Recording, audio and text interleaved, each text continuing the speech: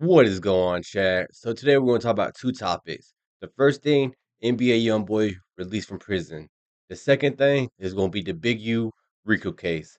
So let's hop into it. Check out these couple of clips and react to it. Other news now, Baton Rouge native Trell Galden, other news now, Baton Let's not play in chat. Let me see why not. Rouge native Trell Galden, known by his stage. It is playing. Okay. Other news now, Baton Rouge native Trell Galden, known by his stage name NBA YoungBoy, now faces nearly 2 years in prison on federal gun charges. Galden was arrested in 2020 during a music video shoot in Baton Rouge when he and others were brandishing guns. He pled guilty to charges of being a felon in possession of firearms and was sentenced to 23 months. And Cincinnati Bengals quarterback. All right, Chad. So YoungBoy was sentenced for gun charges at a music video for 23 months.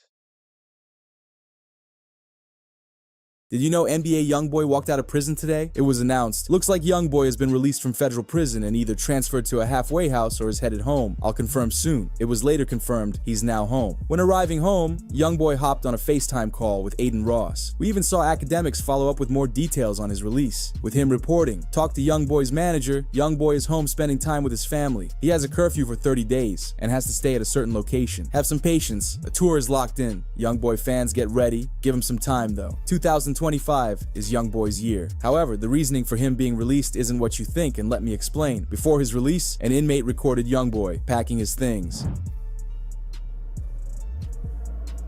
For YoungBoy, Chad. Please. Recorded him As he leaving was getting jail. ready for his court That's hearing to crazy, make his Chad. case for being released. When arriving to court, a YoungBoy fan hacked into the court's Zoom call and yelled, "Free YoungBoy." Go free Wappy, man. Free Wappy. Everyone needs to stay muted. Okay. Free Wappy.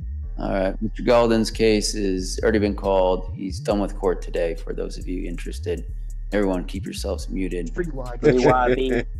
Free Wappy. YoungBoy entered shortly after, laughing and smiling after seeing the support from one of his fans.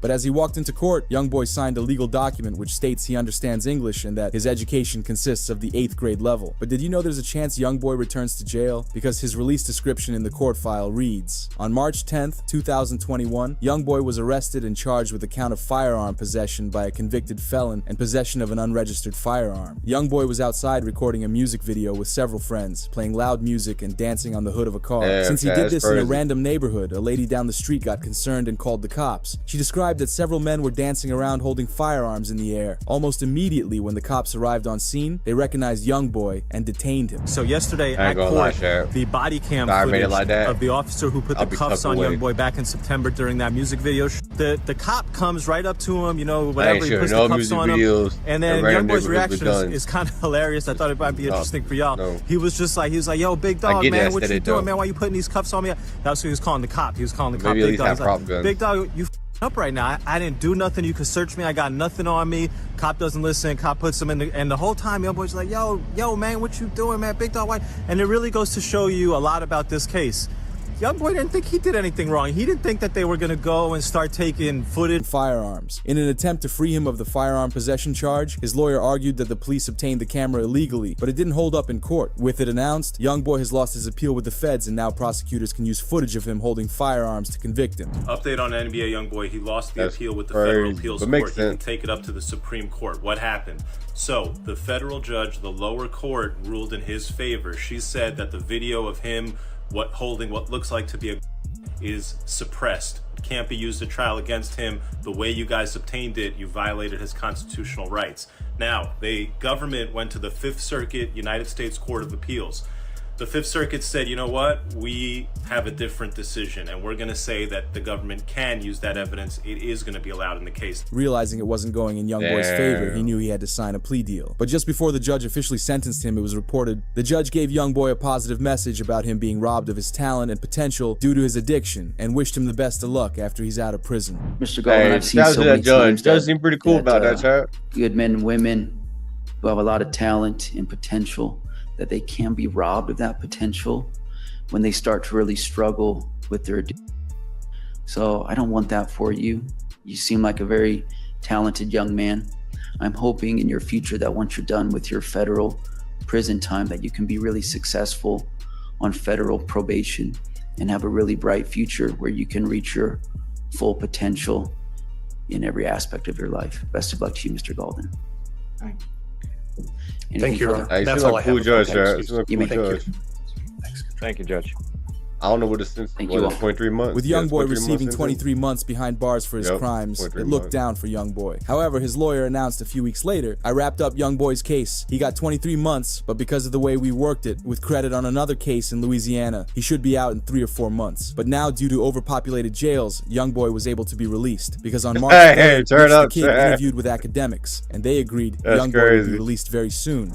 Drake YB Dirk right now. And I ain't gonna lie to you, because I was even looking at my Spotify like recap. That's big at Chad. Yo, Shout out I big think at. hip hop is due, like, YB has to stay out of jail. Yo, we're thirsty. Yeah, I for hope this. YB stay out of jail too. There's man. a- For real, for real. Yeah, it's more music with him. Wait on it. Wait on it. However, YoungBoy won't be released for long. A lawyer broke down YoungBoy's other case that's pending. He was wanted for skipping a court appearance for an out-of-state case, which led to more charges. Being out of state meant the FBI got involved and they staked out his Louisiana mansion a couple years ago. As they waited for him, YoungBoy suddenly got in his car, opened the gate, and drove out. The FBI followed YoungBoy onto the highway, which started the high-speed chase. They told YoungBoy to pull his car over. In the beginning, he was complying and did just that. Once the agent behind him pulled over behind him and got out of his vehicle, YoungBoy floored it down the highway. After running on the highway, he ran into traffic and went off to the regular streets. Once YoungBoy got a gap between him and the feds, he got out of his vehicle and started a foot chase, which wasn't a good idea for him considering YoungBoy was wearing designer shoes, skinny jeans, a jacket, and some chains. But what's crazy is while YoungBoy was being chased by the feds, he ran through a fan's backyard, who caught YoungBoy running away from the officer as the fan told YoungBoy to run faster. Shortly after, YoungBoy was swarmed by police and was taken into a squad car.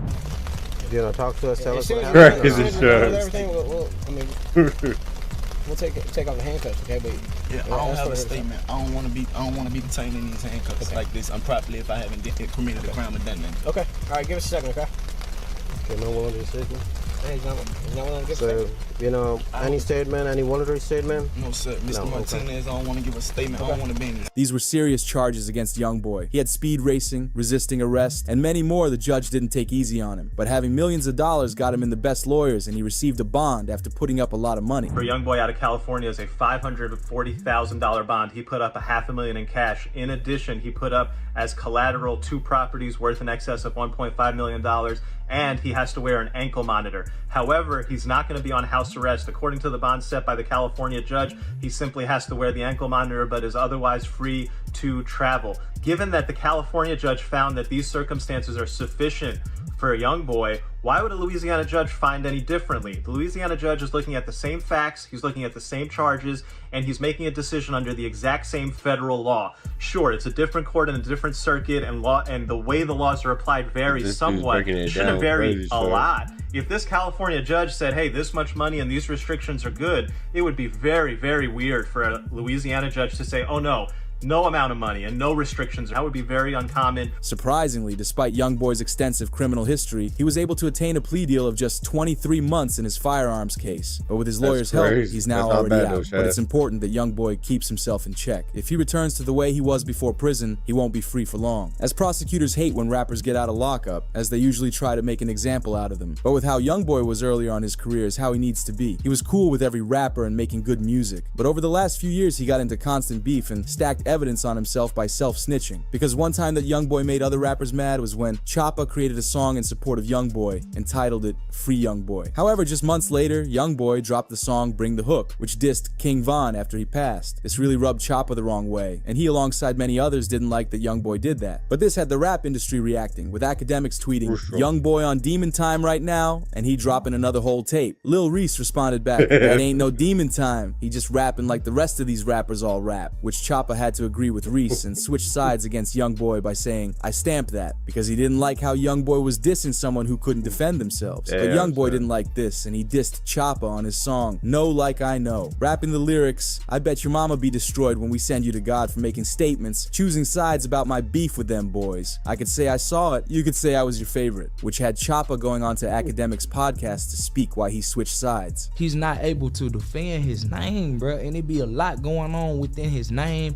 about him when, to me, bro, he a real stand-up dude, and it was just unfortunate how it happened. Like, he came to a person as a man. Choppa talked further about it on his interview with DJ Vlad. When you heard that, what'd you think? It was funny to me. I feel like, it's not serious when it hit the net. It's funny. I mean, it's just entertainment to me. Yeah. It was entertaining. Good song.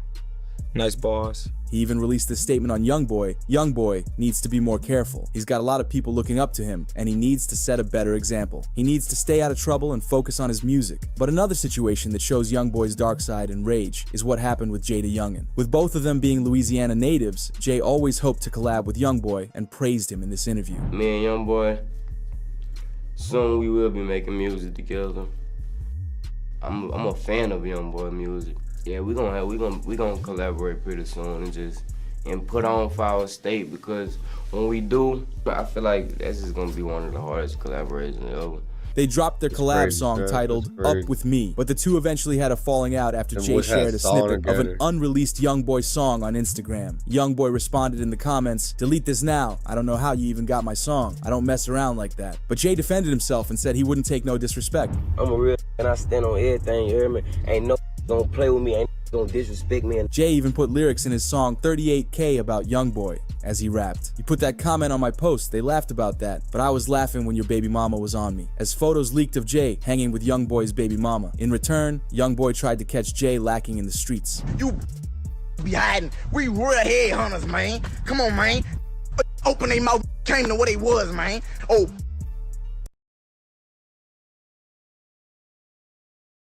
Let's see what else we got, chat. Alright, I seen this too, chat. Basically, they said that these helicopters was basically NBA YoungBoy coming back from prison, getting placed in Utah at the Great Digger Mountain.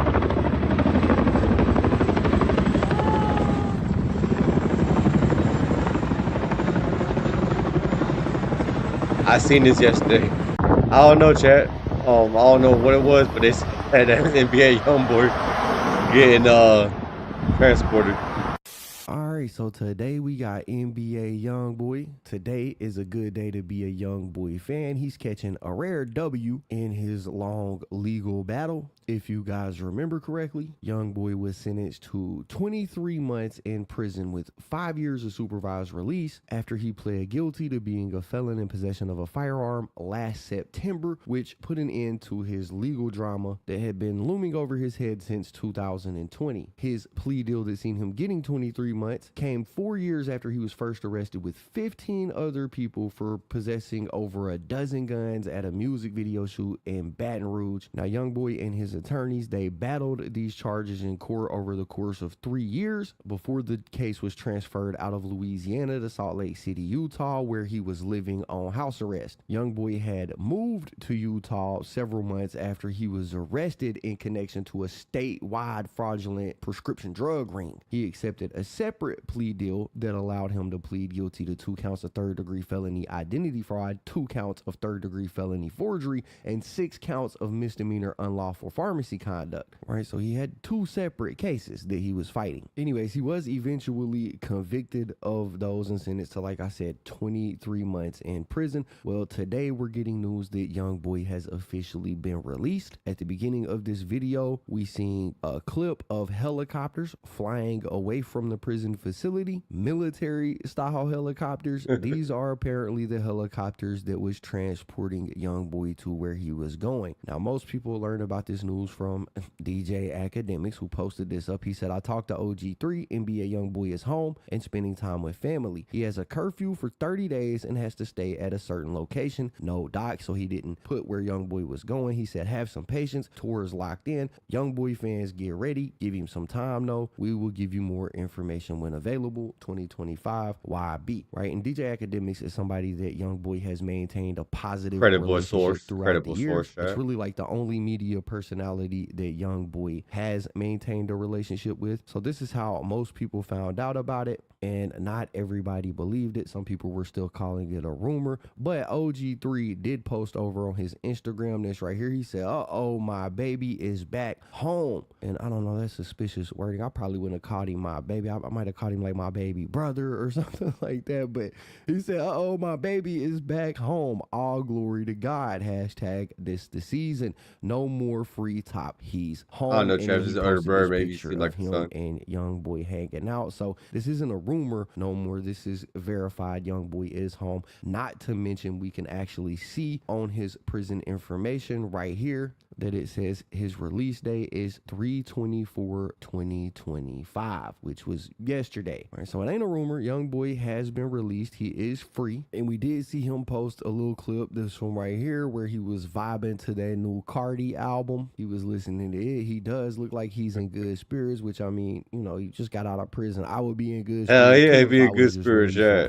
But I suspect that we can expect to see a lot of things from YoungBoy this year. This news comes just days after it was announced that the RIAA has recognized YoungBoy as the most successful rapper this decade. Right now, RIAA is who certifies records gold, platinum, Shout out diamond, RIAA, right? And when they updated their certifications here recently, NBA YoungBoy is the rapper that has the most accomplished career as far as hit records in the entire last decade. He was acknowledged for having 8 platinum selling albums, which means they sold more than 1 million units. There's no rapper that has had 8 platinum selling albums come out in the last 10 years aside from YoungBoy. 8 platinum records, Shaq. YoungBoy 2 no delay, Shaq, but that's double crucial. platinum. Until Death Called My Name has also been certified as 2 times platinum, meaning that they sold 2 million records. And yeah, it looks like it's been a pretty good week for YoungBoy. Yeah, a couple albums that went double platinum, Shaq. He said a lot in there. Actually, he said that he, you know, 2 million is at records a undisclosed location.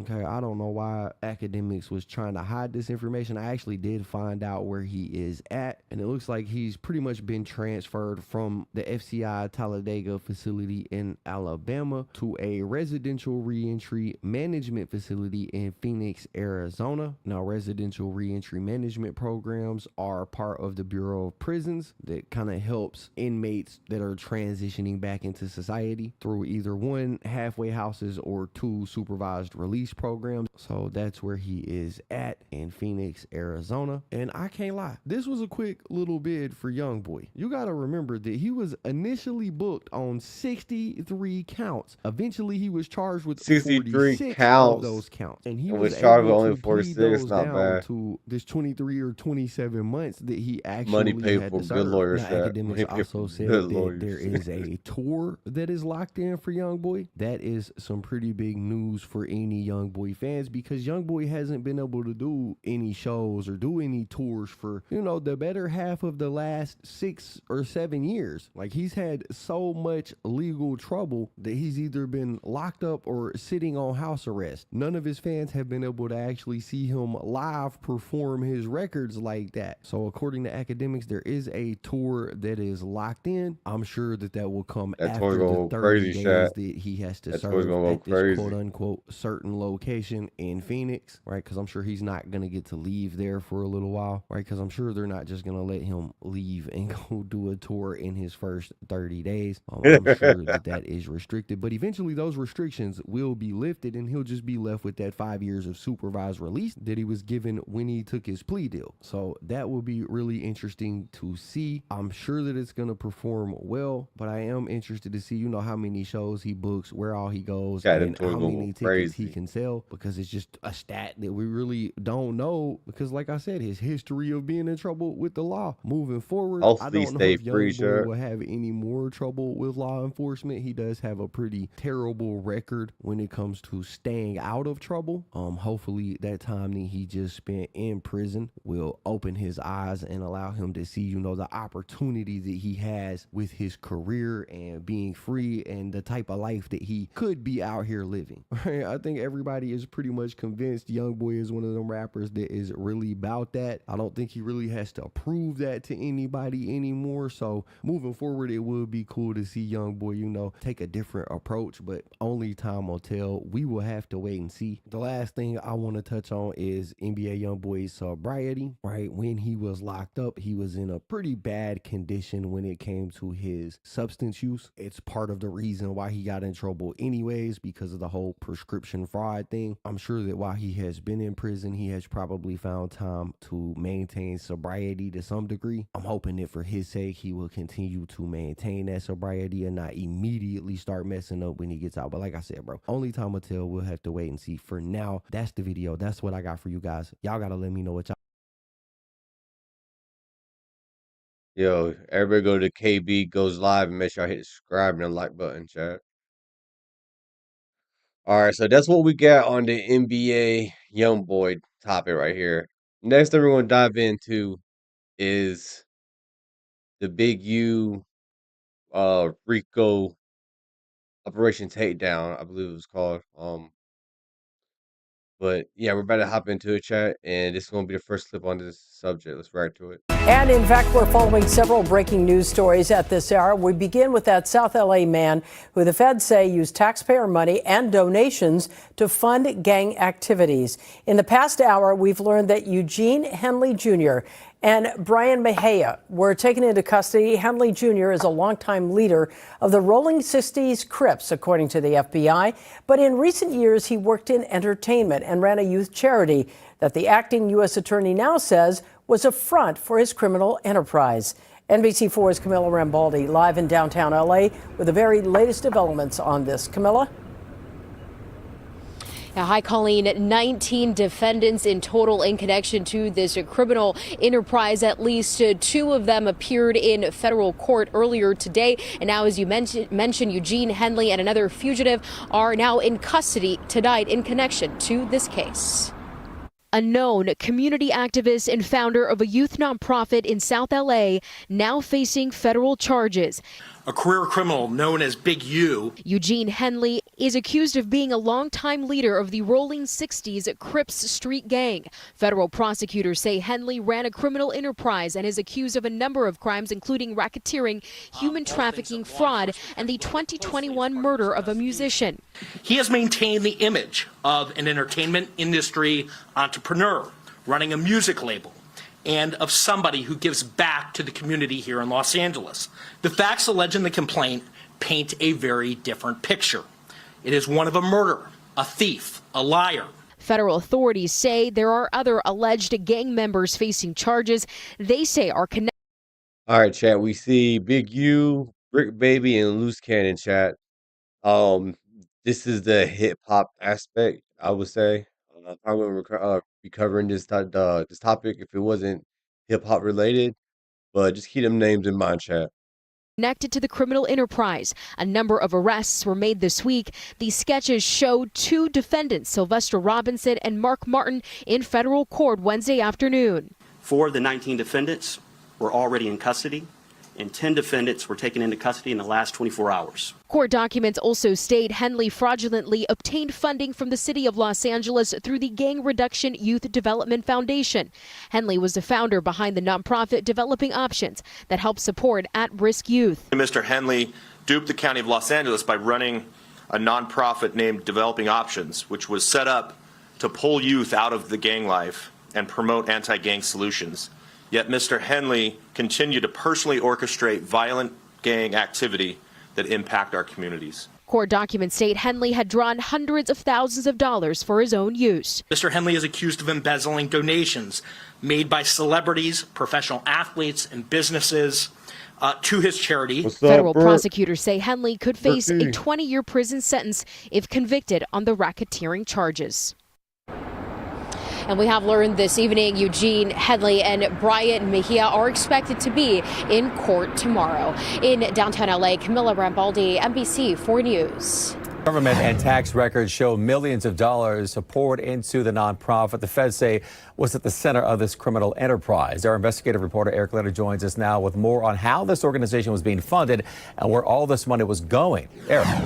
Oh, hi, Michael. Well, the most surprising discovery here is that the nonprofit called the Ex-Offender Fellowship Network, which was also known as Developing Options, a pair of nonprofits that the city says were essentially one entity, were facing suspensions from state tax authorities. The city of LA has been paying these nonprofits millions of dollars in recent years, and the amounts have only gone up. They listed it on the document.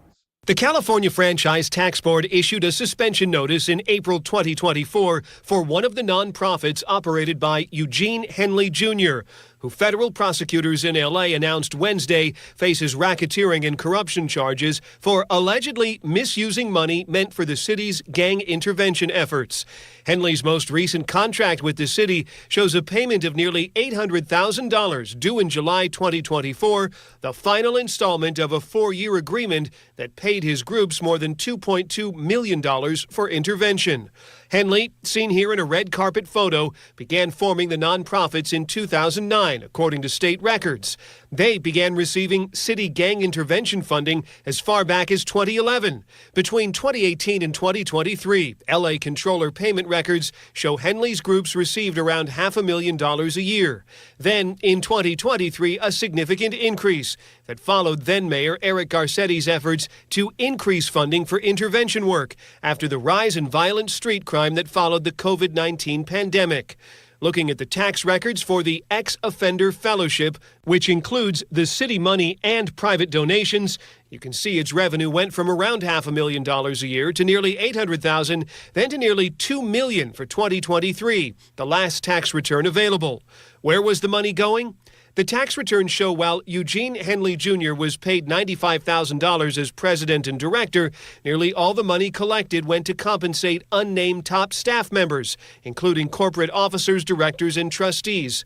According to the criminal complaint, Henley diverted much of that money to his personal bank accounts, and the feds say he allegedly pocketed tens of thousands of dollars in donations intended for the groups, including a $20,000 contribution from an NBA All-Star. Federal authorities say, in addition to all of that, they believe that Henley evaded evaded taxes by not reporting all of this income, was also allegedly involved in a scheme to get a home loan that he wouldn't have qualified for otherwise. We asked the city of LA for its response about its oversight of these gang intervention programs. The mayor's office sent us some remarks a few minutes ago. It said the city has strict oversight in place, but they say the allegations made public today show that there was a sophisticated scheme to thwart that kind of oversight. Live in the News Operations Center, I'm investigative reporter Eric Leonard, NBC4 News. Back to you. And with Henley Jr.'s influence reaching across the community and entertainment industry, there are questions tonight about where else his network might spread. NBC4's Conan Nolan joins us live from the News Operations Center to continue that part of our coverage tonight. Conan? That's right, Colleen. When it comes to public they money, got all the this could details not in come this at show. a worse They got time. all the Remember, state and information. local governments, including the city of LA, are looking at a major budget shortfall. They normally ask Washington for help. This news is not going to aid that effort. It was just yesterday on the south steps of City Hall when Mayor Karen Bass touted the success of publicly funded anti-crime community groups.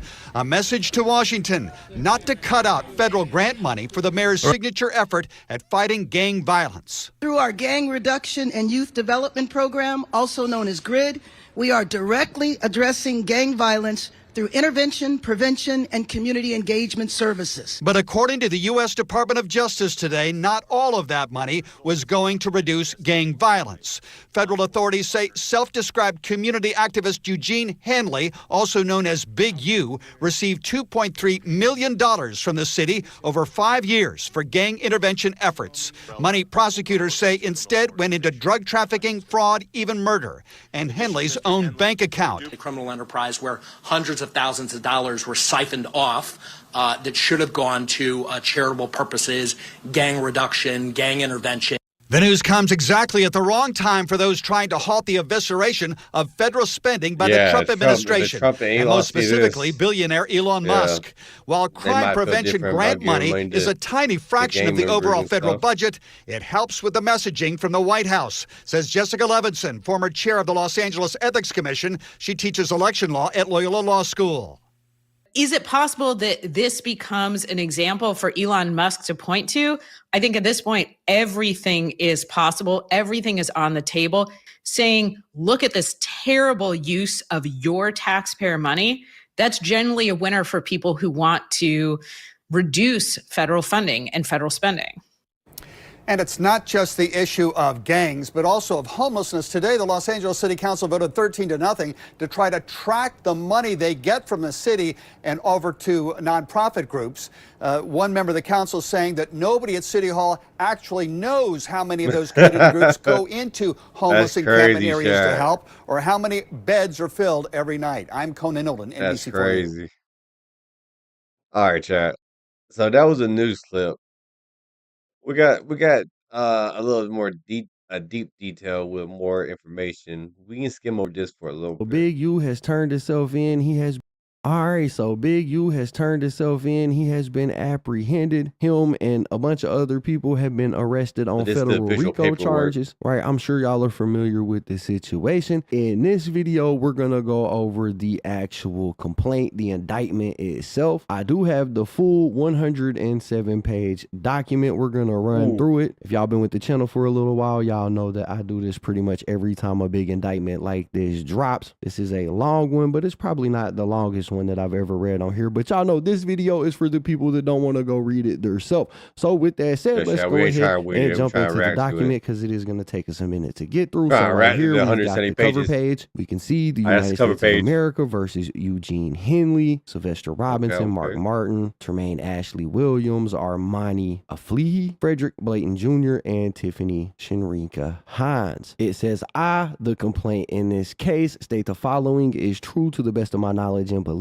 In and around the years of 2010 through the present, in the county of Los Angeles in the Central District of California, the defendant violated Code Section 18 USC. It says offense description: RICO conspiracy, interference with commerce by robbery, transportation of an individual in interstate commerce with the intent that that individual engage in prostitution, bank fraud, and it is signed by the judge, dated March 17, 2025. It's got the table of contents. It's got the affidavit. It has the whole introduction paragraph redacted, which I don't know if I've ever read an indictment on this channel that had everything blacked out. It then lists the people, property, and houses that they want searched, all of these addresses. The next section has items that they are going to seize, including Big U's Mercedes, a house on 62nd Street, a house in Arlington, a lot of that stuff. But the indictment really begins right here, where it says summary of the investigation. It says in February of 2021, the FBI Los Angeles Metropolitan Task Force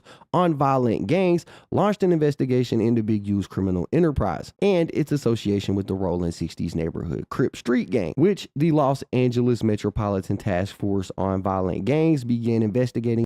Now, Shad, a lot of people are saying this stuff is happening because of what Loose Cannon or Brit Baby or Wack 100 or I forgot what her dude name 300 I forgot, but basically they're saying that this could be like causing the whole thing, but no, chat. Actually, they've been doing this investigation since February 2021. I'm not saying the things that did happen on podcast help, but it's not solely based on that.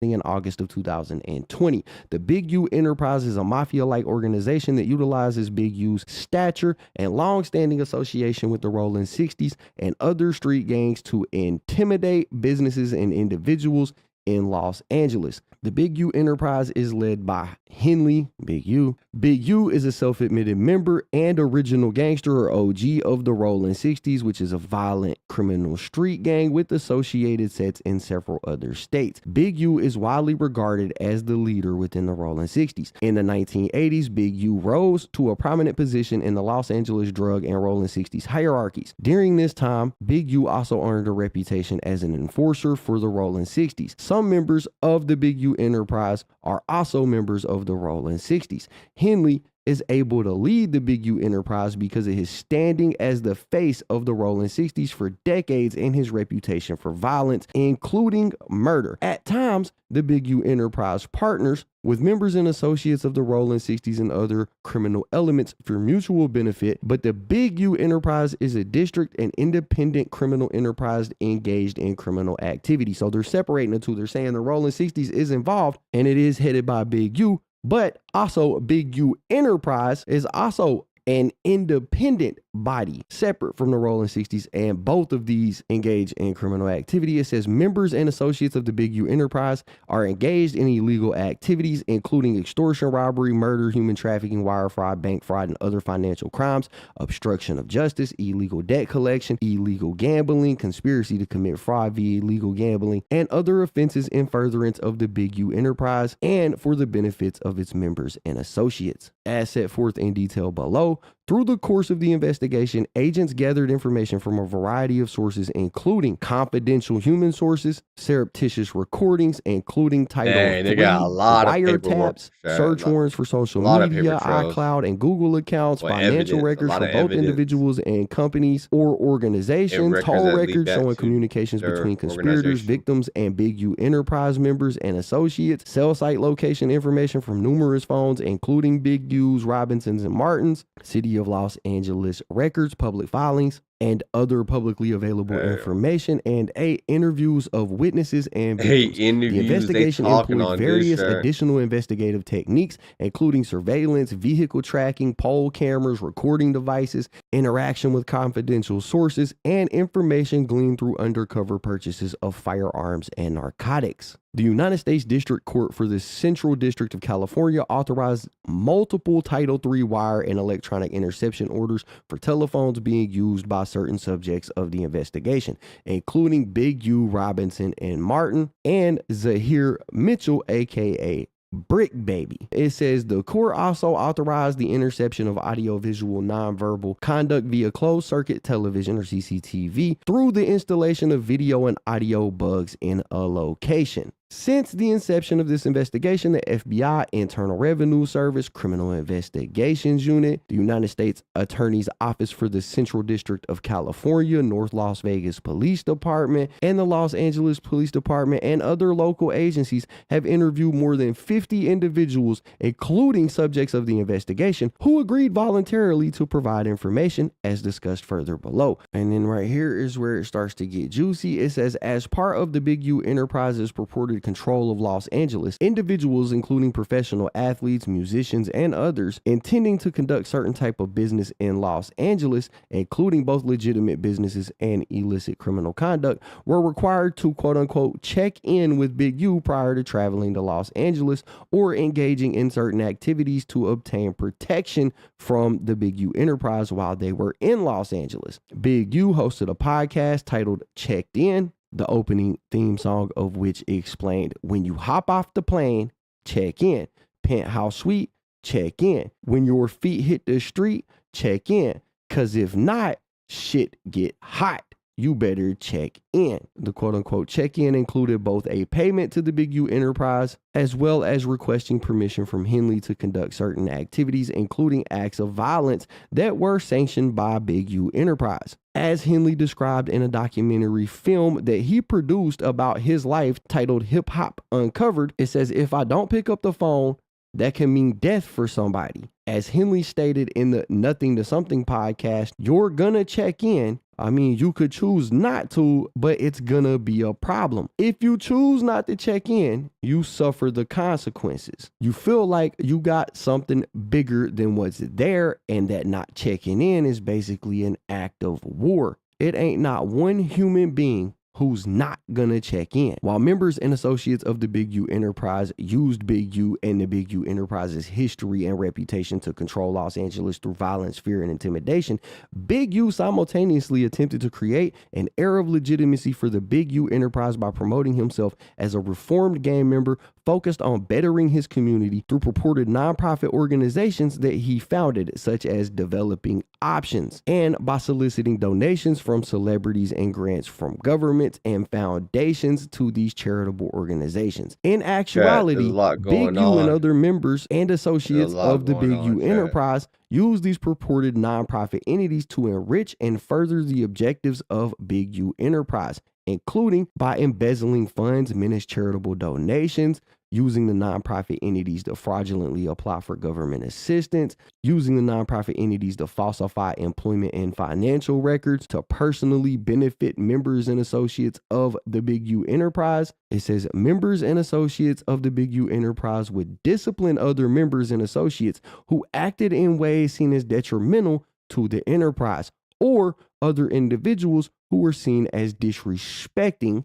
Big U enterprise or its members, including through threats and acts of violence such as assault, kidnapping, and murder. Henley, Robinson, Martin, and Williams is loose cannon, remember, committed and arranged robberies to enrich the Big U enterprise, further the extortions committed by Big U enterprise, Yeah, loose cannon was talking about this on the podcast on No Big U Joke. That's enterprise crazy. controlled Los Angeles. That's Henley, insane. Robinson, and Martin extorted individuals in Los Angeles for purported protection money, when such protection was actually from violence committed by the Big U enterprise itself. The Big U enterprise. Much of the Big U enterprise's structure and affiliation with the Rolling 60s is in the public domain. In the television series Hip Hop Uncovered, which Big U executive produced, he detailed the history of the Rolling 60s and his involvement with the gang.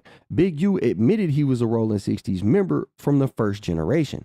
Big U advised that the Rolling 60s were a large Crip gang known to instill fear in the community. Big U claimed that he did not have gang-related tattoos because people already knew where he was from and it was never a question. A similar quote that Big U often repeated when asked why he had no gang tattoos is that it isn't on you, it's in you. After encountering legal trouble as a juvenile, Big U moved from California to Chicago. Big U admitted elsewhere to being on the run and conducting illegal drug activities while he was in Chicago. While Big U was living there, he decided to move back to Los Angeles to participate in the gang war after an associate of his was murdered. At that time, Big U noted his mentality was that we were hunting. To us, it wasn't about fighting. It was about guns. My philosophy was the gun can get you any and everywhere you need to be. After Big U returned to Los Angeles in the 1980s, he became known as a fighter for the Rolling 60s by fighting other gang members.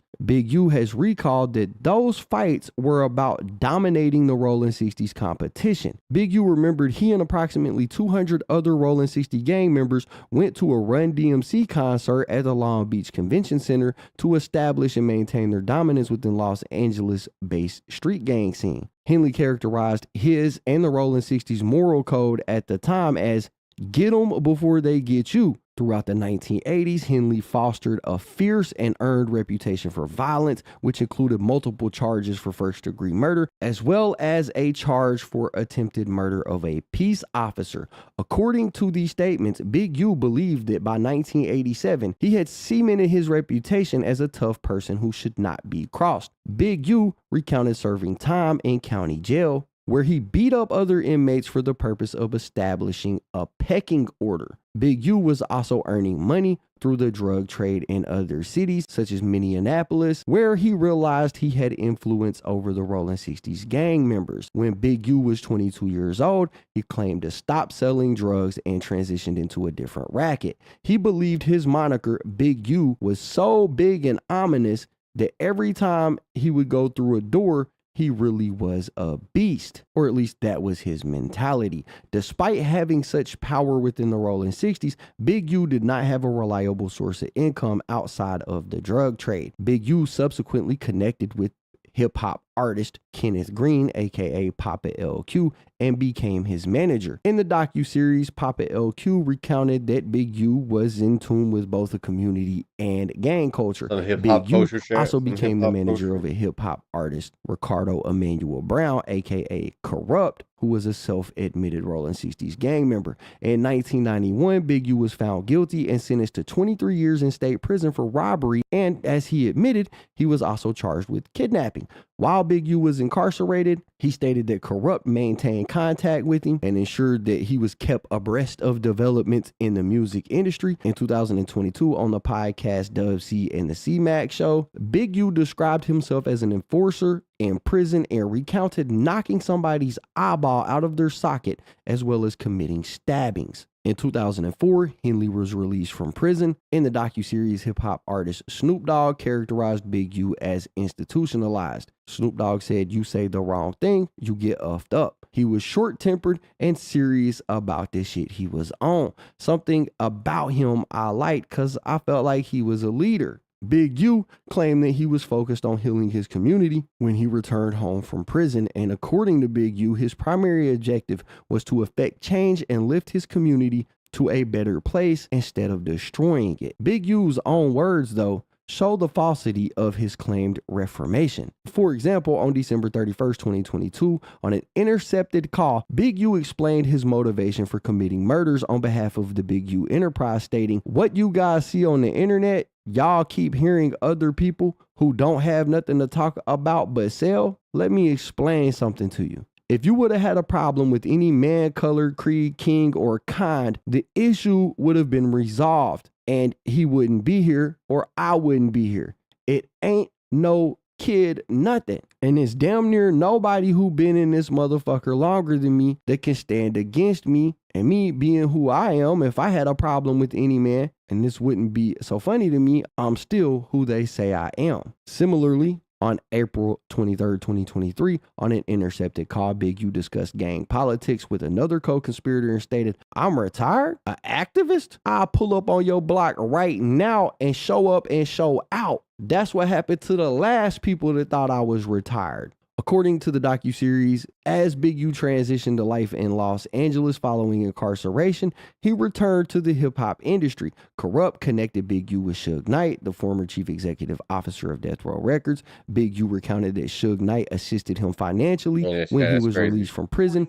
Big U referred to himself as the Blue Suge Knight. And as of 2004, Big U was widely regarded as the leader of the Rolling 60s. Because of this reputation, Big U was well positioned to ultimately form and lead Big U Enterprise. In approximately 2008, Big U formed a relationship with the hip-hop artist Aramis Joseph Ashkadam, aka Nipsey Hussle. After several years, Big U temporarily left the industry after he had been falling out with Nipsey Hussle related to some equipment that was at Big U's shop. Big U recounted in the docuseries that Nipsey Hussle made a diss song about him, and I think the song they're talking about there is Nipsey Hussle's song, "You Don't Got a Clue." But Big U said that he is a scrapper, not a rapper. Henley stated in this docuseries that even after they settled their differences, he picked up Nipsey Hussle one morning so that Nipsey Hussle could get disciplined for the diss song. However, Nipsey Hussle's brother intervened and told Big U that Nipsey Hussle was not going anywhere. LAPD reports documented that violence erupted, and when LAPD officers arrived on the scene, a firearm was present and had been discharged. And if anybody is confused about what I'm reading, back a couple of years ago, Black Sam was actually arrested because of this altercation. Nipsey, Big U, Black Sam, they got into it. Black Sam ended up firing a shot into the air to kind of try to calm the situation down. That's what they're talking about right here. It says in 2019, Nipsey Hussle was murdered by a member of the Rolling 60s. Now it goes on to lay out some more. It says the check-in. Big U and his enterprise are widely known for requiring a check-in for out-of-town entertainers or gang members that come to Los Angeles. As Big U described in the docuseries, "If I don't answer the phone, it can mean death for someone else. Everywhere there's someone like me, and you can't put a monetary value on his touch in hip-hop." After more than 3 decades as a Rolling 60s member and several years managing famous hip-hop artists, Big U was widely regarded as an original gangster or OG. In the docuseries, record producer Andre Young, aka Dr. Dre, explained that it is very helpful to have an OG who can clear the streets. Within this operating environment, Henley instituted the concept of the check-in when hip-hop artists and other celebrities visited Los Angeles. How the check-in works. The check-in is a term used when someone travels outside of their home city to another home city, and during that travel, the individual must check in or meet with local street representatives of said city to pay a tax or a fee for permission to both move freely and to have an event or conduct business in that other city without the risk of harassment or danger from criminal elements. While Big U and other supporters attempted to persuade the public that the check-in provides safety and security for those who do so, as set forth hereon, Big U and his enterprise also manufacture the very danger that they purport to protect against. According to Big U's statements in the docuseries, as corroborated by our investigation, some visiting hip-hop artists and other individuals pay Big U a fee to check in if they are not from Los Angeles. James Anthony, aka Bimmy, and Steve LaBelle, the CEO of A2Z Entertainment, stressed that it is important to know the right people, such as Big U, when visiting places like Los Angeles. However, as podcaster Livingston Allen, aka DJ Academics, explained in the docuseries, the check-in is analogous to a commission for the gang or neighborhood where the OG is from. Christian Anthony Mathis, aka Trick Trick, explained in the docuseries that he enforces the check-in in Detroit, Michigan. Trick Trick added, "Come without permission. I don't want to hear shit you gotta say. I created these laws, so I enforce them. All we coming for is our portion." Trick Trick further explained that he instituted a no-fly zone in Detroit in which artists could not perform in the city unless Trick Trick was paid. Without paying a commission to an OG's organization, such as Big U Enterprise, visitors to Los Angeles are at risk of violence. Big U also provided examples of individuals who do not check in with him until it's too late, such as the rap artist Taekwon Bowman, aka Quando Rondo, whom Big U discussed in another interview and was later targeted in a murder for hire plot when his associate Lil Pab was killed. When defending this practice in interviews, Big U has stated that it's no different than when a Learjet flies over United States airspace. They want to know who you are. Big U said that his practice is no different, which I believe indicates that he purports to own and control Los Angeles through Big U Enterprise. How Big U responds to failures to check in. In 2022, the FBI interviewed a cooperating witness known as CW1 who told the FBI about these check-ins. CW1 said that he knew Big U, who was a Rolling 60s member. He also said that Big U led a money-making gang that was distinct from the Rolling 60s, referring to the Big U Enterprise. According to CW1, rap artists, athletes, and other individuals needed to pay Henley a fee when they visited Los Angeles. CW1 believed that the fees that Big U collected were extortion payments. CW1 then recounted that a large buy-in dice game occurred in Los Angeles in June 2019. The game involved the professional boxer AB, AB's associates, and several prominent NBA players. According to CW1, AB and his associates fixed the game and cheated the NBA players out of millions of dollars using teased dice. Following that game, Big U directed a group of Big U Enterprise associates to rough up AB, who did not check in with Big U, and to get the money back from him on behalf of the cheated NBA players. Multiple members of the Rolling 60s ultimately arrived, and Big U used them to press AB. CW1 said that Big U was involved with the incident because Big U was involved in or would approve of any dice game or similar events, such as parties involving large sums of money and prominent NBA players and celebrities in Los Angeles. Multiple persons involved in the incident who have since been interviewed, including former NBA players, confirmed that Henley was paid $100,000 for negotiating this debt. However, each was later approached by associates of AB and told they still owed money. CW1 was aware of other instances where NBA players or other celebrities would need to work with and get approval in advance from Big U to ensure their safety at events in Los Angeles, such as parties, gambling games, and advertising shoots. CW1 said that these celebrities would have to seek and or pay Big U for protection and approval or face retaliation from Big U Enterprise. At the outset of the investigation, Victim 1 was identified as an extortion victim. Victim 1 is described further below, and it's got a description here. It says Victim 1 has a criminal history that includes arrest for narcotics conspiracy and distribution in violation of Title 21, for which he is pending sentencing, robbery in violation of California Penal Code Section 211, as well as a felony conviction for human moving of a minor in violation of California Penal Code Section 236. Victim That's 1 will crazy. likely receive cooperation credit based on this case in his unrelated pending drug case from the United States Attorney's Office in the Southern District of Ohio. Now, I don't know who this person is, but man, they did a lot to try to help us identify it. It says from April 14, 2022 until April 15, 2022, Victim 1 conducted a consensually monitored meeting with Big U and other unidentified individuals. During the meeting, Big U told Victim 1 and others that he got into it with AB after AB cheated a current NBA All-Star out of $1.5 million and a former NBA All-Star out of $5 million. Big U also said that he charged the players $100,000 so that he could get their money back from AB. A confidential informant involved with the cheating scheme corroborated this information, and that AB was confronted for failing to check in with Big U regarding the game. It says supposedly legitimate businesses and charities used by the Big U enterprise. Big U and Martin formed the independent record label Unique Music in 1996. In 2004, Henley formed Developing Options, for which Big U is CEO and Martin is the chief financial officer. It says Developing Options does business as many other entities, including the Crenshaw Rams youth football team, which is designed to give underprivileged children a safe outlet in sports with a chance to build up skills for the future, including athletic scholarships. According to its website, Developing Options uses advocacy,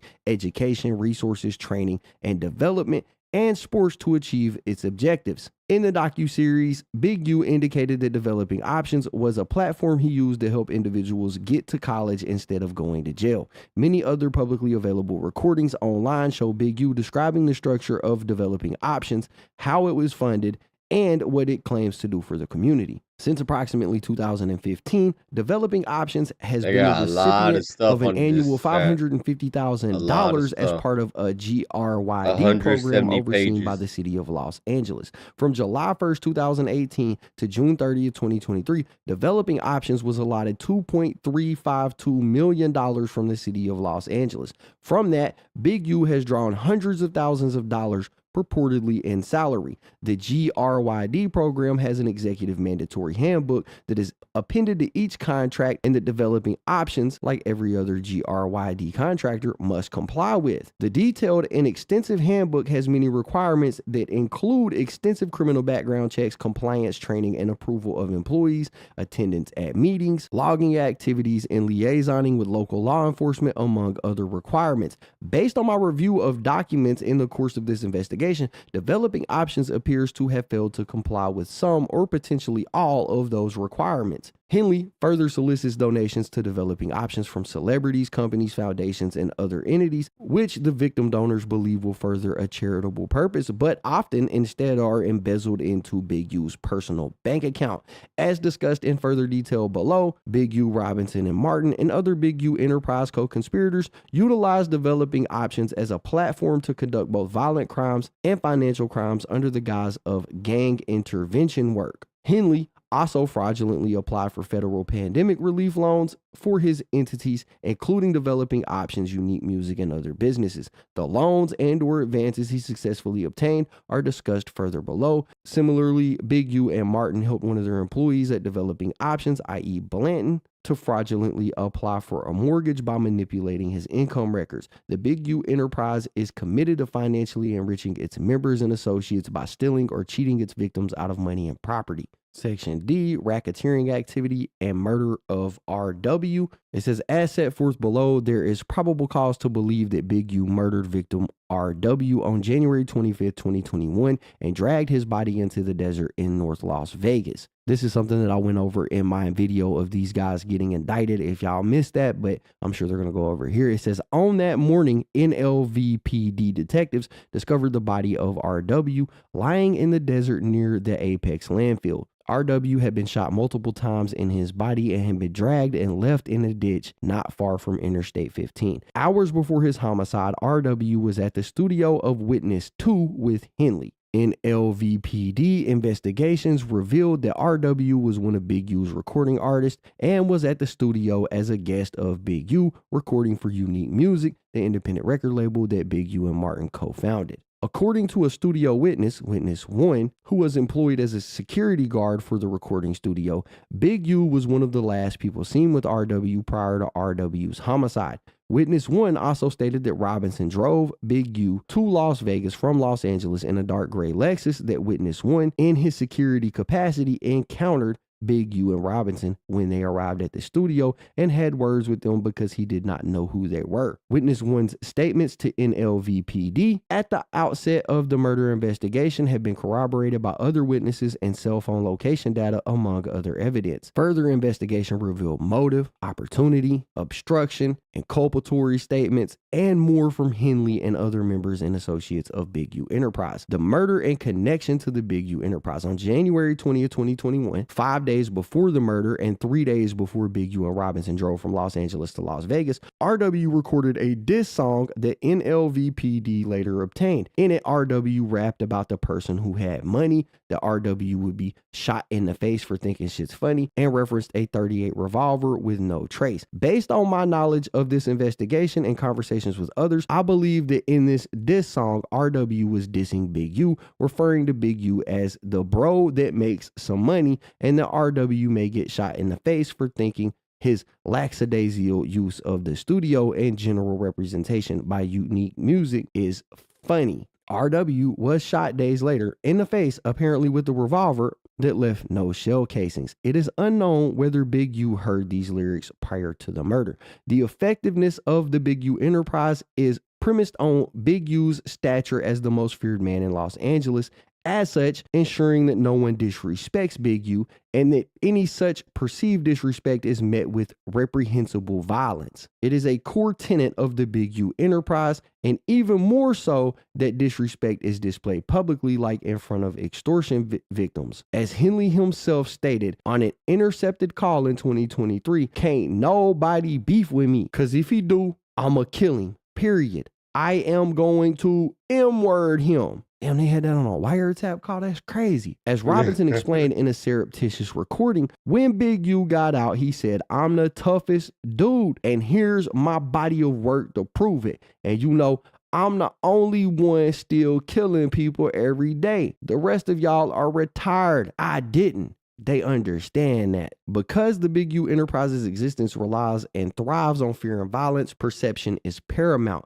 As Witness to explain, Big U, through Big U Enterprise's entity's unique music, was using witnesses to expensive, valuable recording studio to record the Big U Enterprise's artist, RW, for free, based on the fear and power dynamic imposed over Witness 2 by Big U for years, and by taking a lackadaisical approach to the studio time that Big U had secured for free, RW was wasting that time.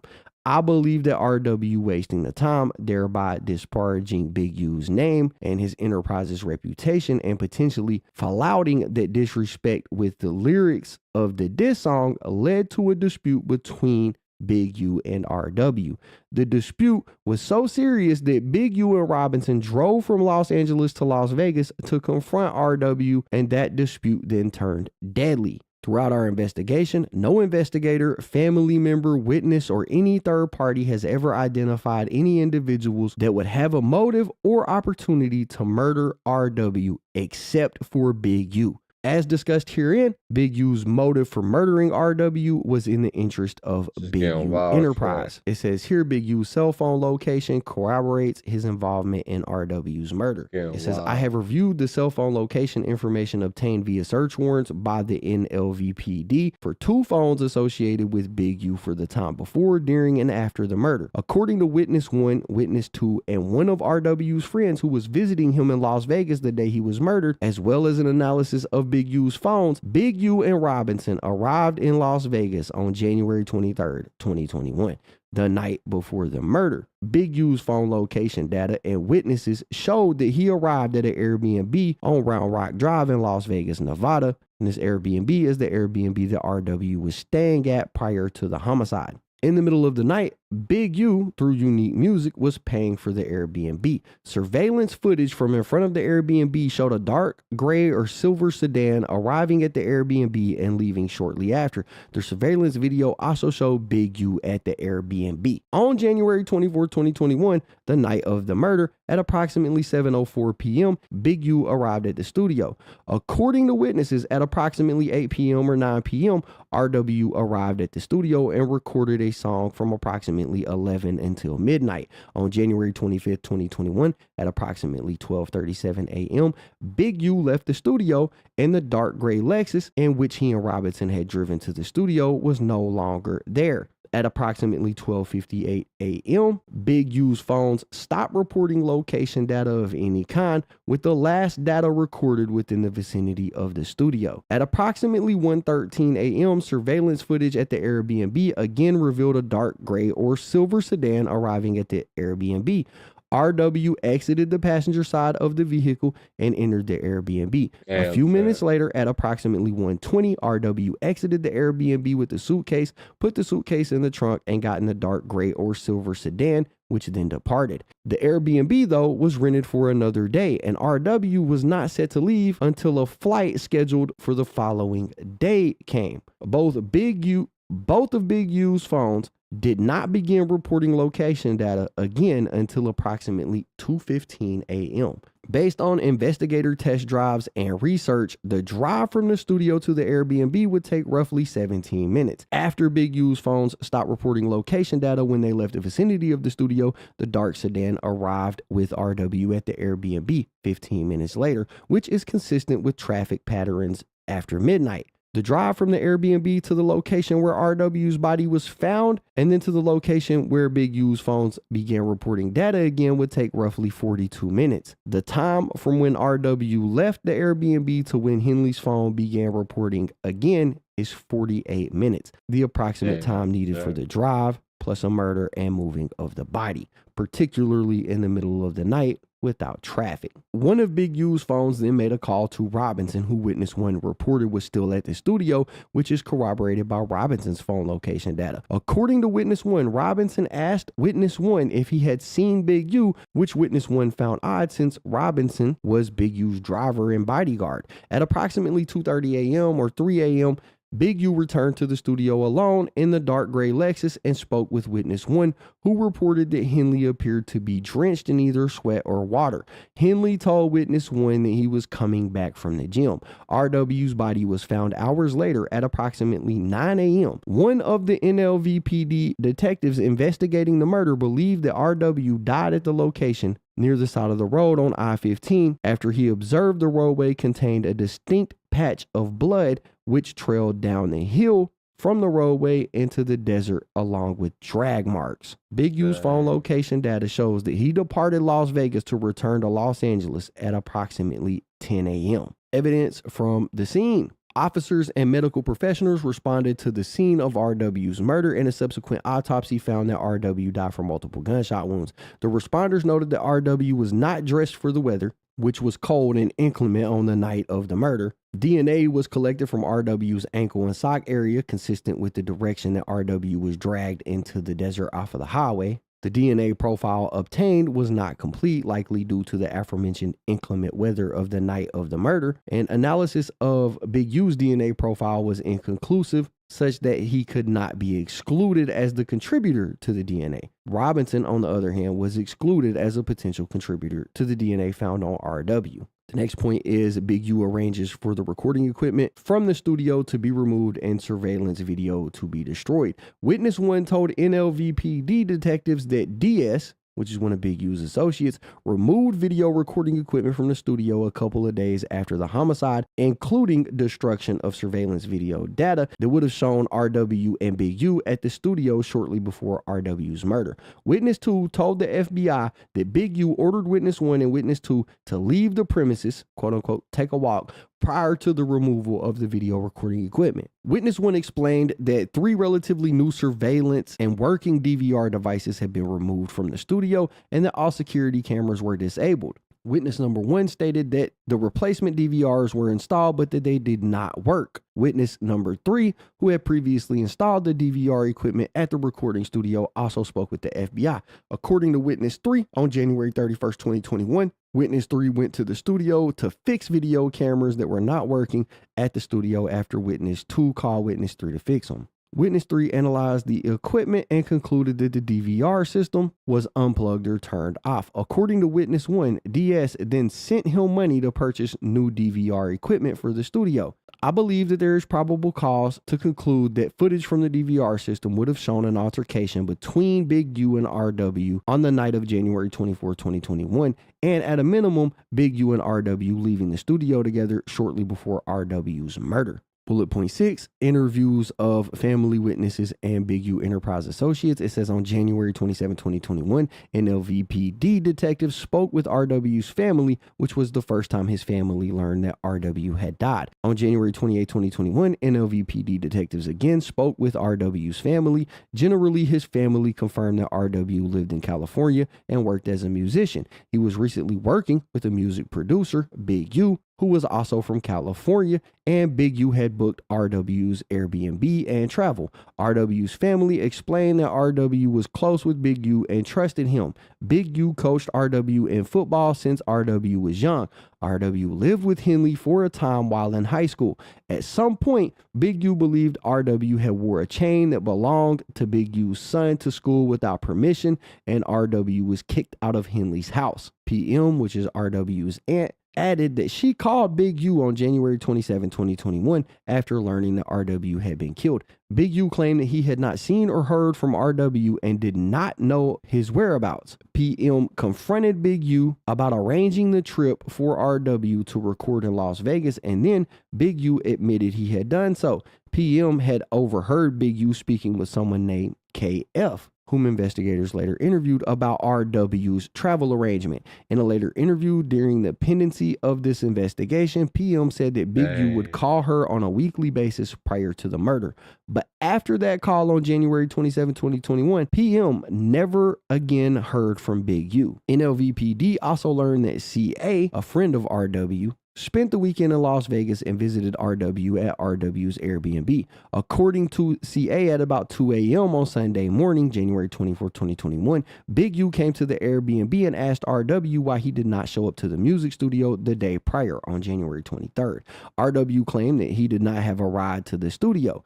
CA reported that it was odd that Big U actually took the time to show up at the Airbnb in Las Vegas to confront RW. CA and his family left for California Sunday afternoon, January 24th, at about 2 p.m., and CA had not heard from RW since. Throughout the entire investigation, the family members and friends who have been interviewed have pointed to Big U as the person they believe responsible for RW's murder. Within days, multiple people were sending Instagram messages to Big U demanding answers for what happened to RW, all of which went without response. NLVPD searched RW's Instagram. RW's final Instagram message to Big U regarding the price of a song was sent on January 24th, 2021 at 1:57 p.m.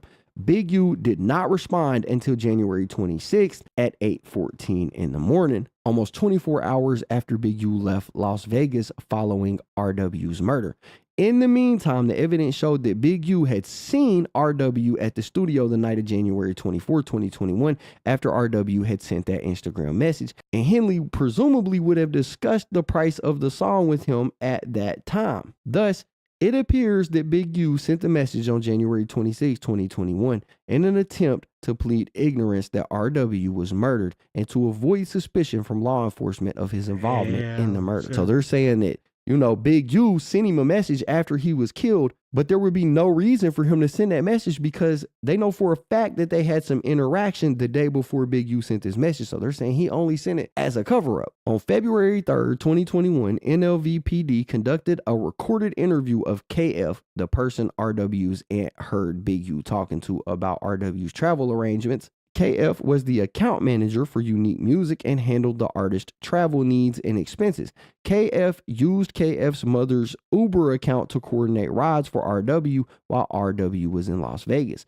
KF confirmed he worked directly for Big U and had arranged for RW's flights to Las Vegas. RW was supposed to fly home on Tuesday, January 26, 2021, possibly in the morning, which was over 24 hours after he was seen leaving the Airbnb with his suitcase in a gray or silver sedan, and then he was found dead later. It says KF also arranged living accommodations for RW at the Airbnb for the week of January 19th, 2021 through January 26, 2021. Additionally, KF explained that part of his job was to arrange for the transportation of RW via Uber to and from the studio. In reviewing the audio of this interview, it is clear that KF hesitated when answering several questions and appeared to be elusive about several answers.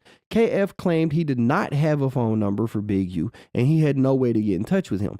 KF eventually provided Big U's phone number, but still claimed he did not know how to get in touch with him and did not know when he would see him again. KF also claimed he did not know the address of the recording studio in Las Vegas, even though KF was the person tasked with making the transportation arrangements for RW to get to the studio.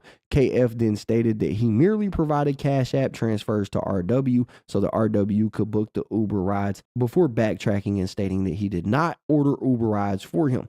Similarly, KF claimed that he did not know the name of the music studio or the engineer RW was scheduled to work with. KF advised that RW made music and was supposed to make one song per day while he was in Las Vegas. KF said RW did not go to the studio on January 19, 2021, but he was supposed to go every day after that, but probably did not go every day. On one day, RW did not go and said he would double up the following day. RW texted KF and said he was enjoying himself and doing well. When KF called him, he did not answer. KF texted him, but at a certain point, the text message went green instead of blue. The last time KF received a text message from RW was at 11:58 p.m. on January 24, 2021, less than 2 hours before his death. When the FBI attempted to interview KF, he told them he did not want to speak with them. Soon after the interview of KF, NLVPD located HT, whose account was used to rent these Airbnbs. She explained that she did not authorize the use of her Airbnb account and was very upset about it. She explained that her godbrother, KF, used her Airbnb account to book a room in Las Vegas and then learned that someone had been killed during that stay. HT explained that KF used her account to book the room, but he used his own credit card. HT received a notification regarding the booking and asked KF why he used her account to book a room. KF apologized and claimed he did not realize he booked it on her account. At the time, HT said she did not think it was a big deal and did not press the issue. HT did not know RW and explained that she worked in the medical field. Since KF had used HT's Airbnb account to reserve the room, HT intercepted messages between the Airbnb host and KF and provided them to law enforcement.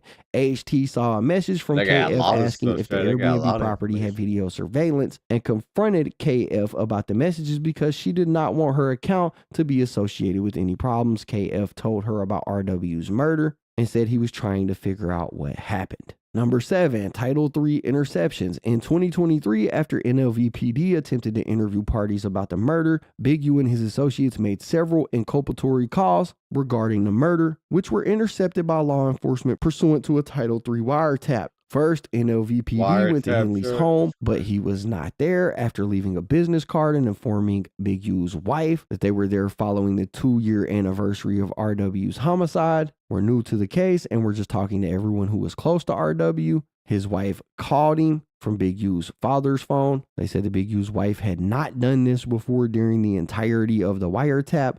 Big U answered, "What's up, Dad?" further showing the anomalous nature of the call. His wife then explained that detectives came by their home and were looking for him and talking to other people. Big U asked how many police officers, but was otherwise extremely circumspect. In the hundreds of hours of calls captured that I have listened to, Big U's voice was notably and conspicuously different on this call. It says that Big U's wife lied to police, stating that Big U only lived at his house on 62nd Street, when in actuality, the FBI observed on surveillance and in the months of the cell site location data that Henley was there most nights unless he was traveling. After the phone call with his wife, Big U did not return home for 2 weeks. Again, something he had not done during the entirety of the surveillance or cell site location data received by law enforcement. Moreover, that night, victim 1 paid an extortion fee to Robinson, who was driving Big U's Mercedes. Again, Robinson driving Big U's Mercedes was something that had not occurred before during the course of this investigation. Based on this officer's training and experience, he believed that Big U not returning home for 2 weeks and having one of his associates driving his car were attempts made by Big U to avoid law enforcement regarding RW's murder. On or about February 14, 2023, at approximately 12:05 p.m., Big U called Martin. During this intercepted call, Henley told Martin that he wanted to meet with him at Martin's auto shop to discuss the police investigation into RW's murder. The following is a transcript of that conversation. Big U, 5 detectives went by my house this morning from Las Vegas, and they said they wanted to talk to me. You hear me? Martin said, yeah. Big U said, probably let you know. They was asking about RW, and I told them, static and call cuts out, a 2-year anniversary. 2-year anniversary. It was they wanted to follow up and talk to everybody who was close. And where you at? Martin said, I'm at the shop. Big U said, I'm pulling up on you. Martin said, okay. Based on other intercepts, I know that Big U believed the FBI may have been intercepting his telephone calls. Therefore, I believe Henley wanted to talk to Martin in person regarding the murder in order to avoid speaking on a telephone line that may be intercepted by law enforcement. Following the call to Martin, Big U immediately placed multiple calls to DS, the person who reportedly removed the video surveillance footage from the studio. The first few calls were not answered. Then Big U told DS he needed to meet with him. The following is a transcription of a portion of the conversation. Big U says, where you at? DS says, at the house, ready to jump in the shower. What you on? Big U said, I need to pull up on you. DS said, all right, I'm right here at the house. Big U said, all right, I got to pull up on you. And unintelligible. DS said, how long you gonna be? Big U said, you ain't about to go nowhere, are you? DS said, nah, I'm here. Big U said, okay. DS said, I'll just jump in the shower though. Just be ready. Big U said, okay. DS said, all right, for sure.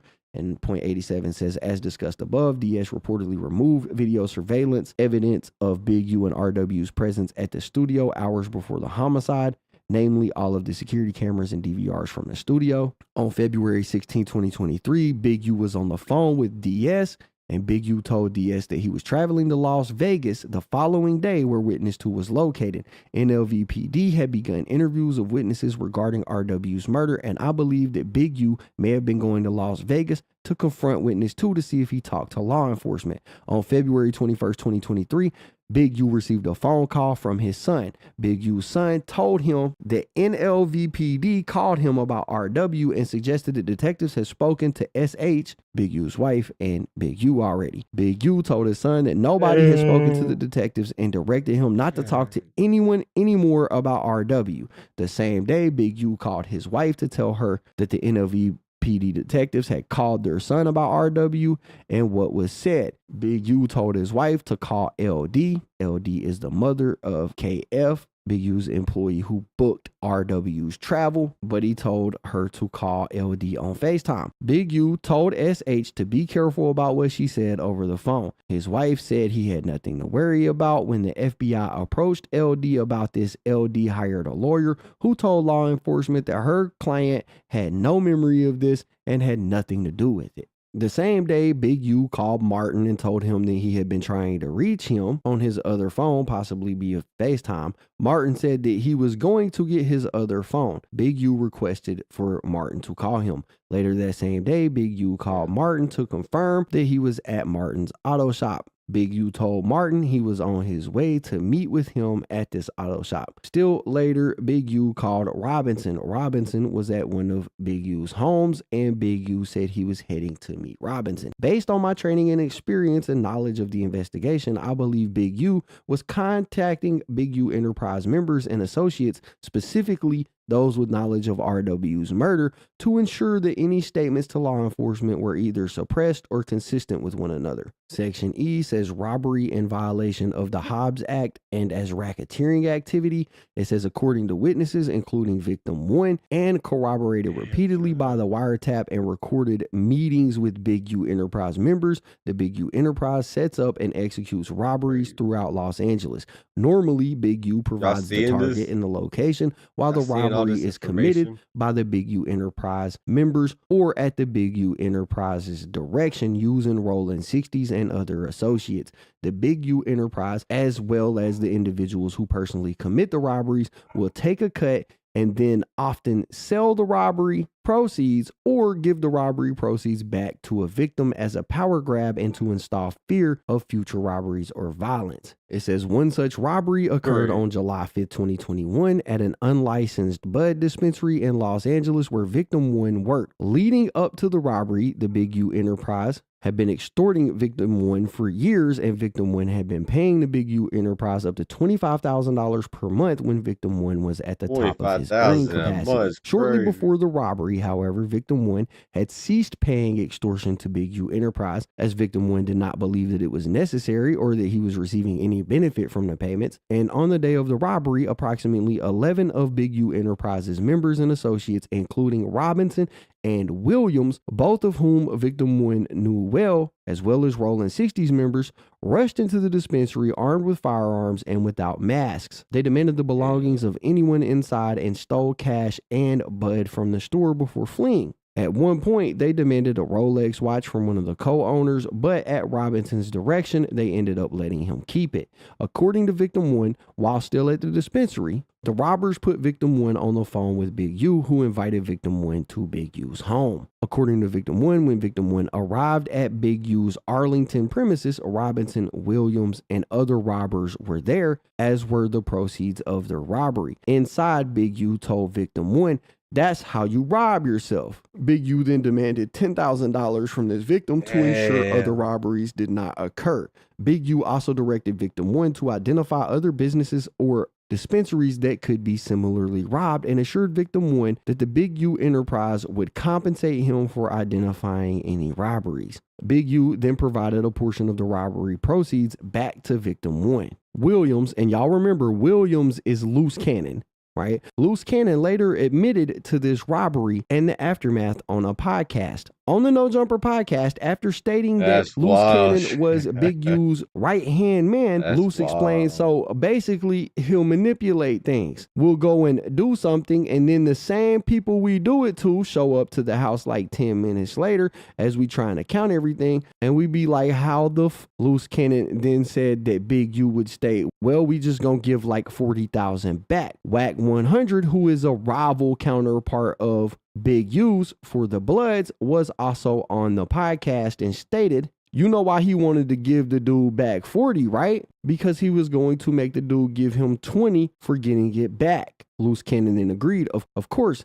he did that to 2 famous rappers. Loose Cannon then detailed demanding $50,000 from the celebrity rapper RR, or they would kill the celebrity and rapper MM. Loose Cannon then said RR dropped off the $50,000 and Big U stopped answering the phone and did not share any of the proceeds with him. And this is an interview that I covered on my channel. It was the first time I covered Loose Cannon on my channel because what he was saying in that podcast was wild. It says, according to further No Jumper and Vlad TV segments, Big U then served a cease and desist order on No Jumper, and this podcast episode was removed from the platform, although a recording of the episode remained available elsewhere online. Vlad TV been saying, I've never been named in any court cases for the longest time. Well, that all changes today, bro. It says Loose Cannon's recounting of this robbery occurred years after the robbery of victim 1's dispensary and years after victim 1 had already recounted and documented the robbery for the FBI. Point 2. Loose Cannon continues to commit and discuss robberies and other violent acts. Lately, Loose Cannon has claimed in multiple interviews that he is no longer affiliated with Big U,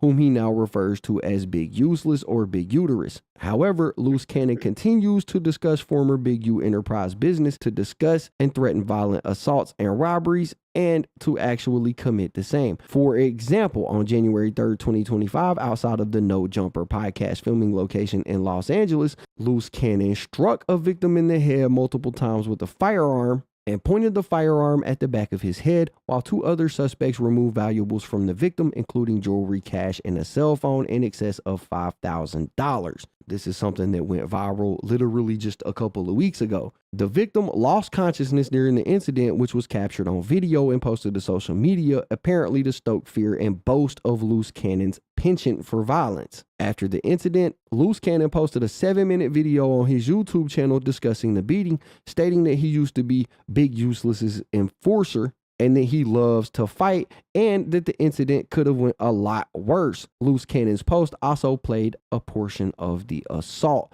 Similarly, on February 25th, 2025, Loose Cannon posted a video on his YouTube channel in which he threatened anyone that is at odds with him to do something bad to you, your mama, your daddy, anybody. In the same video, Williams walked through the checking in process and walked through the fact that he would rob any celebrity who did not check in, including at an Airbnb, a restaurant, a car wash, or anywhere. Loose Cannon also said that he was with Big U when rapper Rakim Allen, also known as PNB Rock, was robbed and killed, that they told him to comply and that they would get the jewelry later. Loose Cannon also walked through the kidnapping of a famous rapper that Loose and Big U committed together, and then discussed several Big U Enterprise associates being good in Los Angeles because they have checked in. Some of those mentioned were developing options donors or former NBA players who have provided hundreds of thousands of dollars as purported gifts to Big U personally. In February 2025, Loose Cannon also took part in and filmed a conversation with multiple people on YouTube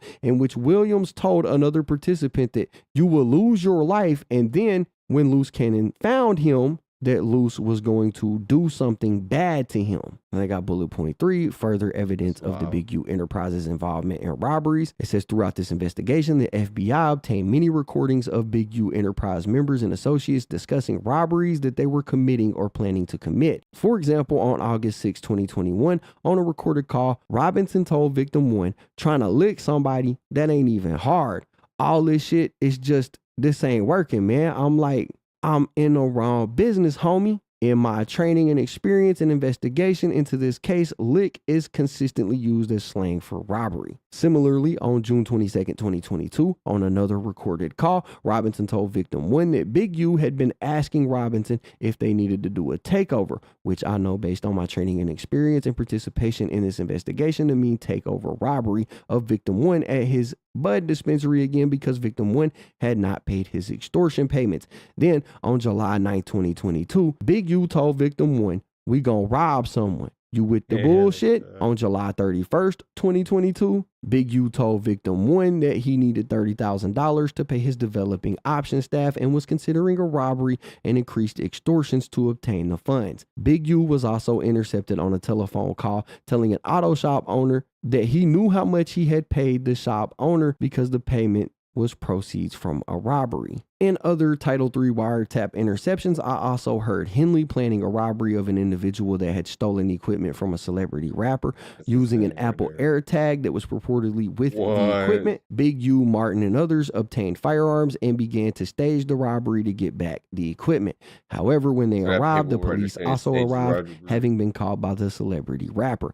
I witnessed the staging of the robbery on surveillance before it was called off. On November 11, 2022, on another intercepted call, Mitchell, discussed above, and Big U coordinated how Mitchell would give Henley the proceeds from a robbery that Mitchell committed. Big U and Mitchell were talking about how much money should go to Big U. Then in multiple other intercepted calls and text messages, Big U talked with Blanton and Robinson to help Big U collect from Mitchell's associates. Talking about Mitchell, Blanton said they robbed a dude for some shit. They made a dude call his plug and then they booked him. Talking about a further splitting the proceeds, Big U told Blanton, I'm going to grab half of that, whatever he got. I'm going to give it to Vay, and Vay can bring the rest of you. On a subsequent call, I heard Big U counting out money and saying that it ain't nothing but 2-3 racks. Blanton responded, Brick Baby said it was supposed to be between 5 to 7, man.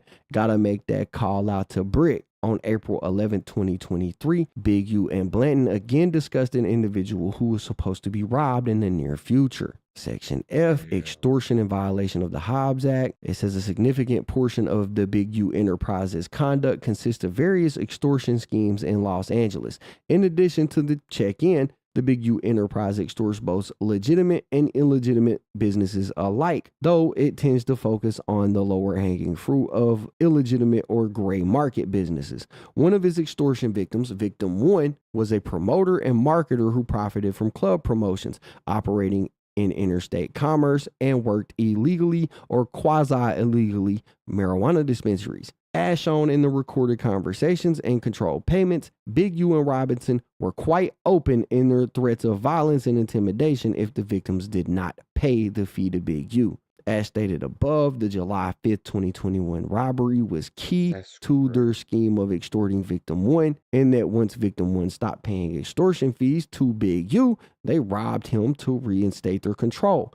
At one point, Victim 1 asked in a recording what he was paying for, and Robinson explained that it was like a retainer, and that if and when Victim 1 was robbed, Victim 1 did not have to pay extra money to Big U for the return of his property. Of course, as discussed above, it was Big U Enterprise members and associates who were the ones who had robbed Victim 1, and they did charge Victim 1 for giving his things back by not returning the entirety of his property that they themselves stole and demanding more money and targets to rob. The evidence supporting the Big U Enterprises extortion activities include consensual recordings made by Victim 1 of phone calls, meetings, and controlled extortion payments. 2, statements describing being a victim of the extortion scheme from Victim 1. 3, Title III wiretap calls discussing extortion and payment. And 4, threats made to other individuals on Title III wiretap calls, showing the modus operandi of the Big U Enterprises extortion racket. Examples of some of the extortion-related recordings obtained during this investigation include on 7/9/2021, 4 days after Big U Enterprises robbed Victim 1, as discussed above, consensually monitored call with Victim 1 in which Robinson asked Victim 1 with identifying additional robbery victims for Big U and Robinson, where Victim 1 will receive 25%, and noting that Big U was discussing that Victim 1 owed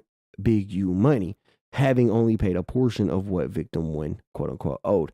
On September 2nd, 2021, consensually recorded call in which Big U stated that any payments that Victim 1 receives from the other person Big U is extorting must be paid to Big U. On 9/3/2021, there was a consensually recorded call in which Robinson told Victim 1 that he needed to tell Big U something about the amount of money that Victim 1 would be paying. And Victim 1 said he could pay $500 or $1,000. On 9/15, there was a phone call between Robinson and Victim 1. And Robinson discussed how much Victim 1 could pay, but ultimately promised to cover for Victim 1 and allow him to pay the following day rather than face Big U's anger.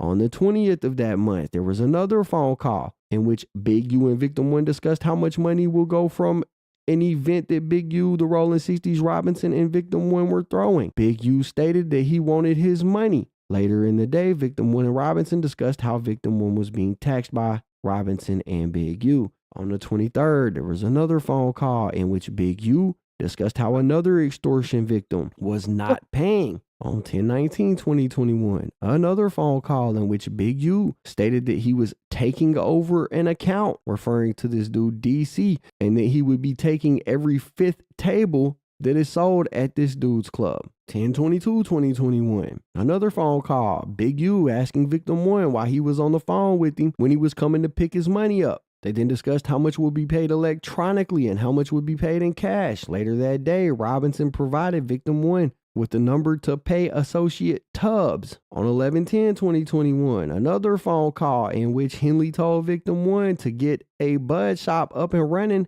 so he could pay some rent. 11/29/2021, another phone call in which this Robinson guy told Victim 1 to give Big U a weekly salary of $1,000. Robinson further advised that Victim 1 gets in trouble when promising larger amounts. He also asked where this other victim, DC, lived because him and Big U were trying to up DC up based on his non-payment. And they got this section. It says the FBI provided $500 in cash for the meeting and Victim 1 paid that money to Big U. On 12/11/2021, there was a recorded phone call between Robinson and Victim 1, where Robinson asked if Victim 1 had money for Big U, saying that, well, I think he's going to want at least $1,000. On December 17, 2021, Robinson asked Victim 1 how much he's going to have. They again discussed both cash and electronic payments. The following day, they continued a similar discussion regarding $1,000 to $2,000 in payments. On January 20th, 2022, another recorded phone call in which Robinson arranged a meeting that was also recorded. Everything that you see in bold is where the FBI is going to be involved. It says the FBI provided $1,000 in cash to Victim 1, paid to Robinson for Big U. And remember, this was recorded. In the discussion, Victim 1 discussed how Big U took the entire $30,000 from Deja Vu, which is discussed further below in connection with Big U, Robinson, and Martin extorting $30,000 on December 2nd, 2021. Robinson explained to Victim 1 that he has taken way more than that and discussed Big U's spending after receiving payments. On February 17, 2022, another recorded phone call in which Victim 1 requested an extension from Robinson regarding a payment. Robinson told Victim 1 that he had been holding off Big U, but that Big U had been asking for payment. The FBI provided $1,000 in cash to Victim 1, paid to Robinson on camera for Big U. February 19, 2022, another recorded phone call in which Big U called Victim 1 and said, bring me my money. I need $1,500 real quick. Victim 1 told Big U that he had just paid Robinson $1,000 2 days ago on April 3rd, 2022. Another phone call. This time Robinson told Victim 1 that Big U was increasing Victim 1's taxes to $3,500. 4/9/2022. Robinson tells Victim 1 the other individuals are paying Big U Enterprise $2,500 to $3,000 so that Big U could purchase a $30,000 necklace for his wife's birthday. 4/10/2022. Robinson tells Victim 1 that Big U wanted to collect $2,000 from Victim 1 every Monday. April 16, 2022. Big U told Victim 1 that he needed a donation for his wife's birthday. Victim 1 told Henley that he already paid Robinson, and Big U responded that his math was wrong. 6/5/2022. Robinson and Big U demand that Victim 1 stop doing business with Big U Enterprises rival Wack 100 because he was a rat. 6/22/2022. Robinson told Victim 1 that Big U had been asking for money from Victim 1 and that Big U asked if they needed to do a takeover of Victim 1. 7/14/2022.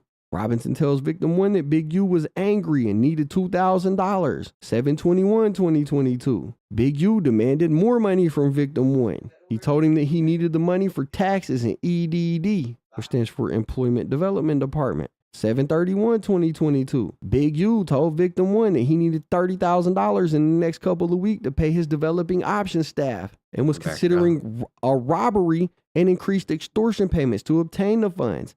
Henley specifically said he did not care if they had to rob Peter to pay Paul. They needed to get down. Victim 1 then paid Big U $1,500 of his own money on camera. Big U then said, we bumped the weekly down to $1,500. August 4th, 2022. Robinson tells Victim 1 he needs to pay some more. August 9th, 2022. Victim 1 paid Robinson $1,500 from the FBI on camera. Robinson and Victim 1 discussed the history of payments Victim 1 had made to Big U, and that Robinson, according to Robinson, did all the work. Big U then arrived at the location. September 7, 2022. Robinson tells Victim 1 he needs more money, followed by Robinson consulting on Victim 1's anxiety and fear of Big U. They discussed how Victim 1 can get more time to make a payment and how to calm down Big U by paying a portion of what he owed. On September 15th, Robinson asked what time Victim 1 would meet for money. Victim 1 then paid Robinson $2,000 of FBI-provided funds on camera. During the conversation, Victim 1 asked what he was paying for. Robinson said, if anyone come to rob you,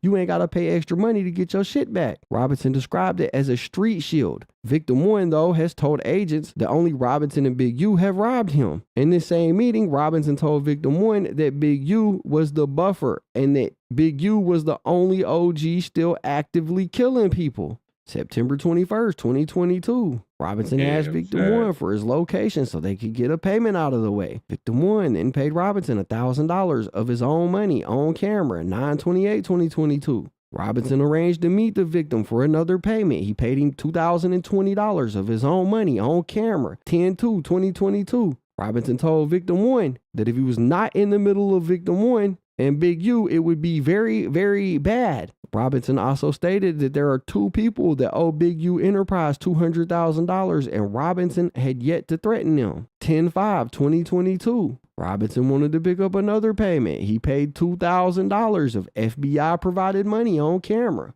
10/21/2022. Big U chastised victim 1 because someone associated with victim 1 stated that he was working with Big U. Big U told victim 1 that victim 1 had to pay Big U for victim's associate using his name. Victim 1 told Big U that he had nothing to do with it and questioned how to get the money from him. Big U repeatedly said to tie him up if that is what is necessary, but that he would not get involved. In the same call, Big U said that if victim 1 paid his rent, he would let him off for the weekly tax payment. 11/3/2022. Big U and Robinson have a phone call where Big U said that they needed to fix that motherfucker up or get our money. 11/10/2022. Victim 1 paid Robinson $2,000 from the FBI on camera. During this recorded interaction, Robinson told victim 1 to not answer if Big U called him because Big U was demanding $5,000 from him that day. December 1st, 2022.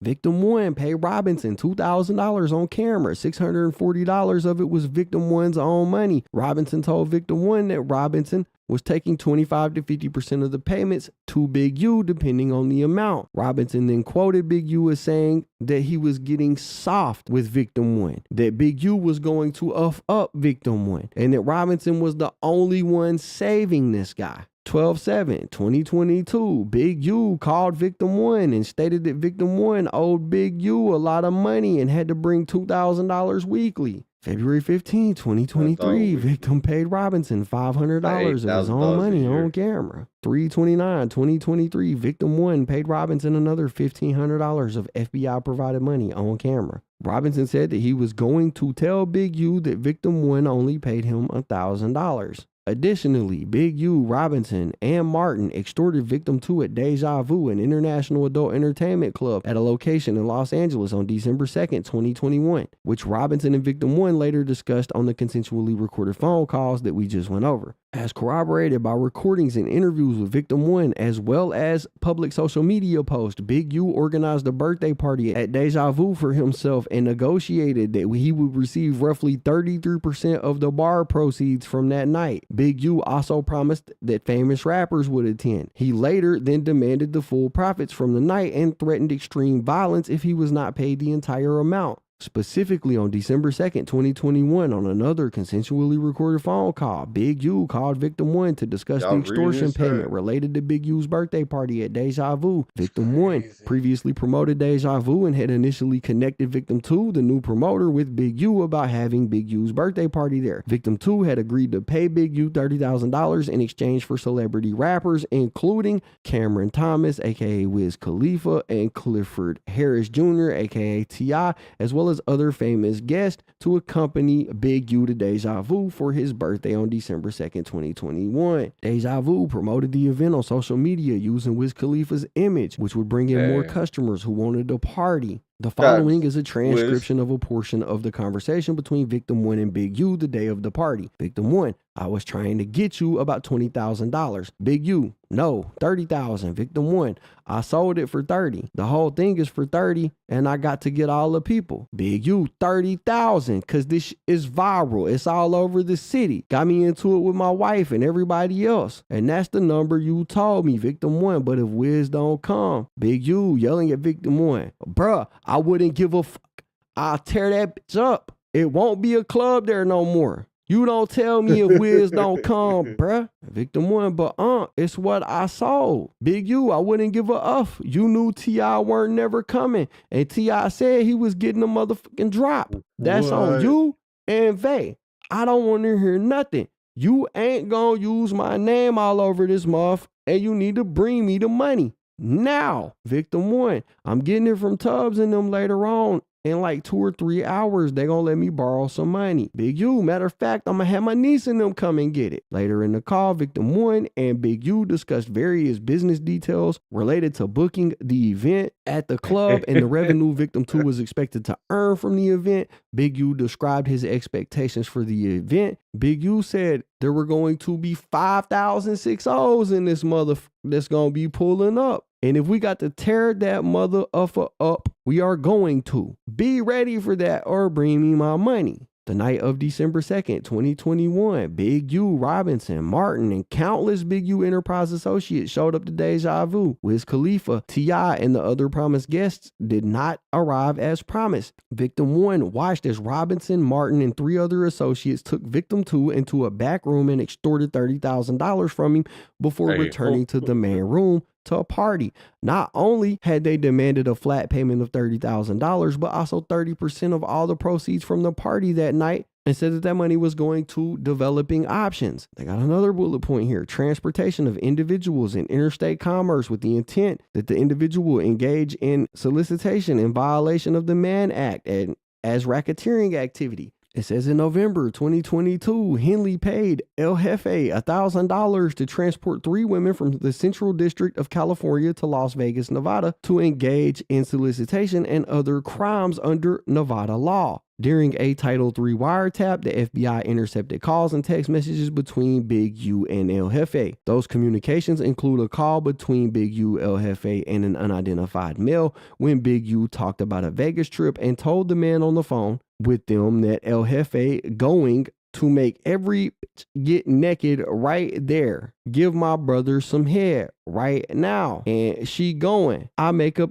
go to work. Ain't no plan. Following the intercepted communications, LAMTVFG investigators interviewed El Jefe at her residence. In the interview, although she initially denied her involvement with pimping and pandering, she ultimately admitted to promoting this act, noting that she was known for bringing the hoes. She said that she did not consider herself a pimp, but created environments for women to do actions and make money. This woman told the LAMTFVG she provided Big U with women as long as they were paid. That representation is corroborated by a series of intercepted phone calls from January 2023 when she said she was bringing 7 women to Big U, and after which Big U talked to her and others about her being upset when they did not get paid right. According to this chick, she told her women it's always cash before smash. When investigators confronted her with the intercepted call between her and Big U on November 10, 2022, she confirmed to receiving a Zelle payment of $1,000 from Big U.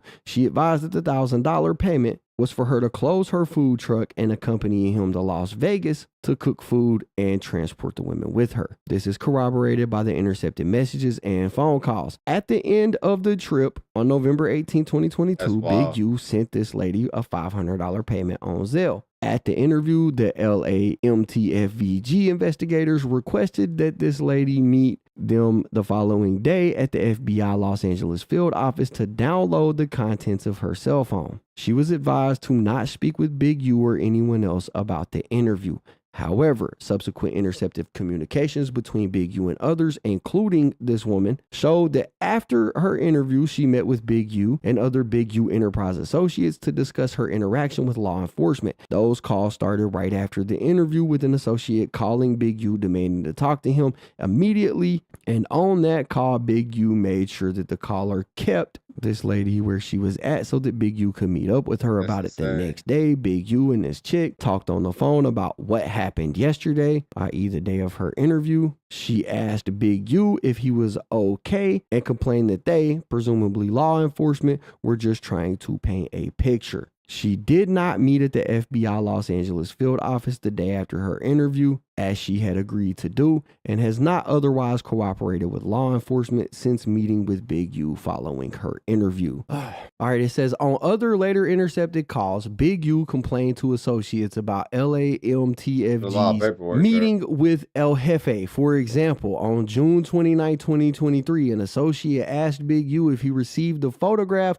of the business card investigators left her 3 days earlier when they interviewed the caller about Big U, and told him they had asked about $95,000 she had deposited in her bank account per Big U's instructions. Unprompted, Big U told her they approached a woman he was having S with and talked to her about how Big U was trying to buy girls and be a pimp. Big U said that he was stressed out and that his lawyer told him to stay off of the phone. The next day, on June 30th, 2023, Big U told another caller that investigators had told this El Jefe chick that she was going to be charged with S trafficking based on a recording that they had of Big U telling one of his partners that she can find girls when they want to go out of town. Big U said, "Shit, so you go get me and say my crime is sending girls money for S? Is that a crime? Adult girls too? You hear me? It's not like it's some kids, not like it's a boy. We're talking about grown ass women." Section H says fraud in violation of federal wire fraud and bank fraud statutes as a racketeering activity. Point 1 says economic injury disaster loan program fraud. Through Unique Music, Big U, on behalf of the Big U enterprise and the entities it controls, also committed fraud intended for COVID-19 pandemic-related disasters. According to the Secretary of State filings for Unique Music, Big U and its CEO also controlled a business checking account in the name of Unique Music Entertainment Incorporated with Bank of America. In 2020, Big U defrauded the SBA of a $90,000 loan through Unique Music under the Economic Injury Disaster Loan Program, the EIDL. The SBA administered EIDL to provide low-interest financing to small businesses affected by declared disasters. In or about March 20th, 2020, Congress passed the Corona Aid Relief and Economic Securities Acts, or the CARES Acts, which authorized the SBA to provide EIDL loans up to $2 million to eligible small businesses experiencing substantial financial disruption as a result of the pandemic. To obtain an EIDL loan, a qualifying small business was required to submit a loan application through the SBA's online web portal. In the EIDL loan application, the applicant was required to provide, among other information, the gross revenue for the 12 months preceding January 21st, 2020. As part of the application and to be eligible to obtain the EIDL loan, the applicant was required to make certain certifications under penalty of perjury. The applicant was required to certify that all information in the application was submitted was true and correct to the best of their knowledge, and that the applicant would submit truthful information in the future. The application included a warning that said any false statement or misrepresentations to the SBA could result in criminal sanctions, including but not limited to fines and imprisonment, or both. On June 16, 2020, Big U electronically submitted an EIDL application from Los Angeles for Unique Music, which I have reviewed, in which he falsely represented that Unique Music had a 2019 gross revenue of $500,000 and a cost of goods sold of $300,000. The true financial records that were obtained through the course of this investigation show that these representations made by Big U on the application forms were false. Based on the bank's records, Unique Music was operating at an approximately $5,000 loss in 2019. Specifically, the total amount of money that came in was approximately $30,000, and the total amount of money that went out was approximately $35,000. Nevertheless, Big U claimed that Unique Music was operating at a $200,000 profit in 2019. Those fraudulent misrepresentations caused the SBA to give Unique Music $90,000 in the form of a loan, less the $100 that was taken out for the application fee, and a $10,000 grant. And documents produced in response to a subpoena, newly created financial documents for Unique Music also show that the claims to the SBA are false, as the documents show Unique Music operating at a negative 72.57% profitability and only $15,500 in total revenue. On June 24, 2020, from Los Angeles, Big U electronically signed a loan agreement between Unique Music and the SBA in which he certified that all representations in his application were true, correct, and complete. Then on June 26, 2020, Big U accepted from the SBA a transfer of approximately $89,900 into the Unique Music account based on the fraudulent June 16th loan application and the fraudulent June 24th loan agreement. On July 7, 2020, Big U accepted from the SBA a transfer of approximately $10,000 into the Unique Music account based on that fraud. The electronic transmissions of the documents and wire transfers of the funds traveled between Los Angeles and other states, which brings us into the next point, which is wire fraud through embezzlement and charitable donations. The investigation in this matter has also revealed that Big U has committed wire fraud through embezzling donations to developing options. For the purpose of executing his scheme to defraud, Big U transmitted and caused the transmission of multiple checks and transfers of items by means of wire communication in interstate or foreign commerce. As discussed below, the FBI and IRS have traced his embezzlement of funds that were paid by victims meant as charitable donations. Big U embezzles $20,000 from a donation from a current NBA All-Star to developing options. On August 20th, 2019, Developing Options received a $20,000 donation from a current NBA All-Star known as Donor 1. The wire transferred identified the donation as for charity. Donor 1 confirmed he provided charitable donations to Developing Options. Big U, however, embezzled the entire $20,000 donation by transferring the funds into his personal checking account the day after Developing Options received the funds from Donor 1. Big U embezzles $14,000 from a donation from Donor 2 to Developing Options. In early 2020, Developing Options received a $24,000 donation from Donor 2, an award-winning music publishing company. JB, president of Donor 2, issued and signed the check dated January 31st, 2020, which cleared Developing Options bank account on February 3rd, 2020.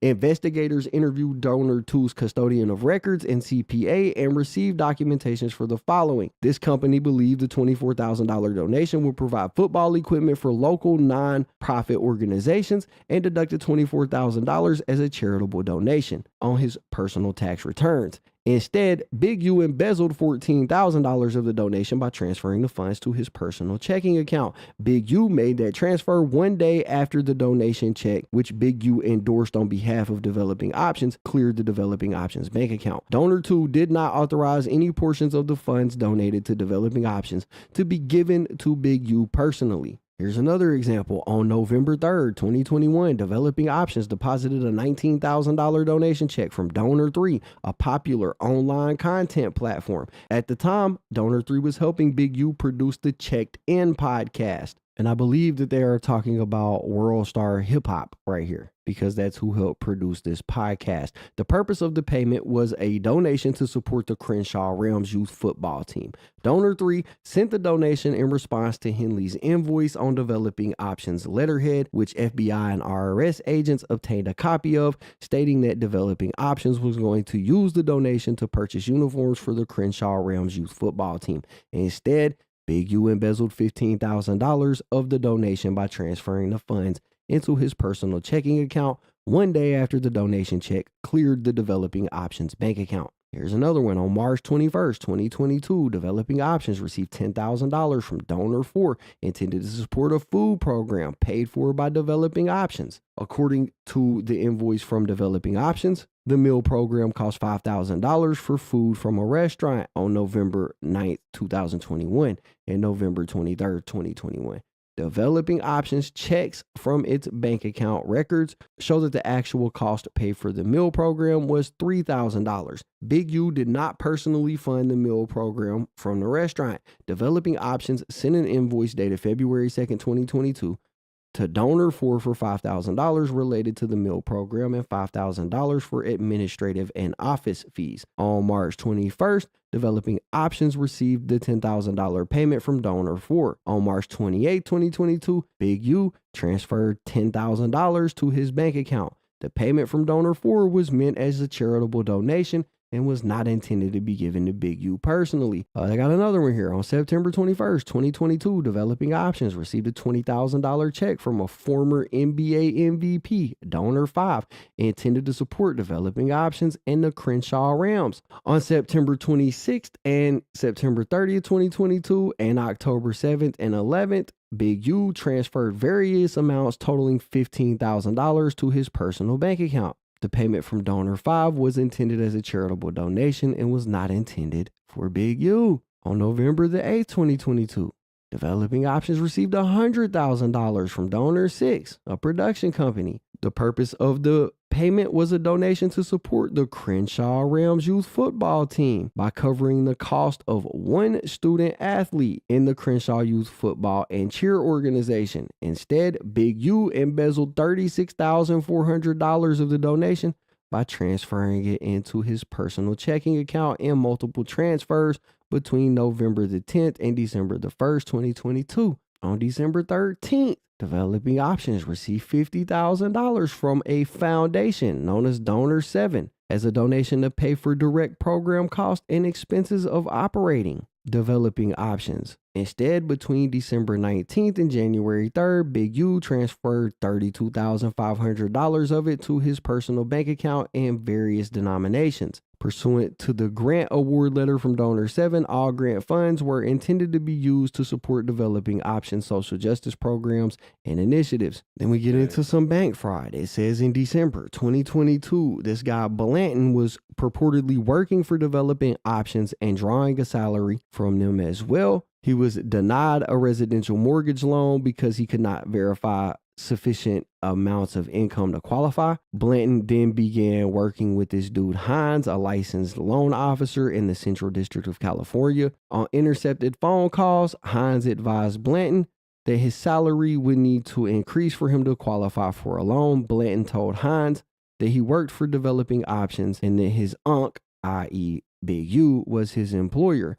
Hines then spoke with both Big U and Martin as the CEO and CFO of Developing Options, respectively, and on further intercepted calls about fraudulently inflating Blanton's salary to temporarily support his loan application. On January 13, 2023, Big U and Martin did so by purporting to pay Blanton $6,500 in non-employee compensation, which comes with its own tax form for verification. However, as shown in calls, Blanton actually paid Big U back the $6,500, so it is not true compensation, just made to look that way to the mortgage lender to artificially inflate Blanton's claimed income so that he could qualify for the loan. Blanton never received non-employee compensation any other time. Okay, in this next part, it gets into some basic tax crimes that Big U supposedly committed. These are probably the least important ones of the whole document, but he used the wrong forms when he was filing his taxes. That's what it says here. It says that he didn't pay any taxes on approximately $80,000 in 2019. He didn't pay taxes on the docuseries he did in 2020 and 2021. It says that out of $153,000 that was given to Developing Options in 2019, he embezzled $65,000 of it. It says that he embezzled $14,000 in 2020, $25,000 in 2021. He didn't file or pay income taxes on any of the embezzled funds. Big U makes various threats and brags about violence to further the Big U Enterprises reputation for fear of violence, solidifying its power to extort victims. There were a number of calls intercepted during the course of this investigation in which Big U bragged about violence that I believe showed the Big U Enterprises' continued intention to intimidate and control members of the community through fear and violence. These include boasts to a victim, but also generally recounting of violence threats or violent acts that are in line with Big U Enterprises' modus operandi. It says in 11 of 2022, in multiple calls, Big U recounted sending someone to Minnesota to collect several $100,000s from a current NBA All-Star. This debt is purportedly collected on behalf of someone who Big U refers to as Jewboy. 11/7/2022, and trying to intimidate a car shop owner into agreeing that Big U had paid the full amount that he owed. Big U recounted that he had obviously paid the entire amount because he had just done a robbery and gave all the proceeds to the car shop owner. He then told Martin to get the owner on the phone and that Big U would kill him if necessary. On 11/15/2022, and talking to a former NFL Pro Bowler, Big U stated that he was going to beat the shit out of Witness 2 for starting shit between Big U and Wack 100. 11/22/2022, speaking to someone in jail, Big U said he always had 2 blowers on him.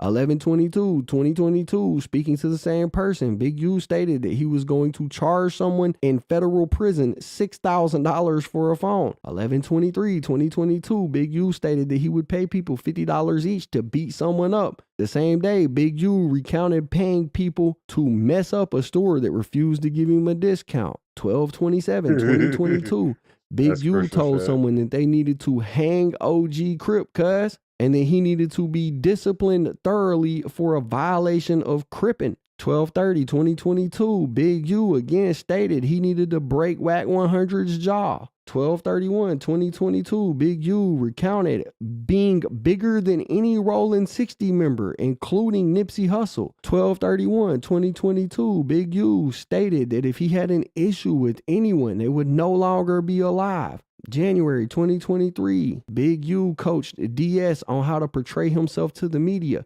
including telling him to wear glasses and to claim DS worked for developing options, even though he did not. January 2nd, 2023, Big U told DS that he needed to at least break Witness 2's jaw. January 3rd, 2023, Big U described tooling up with a firearm even when he goes to Crip neighborhoods. Same day, Big U told someone in prison he was buying 6 phones that could be smuggled in and sold for $1,000 apiece. On the 5th of January 2022, Big U told someone that another person was a rat and done. January 12, 2023, Big U again described needing to beat the shit out of Wack 100. 1/17/2023, Henley described threatening to kill Grape Street Crips.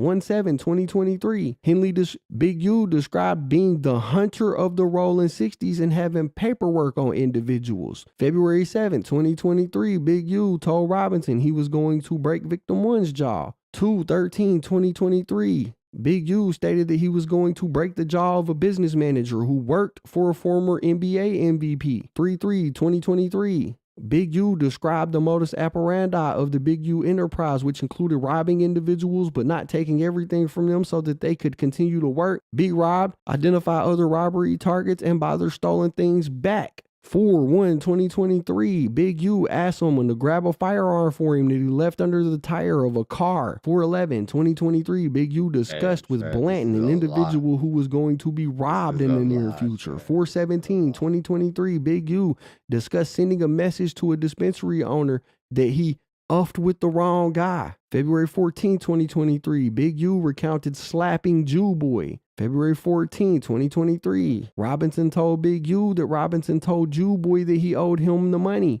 that they would allow a payment plan, but that if he did not pay, there was going to shut this motherfucker down. 4/1/2023, Big U asked someone to grab his blower, which he left on the ground in a blue sweatshirt in front of a tire. I got bullet point 3 here. Big U and Robinson describe other threats and violent acts of Big U Enterprises. I got a paragraph here that says throughout the Big U Enterprises extortion of Victim 1, members of the Big U Enterprise discussed violence and illegal activities to Victim 1 in order to intimidate the victim and to ensure that the victim kept paying extortion fees to Big U. Examples include on 6/22/2022, Robinson told Victim 1 that it was necessary to have a firearm when hanging out with Big U. On 7/9/2022, Big U recounted to Victim 1 an incident in which Big U and the Rollin' 60 gang members chased down Wack 100 attempting to hurt him. There's 15 to 20 people with us with hoodies tied down. I got my hoodie on all black tied down. She like, boom. She jumped in the car, paid for something, and then took off. Boom. Here come this dude screaming, my wife draws. I see you, Eugene. I see you, Eugene Henley. I see you. He's screaming all that. He's got his blower, but he's uffed up because nobody's around. We like, bitch ass dude. I'm like, yeah, bitch ass dude. He like, I don't want to die here, man. Don't do this. My wife, my kids in that car. Draws. Don't do this. He's screaming. Damn, I ain't know they did this to Wack 100. That's crazy. It's got another bullet point here. 10/22/2022. Big U told Victim 1. Robinson told Victim 1 that Big U could not be patted down at a club because he would be armed. Then they got this section right here. It says identification of the property and premises to be searched and probable cause that evidence of various subject offenses will be found in that property, right? And this is just laying out the properties that they're going to search, the Mercedes, the houses. They go through, you know, his wife received service at this address before. People had met him there before, basically proving that the addresses and the houses that they think are his. They say that they were going to raid the developing options premises, basically saying that, you know, there's probable cause to believe that developing options is permeated by fraud and that relevant evidence could be found there. We kind of went over some of the stuff that could be there, the embezzlement and all that stuff. They have a section here where the cop lays out, you know, his training and experience on racketeering offenses. It's not really important to what Big U had going on. I did the same with his training and experience on robbery and extortion offenses, homicide offenses, financial crimes, digital devices. And then it's got the conclusion where it lays out all the offenses that everybody violated, and it is signed by the United States magistrate judge. And that is the entire document as it relates to the crimes. I know there was some stuff there at the end, but it was just the police officer's training. Nobody wants to hear me read. Relates to the judge violated, where it lays out all the offenses. All right, Chad. So let's look at the conclusion. For all the reasons described above, there is a probable cause to believe the following: Henley, Robertson, and Martin violated 18 U.S.C. 5-1962D, racketeering, influenced, and corrupt organization conspiracy. Exhibit B, William violated 18 U.S.C. 5-1951A, interference with commerce by robbery. Hefe violated 18 U.S.C. 52421A, transportation of an individual in interstate commerce with the intent that the individual engage in prostitution. And Exhibit D, Clayton and Hines violated 18 U.S.C. 5-1344, bank fraud. Okay, 189, father, there is probable cause to believe that the items listed in Exhibit A, Attachment B through 1, which constitute evidence, fruits, and instrumentalities of violations of Henley subject offense will be found at, in, or on Henley and Henley Mercedes. Henley 62nd Street premise and Henley Arlington premise are distributed in attachment A through 1, comma A through 2, comma A through 3, comma A through 4. Attachment B through 2, which constitute evidence of fruits and instrumentalities of violations of Robertson that everybody violated. And Martin subject offense will be found at or on Robertson premise, Martin and Martin premise as described in attachment A through 5, comma A through 6, comma A through 7, comma A through 8, and Exhibit C, attachment B through 3, which would constitute evidence, fruits, and I hate that word, chat. Instrumentalities of violations of developing options. Subject offense will be found at developing options premise as described in attachment A through 9. And you see right here is signed by the United States Magistrate Judge. Okay, chat. So that's pretty much all right there, chat. That's the deep dive of everything you need to know with the Big U situation. Now we got some more content. Let's see what Wack 100 was saying. And let's see what they're saying about Wack 100, chat. Point and Shoot dropped this video. Well, hold on. First, chat, make sure you hit the like button. Make sure you subscribe to KB Goes Live. Let's watch this right here. Point and Shoot, and we can skim through this. Let me see. This is the hour. Let me see, chat. Let's go. Okay, so for this video, I want to talk about Three Fingers Wack. 100 and how he lined up Loose Cannon to get arrested by the federales. And so I want to explain. So one of the things that Loose Cannon is locked up for right now is for the Great No Jumper Brawl of 2024. This is when Loose Cannon was seen on video buffaloing some guy in the head with slam, and he forced him to take an unexpected nap, and then he ran his pockets and disrobed him and left him naked for dead. What? This is the Great No Jumper beatdown, but this is in the indictment. This is what Loose Cannon is in trouble for right now. And what they're saying is on the internet, people are saying that Wack Three Fingers lined this whole thing up and used Loose Cannon to beat up someone he didn't like. And now Loose Cannon is in jail for it. And Wack Three Fingers is parading around dry snitching on him, saying that it was all Loose Cannon, and this is basically telling. This is telling, guys. Wack didn't run out on no bullshit. Right, but the people that you invited are the ones who got involved in this bullshit. And from my perspective, this was all like a big PR thing. Because why was somebody filming before it even started? Yeah, so someone was filming before it started, indicating that it was planned, okay? So I want to explain this entire beating. So I guess Three Fingers Wack had a business deal for a low-budget TV show with these two guys, Travis Ford and Mozzie. And apparently Wack wanted to bring the 16 in on the deal because I think he wanted the 16 to help promote the show with his No Jumper platform. So he needed the 16. So they were going to have this meeting at the No Jumper building, just the four of them, Three Fingers Wack, Mozzie, Travis Ford, and the 16 of Nashua. It was supposed to be those four, but the meeting was canceled. I mean, Mozzie canceled with Wack. Wack called me and told me not to show up. And so what happened was this Jay Reed guy, the guy that got beat up at the No Jumper facility, he showed up to the meeting anyway. He says, I'm going anyways because he's got some business. He wants to do some business. He tells him, I'm going up there anyway. Right? And so what happened was Jay Reed annoyed some people by overstepping and trying to like slither into a business dealing that he wasn't invited to. And so he was annoying Three Fingers Wack and Travis Ford and everyone. He's being a pest. And this is why people are saying that this was a setup. That Wack Three Fingers knew that Jay Reed was coming. Travis Ford probably told Three Fingers Wack, like, hey, this guy's going anyways. This guy's out of control. And Wack was probably like, we gonna see about that. I got Loose Cannon. We gonna do the whole thing. And, Wack Three Fingers wanted to do some gangsta shit. What? But he's not a gangster, so he needed Loose Cannon. Does this make sense?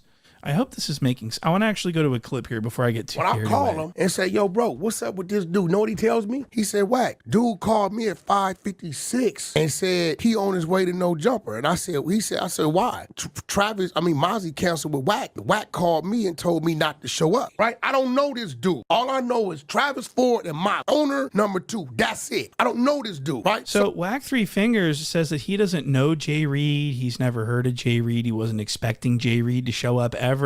But this is actually problematic because Wack Three Fingers actually did know Jay Reed. He knew exactly who he was. He's been in pictures with him. He's gone to dinner with him. He's been on the phone with him. Oh, you in pictures with him, at dinner with him, and you on the phone call with him prior to No Jumper. Man, I was just in Vegas with these dudes about 2 weeks ago. And, you can see the picture up on about that, so. 20, if you see the date, there we go.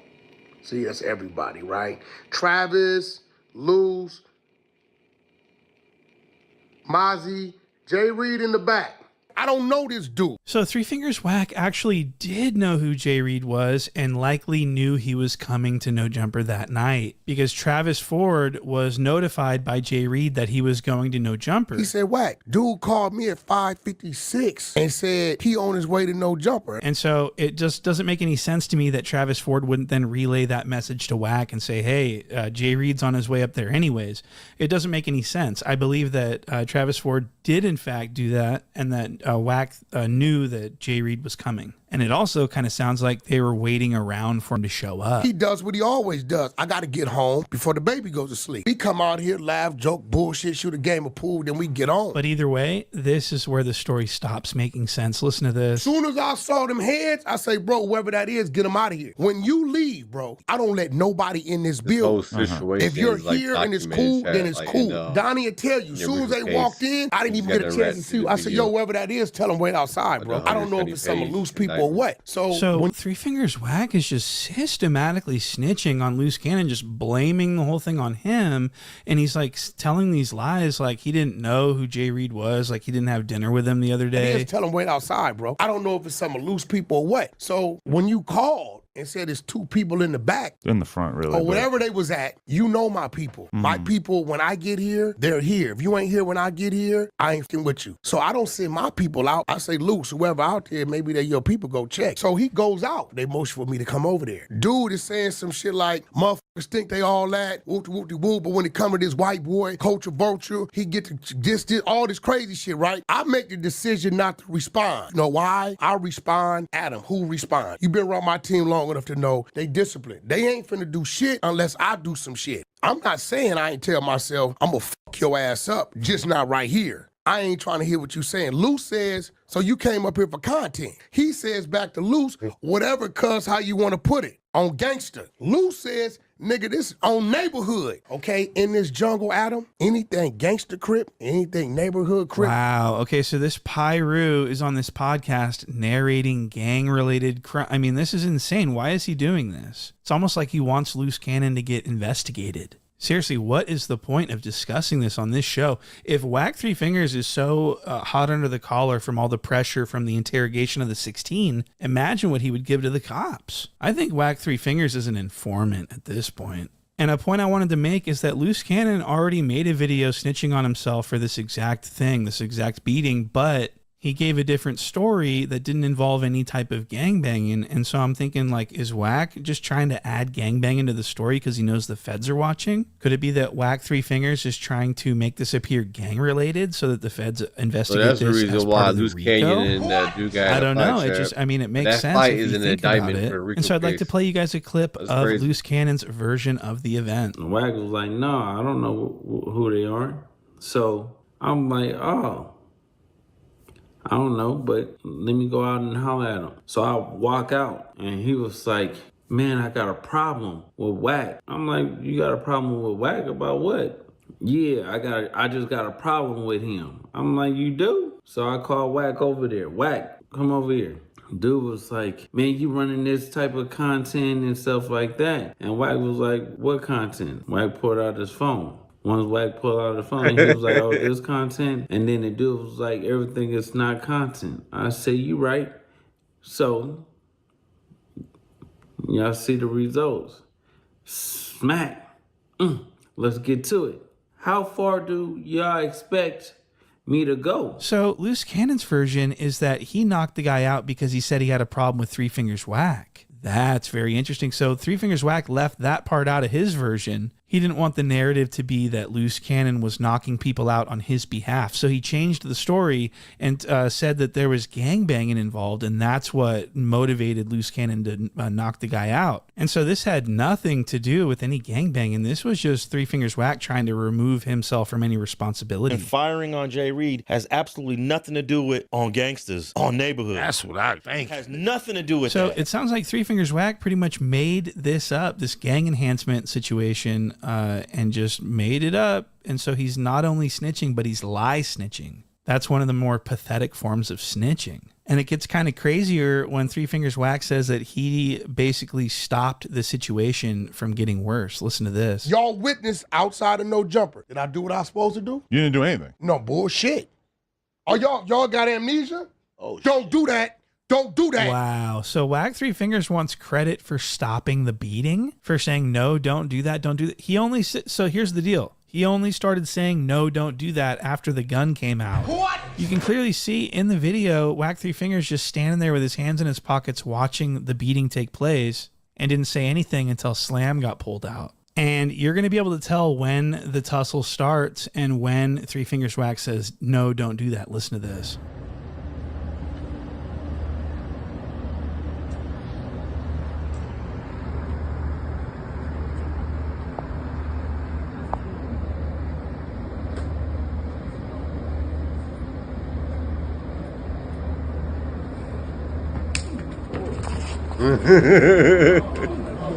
Oh shit! Yeah, you heard it. He's like,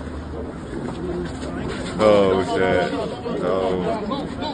That's fucked up, man. So that was about 11 seconds of violence. You heard that. And Wack just stood around with his hands in his pockets watching it happen. So I really have a huge problem with Wack Three Fingers telling on Loose Cannon on podcasts and explaining all this gangster activity on, it's really unacceptable. He should sit there and shut the fuck up, especially because he was involved probably. He should shut the fuck up. But because of, this isn't the only thing that Loose Cannon is in jail for that Wack Three Fingers sort of lined up. The federales are actually using transcripts from a podcast that Wack Three Fingers brought Loose Cannon onto in order to get Loose Cannon to start saying way too much about crimes. And this was how Loose Cannon got his start with his internet antics. This was his first, we hadn't seen, so this is the first time we have ever seen Loose Cannon was on this podcast. I took Loose and set him on the side of me. When the light hit me, I made sure it hit him. Yeah, I don't think I was that familiar with him before you brought him on the pod. So Wack Three Fingers just brings on this nobody named Loose Cannon and starts getting him to tell on himself and others for the sake of getting Big U in trouble. Because Loose Cannon ends up implicating Big U in Nipsey Hussle's murder. Okay, so this is really insane. Look at this. But this crazy motherfucker calls me the other day. If I get some information or some content, I'm going to fry your ass up. Yeah, I said, nephew, this content I can't present. You got to present it because you ain't lied to me yet. He's behind a lot of shit that you've seen. You just should know it was him. Okay. We're going to tell you off camera. What kind of stuff? Just some shit. He's behind a lot of shit that you see on YouTube. You just say no, it was him. So I know he ain't no bullshitter. Man, listen. No, so yeah, you gotta elaborate on this shit. I got to, because at the end of the day, it's like dealing with we about to go do something, hop out on something, and give you a gun that's empty. Oh, he did that to you? No, he did. Yeah, he did it to somebody else? Ooh. This nigga crazy. He really going. Honey, okay. So did you let him just take the 50 from you? You really didn't get a cut? Hey, the wife's like, he cut this out. No, he avoided me. Yeah. And then, one so day, you know why he wanted to get a dude back to 40, right? Because he was going to make dude give him 20 for getting it back. Of course. And kept you out of it. Of course. He did that to, when I did that to Meek Mill and Rick Ross. What'd you do to them? So we'll cut. No, Adam said, why you doing that? And Meek and Rick have no idea that Draw sent you at him. Yeah. No, they sent that because I called. This really just sends a shiver down my spine watching Three Fingers Wack coaching Loose Cannon along, getting him to tell on him. I mean, this is crazy. So this isn't, how is this not third party snitching? The homies blowing me up like they just killed Nipsey. And so I'm like, wait. You get a call from this Big is content. Nipsey just got killed. You panic, call Nip. Nip answer the phone. Oh man, it's content. You like just talking on regular. Luke, don't say it. Don't say it. Don't say it, Luke. You don't think about it. Just don't say it. No, because don't think about it. Don't say it, Luke. Fucked up. They be hot one minute, then they be cold the next minute, and then they be lukewarm. Like you just 30 minutes after you get off the phone with Nip, he get killed. Yeah, I got it. So you think he hit you 30 minutes? A little too early. Yep, he hit me a little bit too early because the homie Shitty. Yeah, y'all seeing this? Are y'all seeing what I'm seeing right now? Wack Three Fingers sounds exactly like a police officer. Same speech patterns and everything. That's very, very interesting. So Wack Three Fingers brings Loose Cannon on, gets him to make all these wild and crazy claims in a display of self-snitchery. Then Loose Cannon starts getting attention from other people like DJ Snackademics. Interview talking about what I did to Meek Mills. Wait, you did something to Meek Mill? Oh, Lord. And, I do find it interesting that TJ Academics is interested in interviewing Loose Cannon when he had this to say about LA gang members. All the LA gangsters, I don't know what's going on in LA. Maybe they don't sell enough drugs being in these gangs. They don't get money. They're broke, okay? I'm sorry to say, LA gang members are fucking broke. The only way they know how to get money is podcasting. Most of them are unintelligible, illiterate, don't know how to have coherence, ideas, points, or even make sentences. And what they oftentimes realize the intrigue about them what usually is that? Is talk about crimes they've committed. So the whole LA podcast scene, and I ain't gonna lie to you, I think LA is a weird scene in general. Let me just be very clear. No, I really don't. I promise I don't know. It said y'all was trying to kidnap him. So explain that story. Wait, so how did you even come in contact with it? And I think supposedly there was a big you portion of it. Yeah. So basically, yeah. So we We kind of made a just club where he just making performing. content. So DJ Academics falls directly under the definition of culture vulture. He's capitalizing off of gang culture in LA, something that he despises, but he's just using it to get money, okay? And I always find it funny when DJ Academics talks about himself like he's this brilliant guy, like he's insanely smart. You're the only street nigga that could keep up with me on the mic. That's a fact. I would talk circles around anyone if we had to get to an intellectual conversation. He ain't that smart. I listened to him talk. He sounds like a fucking idiot. Seriously, what's up with again? Why does he say again like 5,000 fucking times? Listen to this. And again, we're pulling you to the side like, again, I don't know YouTube, but Yeah, again, shout I'm out gonna a be big honest act, with you, man. like, Shout out a big act. Again, I'm not, listen, again, if I'm exploiting, Well, here goes the and problem. again, I know like Kanye is really interested. Again, it's so passionate for him. And again, you know, the optics on it, so I'm watching. Again, so you're trying to do a song with my daughter, but you wouldn't do one with me. Again, because in the past, and again, again, after seeing this indictment, again, don't you believe that again, not that the podcast was police, but even again. So again, you know, again. Okay, so that was not very intellectual sounding at all. And I'm sorry if I can't respect anyone that says again this many fucking times. What? Again, right? Because again, now again, So again, yo, like again, so again, once again, because again.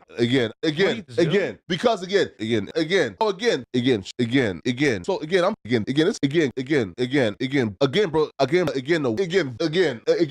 no. I don't really get niggas locked up, right? I'm really a rat. So Wack Three Fingers gets Loose Cannon to say all this stuff on No Jumper, and all of a sudden he's getting booked on Academics' little podcast. He's going on he's got a whole media tour to talk about all this stuff, and it's all because of Wack Three Fingers, right? Wack Three Fingers himself takes credit for this. And so knowing what Wack Three Fingers likely knows about the feds and the police, why would he encourage Loose Cannon to do this? If Loose Cannon was really his partner, why wouldn't he say, don't do that, don't do. Why is he saying go on DJ Academics and tell him the story? Why are you doing that? Is it because it furthers your agenda and you don't give a fuck if Loose Cannon gets locked up? What? That's what it sounds like. I mean, the guy just sounds like a cop. Like I said, his speech patterns, the things that he says, it just sounds very police-like. I don't let people in my car. I don't know if you paid attention. I don't let dudes in my vehicle. People get in, they smell like marijuana. You know, they may have warrants and shit. I know with me in there, I know what my situation is. So they gonna escort me back. I know they there with me. I can talk bullshit. We can pull over. I get woozy. Wack Three Fingers doesn't let people in his car because they may smell like marijuana and they may have warrants. That doesn't. So I won't let anyone in my car that doesn't smell like marijuana and doesn't have fucking warrants, because at least that way I can trust them. And I know that they're not the fucking feds. So Three Fingers, and I want to point out, Three Fingers Wack's been saying police stuff on podcasts for a long time. This isn't new. He got some responsibility in getting, old boy killed that they love up there in the Bay. We ain't touched content on that, Adam. So at the end of the day, Wack Three Fingers likely did play a role in helping Loose Cannon provide evidence via podcast to self-snitch on himself. Wack Three Fingers facilitated this and catalyzed the entire situation. So a lot of people are saying that Wack Three Fingers sort of may have intentionally done this to get another rolling 60 in the... Shout out to Point and Shoot. So much do you like his video chat? Subscribe to his channel, like the video. See what Academic was talking about that. You can. Yeah, okay, yeah, that makes sense too. That makes sense. Because you cannot, bro. This dude 600 is. They got me feeling like I'm academics. Can't run away. If Wack don't answer, you did. Yo. Wack. What up, bro? Man, Adam said the feds done knocked on his house door, man. What is going on? I mean, I don't know. I ain't talked to him, but shit. They ain't kicked the door down. The knock is all right. You're right. Very much right. They probably just coming down there to try to confirm some of the content, if it's fiction or not fiction. One second. Now I don't believe that part. They ain't trying to confirm shit. They want videos. They want videos or they want proof. They want things that he has on a DVR on his YouTube account, or bro, they're not coming to be like, hey, you tell us if it's they ain't trying to. If they wanted to talk to Adam, they would have been talked to him. They're not gonna talk to him. What the fuck?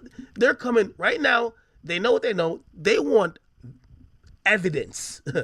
You think they're gonna they want evidence? The niggas will be like, yo, was that true? No, they Chat. got it already. It's the feds. The fucking Y'all feds. think they want evidence? Well, I'm waiting till Wack get back on because I gotta ask him if the feds hollered at him. That's gonna be important.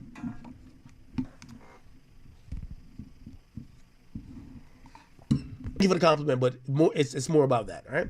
Yo, where's Wack at, bro?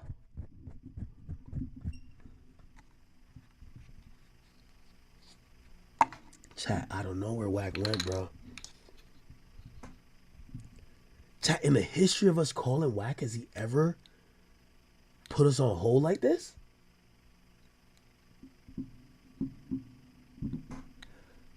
Wow. For shit. So they have Big U on wiretap telling somebody what he wants to do to me. I want to beat his ass. I want to break his jaw. He's referring to him. Stop lying. Stop trying to put a charge on the man. Because by you saying, yo, he was trying to get people to do shit to you, no, that's what you're trying to do. No. That's a charge. Stop fucking lying. No, Wack. All you square ass niggas that don't, I've been in cuffs, nigga.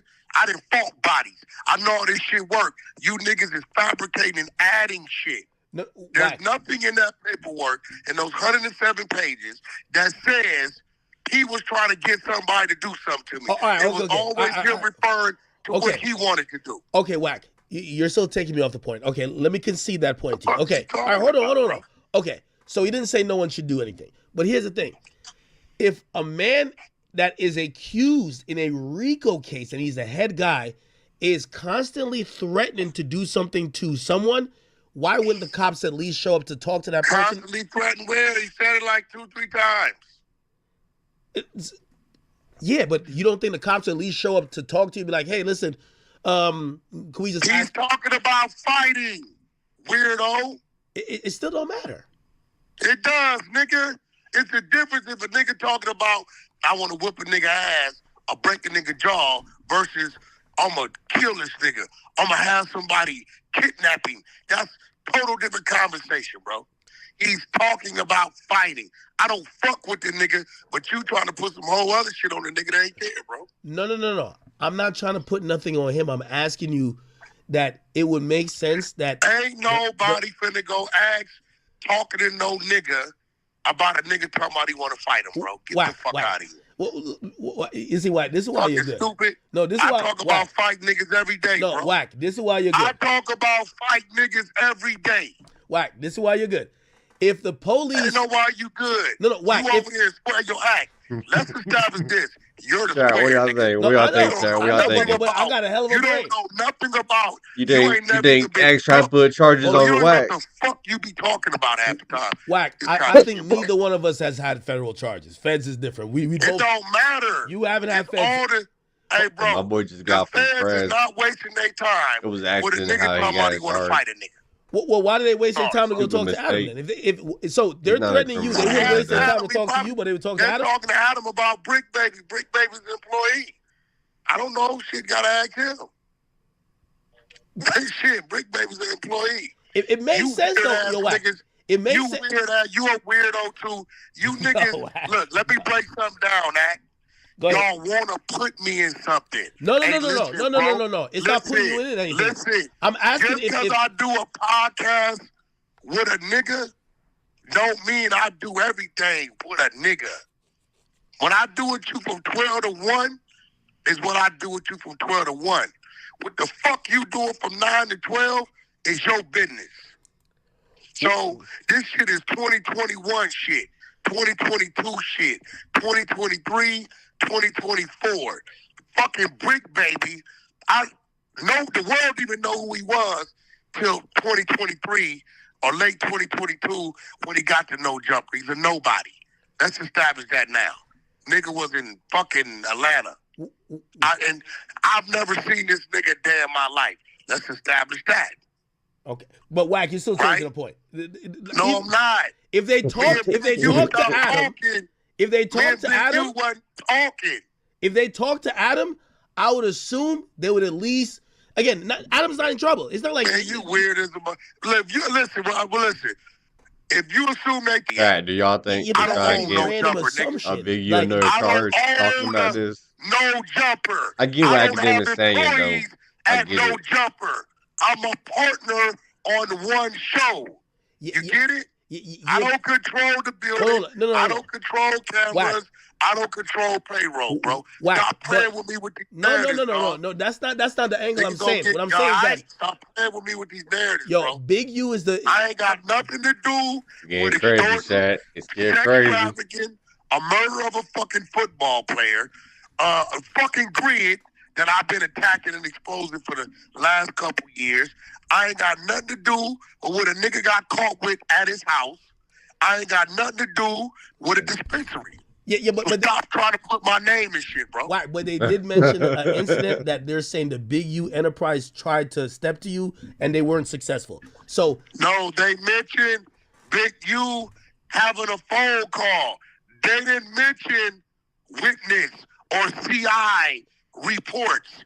See, this will use a little bitty mental midget. If they would have said she witness one or CI reports this happened, then you got a point. This is Big U on the phone as Loose Cannon is saying, we robbed Meek Mill, which has been a lie. I told you that was a lie. Did I not? Sir, bro, it's a fucking lie. Nobody robbed Meek Mill. I told you that. That's cap. None of that never happened. Tiffy Bay was there. He ain't going for none of that. That nigga gonna come back on a Delta just flight. read a paperwork, the 107 before he let a pages nigga just indictment. rob Meek Mill in front of him. MM and RR. Did you say that to MM Luce? hopefully Meek Mills, RR hopefully Rick Ross. Did you tell Luce? I told Luce that. That's cap. So you told Because Luce it I wasn't think even you're about lying. no money. It wasn't even about no money. Look, Meek Mills told Big U, I'll give you a free day. He said, could you come perform for the kids? He said, cool, I'll come perform for the kids for free. The kids, right? Big U, with his slick ass, snake ass, you know what he does? He goes, sells the date to a promoter. It was like, So somebody called Meek to book him on that date. Meek took his bag, and because he was free for the kids, he said, yo, change the date. Big U goes into a panic. Why? Because he's doing some sleaze bag I'm about shit. Big U right now. And he just sold in the the show, date for the venue. to a promoter for some bread. And So he's Big getting U wants mad, 30,000. nah, you got to do this date. Meek like, nah, I ain't doing the date. I got to pick up a bag. Nigga, I got 6 figures over here. Go get this bag. I'm going to do this, and then I'll do your free date. You can't control a nigga giving you a free date. You get what I'm saying? So all that was a transfer of date. All this money shit and all this took a chain shit. Hey, bro, them Philly niggas come out here 15, 20 deep, bro. It's like we in Miami 15, 20 deep. You ain't taking nothing from us, bro.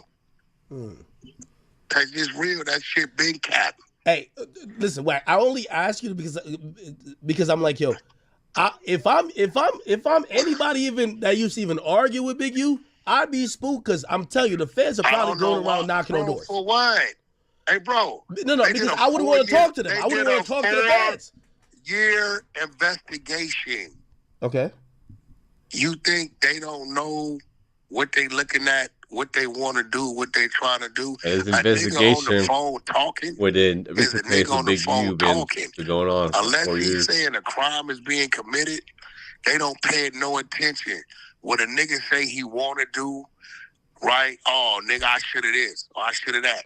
It didn't say right there, we robbed him, we did this, we did that. Okay, but explain why they're going to Adam then. Says why are they talking to Adam? was harmed, touched, or nothing, bro. Like, Okay. So explain why they're going to Adam, because Adam says he's gonna. Which, by the way, I think that's stupid. I'm not fucking Adam.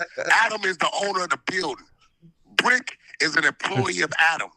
Hold on. Yeah, Wack. But they wouldn't be. I don't control. They wouldn't be subpoenaing Jeff Bezos if somebody from Amazon is going to motherfucking. Shut the fuck up about you stupid as a motherfucker. They would have went to that build, nigga. And whoever build he worked in, they gonna go talk to the motherfucker running it. No jumper, ain't They no don't gotta fucking talk to. Amazon. They can subpoena the whole shit. They could just run in there and go take the Hey, DVR. bro, they can do what they want. Adam is the dude's boss. Adam is only one person control that building. That's Adam. So whatever they want, if it's footage, if it's did he really work there, if it's whatever the fuck they want, they're gonna go ask him. So that would mean that they're probably thinking that some illegal shit happened at No Jumper because Adam only has to do with No Jumper, right? Nah, I don't know, bro. You over there assuming why would something illegal happen? Well, why would they want to talk to his boss if they're investigating crime? Why they got to? If a nigga work at McDonald's, they're not going to say. Chat, is ad cooking? Chat, is ad cooking? Is ad cooking, chat? I don't know what the fuck. You gotta ask him. Well, for Keefy D with Vlad, they felt that there was a confession given to Vlad, and they wanted the whole confession. Well, that's video, right? Yes. Who owns and runs Vlad TV? Vlad. Okay. Who owns and runs fucking No Jumper? Okay, so maybe they think there was confessions given out either on camera or off. I don't know Adam what the fuck. you He on gonna No talk Jumper. about it when he talk about it, but it don't take a rocket scientist to figure out. Fucking dude was up there 90% of the time with his kids running around. Don't nobody do nothing fucking illegal at no fucking No Jumper, bro. Hey, would you want if Adam asked you for suggestion, would you say he should get a lawyer? I think he should get a lawyer. If the feds, I don't give a fuck. Hey, check this out, Do bro. y'all think Adam should get a lawyer? What do y'all think, chat? What do you Get a think? lawyer for what? Adam ain't doing nothing wrong. No, it's not about doing something wrong. It's like if you're gonna talk to federal authorities that are talking about RICO, even if you have nothing to do with it, have Adam, a lawyer. First of all, he don't know nothing about Big U. He don't know nothing about Loose Cannon, but when Loose Cannon comes up here, and Brick is his employee. So any motherfucking day, what the fuck? Big U has interviewed up there 2-3 times. Lucid ended up there 4-5 times. Brick is an employee. Like, what's the big deal? Nah, I felt it was Adam ain't got nothing to hide. Big U ain't fuck with that building since I hit the building. Since I hit that. All right, you see this chat. Wack 100 saying Big U ain't messed with the building since Wack started doing the show. Now you remember a while back, Brick Baby had gotten the conversation with Adam 22 and Big U basically saying that he ain't gonna, basically ain't gonna be around her no more like that or associate with him like that. But still cool with Adam 22, no beef. But since Wack 100 there, he feel like he shouldn't be around her because he don't want to cause negative energy. Build, he ain't fuck with that building. Think about it. Since I hit that building, he ain't fuck with that building. Hey, and we on episode what? 88, 85. Okay, let me ask you this for the record. If they subpoenaed you to answer questions, would you? Hey, answer? Bro, check this out. Academics, I ain't gonna tell you again, bro. Okay. Stop trying to put me in something. No. They gonna subpoena you about some shit ain't got nothing to do with you, bro. I would hope not. You and the rest of these bitch ass niggas stop trying to incorporate me in something that ain't got nothing to do with me, homie. You nowhere in there where you see shit was orchestrated with Wack 100. Wait. Wack. Stop trying to put me in something Wait. that ain't got nothing to do with me, nigga. Wait. Wack. I ain't from rolling 60s. Wack. Let me clear that up. No, let me clear that up. Let me clear it up. I'm not trying. What are you talking about? No, I'm not saying you had nothing to do with anything. No, that's what you keep. No. Let me clarify this. Hey, look, bro, get in your lane, bro. No. Some shit is disrespectful, bro. No. Only thing, bro. I wasn't trying to stop insinuating. I'm gonna ask you. Wait, I don't know if you dumb or slow. No. Or you just playing for content. No. Hold on. You think I'm saying something I'm not? Did you read all the shit? Yeah. No. What do I got to do with any of it? I think that the feds would want you to be listed as a victim. Correct. I'm not a victim, dummy. No, hold on. I'm not saying you. Because check this out.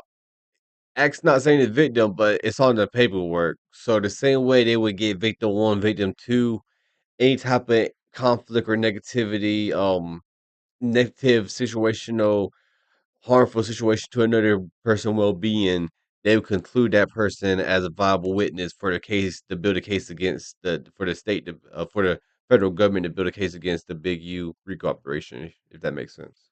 But go ahead, let's step back in. You are, but I think they would want to happen to you. Okay, I think they would want to talk to you in that sense, and you could probably say no. You could probably be like, "No, I'm good." But to you, bro. But let me explain something to you, bro. I'm gonna say this one more time, bro. Nothing in that paperwork, none of those actions, no laws were broken when it comes to my name. It's just a nigga talking. Okay. And the nigga's not talking about having me assassinated. He's not talking about kidnapping me. He's not even saying killing me. Well, he didn't say break his jaw. He said, I want to break his jaw. If that's the case, niggas should be investigated every day, right? I mean, that's true, too. But well, you know how RICOs go. A RICO that's a really messy shit. I know RICO go, bro. Like, and I'm going to say this again. Nothing pertaining to my name involves a crime. Yeah, no. Wait, hold on. I want to clarify that. No way, shape, or form am I saying that they will be looking at you for a crime. I'm saying because it ain't no crime or no crime was done to me. So okay, yeah. I was just trying to say that they would probably say, "Yo." Now, Wack does have a defense right there. There wasn't no file citation number, no officer badge number, no type of incident, nothing like that. So Wack is therefore not a victim. It was just a phone call that was insinuating threat to another person. But he's not a victim because nothing had happened to him. Well, hey, would you want to like talk to us because Big U was trying to do something to you? And that the paper only state a conversation of what supposedly occurred. That'll be your. That's just Big U talking. That's the weakest part of all of this shit. Is they're listening to what people are saying with nobody at the other end of what they're saying. Okay. Like with Loose Cannon. I robbed Meek Mills and Rick Ross, but there's no police report, no surveillance, or nobody ever witnessed this happening. It's just a nigga saying it. It's no different than Orlando Brown. He sits there for hours and says all kind of shit. No, I get it. Like just because a nigga saying something, man, then you gotta look at what he's saying. They got you on there plotting to kidnap a nigga, plotting a murder for hire, or that type of shit. That's one thing. But a nigga talking about, I want to break a nigga jaw, and don't nobody give a fuck about. Chat, hold on. Hold on, chat. I think, hold on, chat. Let me see something real fast. Let me see something really fast.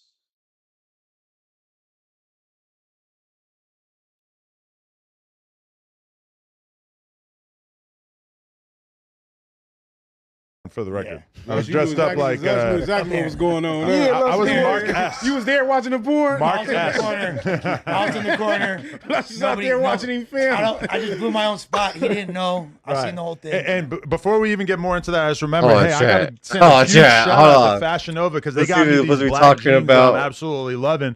As long as the feds are watching, I hope that I'm rocking Fashion Nova. Because Adam in puts addition to to the that, feds. I would also like to say that today's episode is brought to you by E420, the go-to spot for all of your smoking essentials. Yes, we have the inflatable joint with the Everything 420 logo up right there. But also, if you're into vapes, legal THC, premium glass, or just need to restock your smoking setup, E420, which is the app, also everything420.com, makes it ridiculously easy. All you got to do, download the E420 app. It takes just seconds.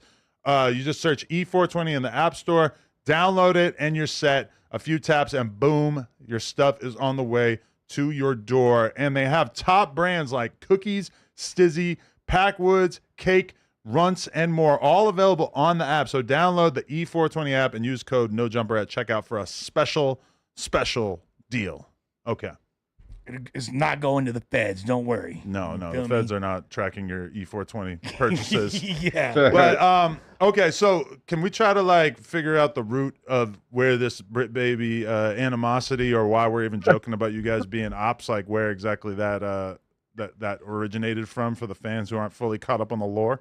It originated from Brick coming on the show asking Flacco why he's bringing all these Long Beach cats up here. Last I looked, we were the last few Long Beach cats up here. With P Nights was up here and Taya Third was up here. So I'm like, damn, what the fuck is he on? He pressing Flacco about us coming up there for what? We don't know, cuz we never talked to that nigga at all. So I was confused. So I just threw a little dart back, and that turned into we ops. But really it sparked from him speaking on us first, which he later came back to clarify he wasn't speaking on us. He was speaking on the homie Brandon, aka Uncle Ruckus. Shout out my boy Long Beach. I got us.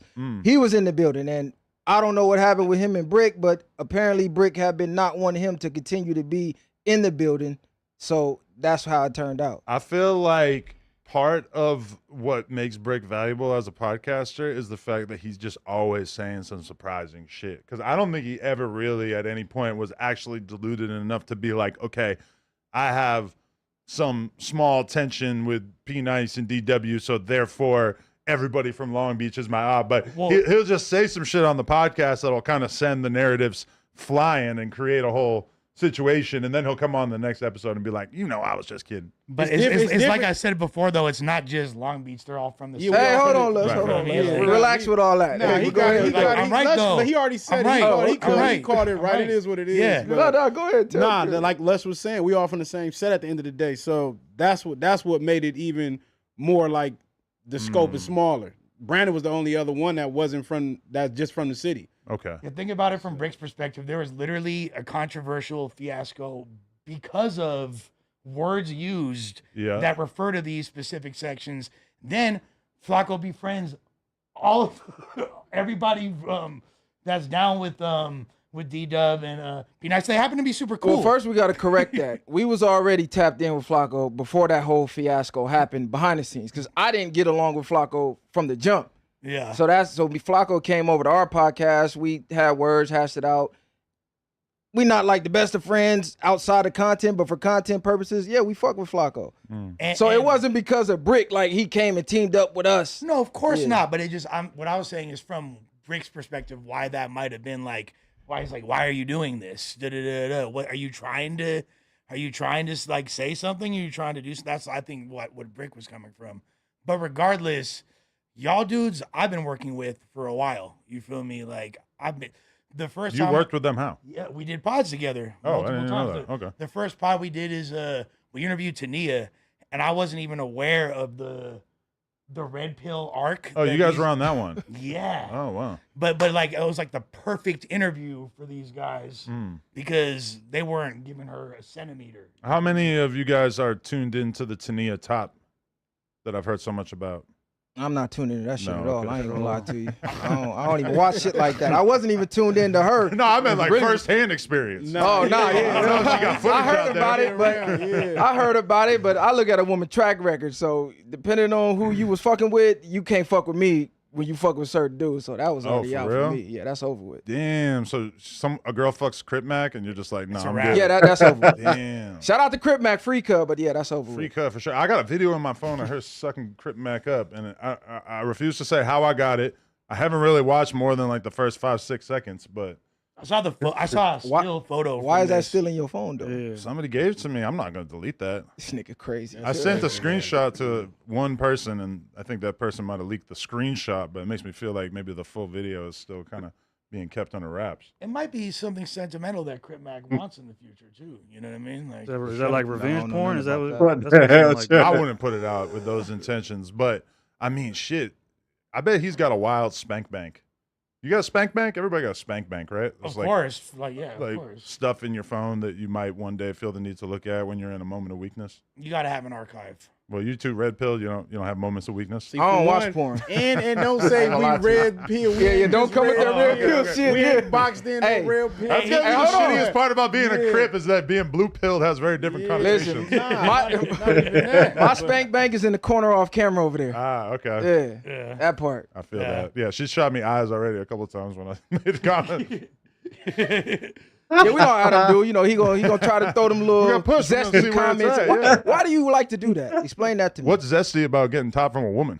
No, I'm just saying, like, I study what you do because you like to get certain faces that's like, okay, the culture will be like, oh, they solid. Then you try a little zesty shit to see if you can get away with it. I mean, I feel like you got to always be pushing for good content, period. Like, I was thinking that even when I was just watching the clip of Wack and Ack getting into it, where Ack is asking him basically, like, you're named in this indictment. Why are you not being questioned by the feds? If they're having a conversation with Adam, why are they not having a conversation with you?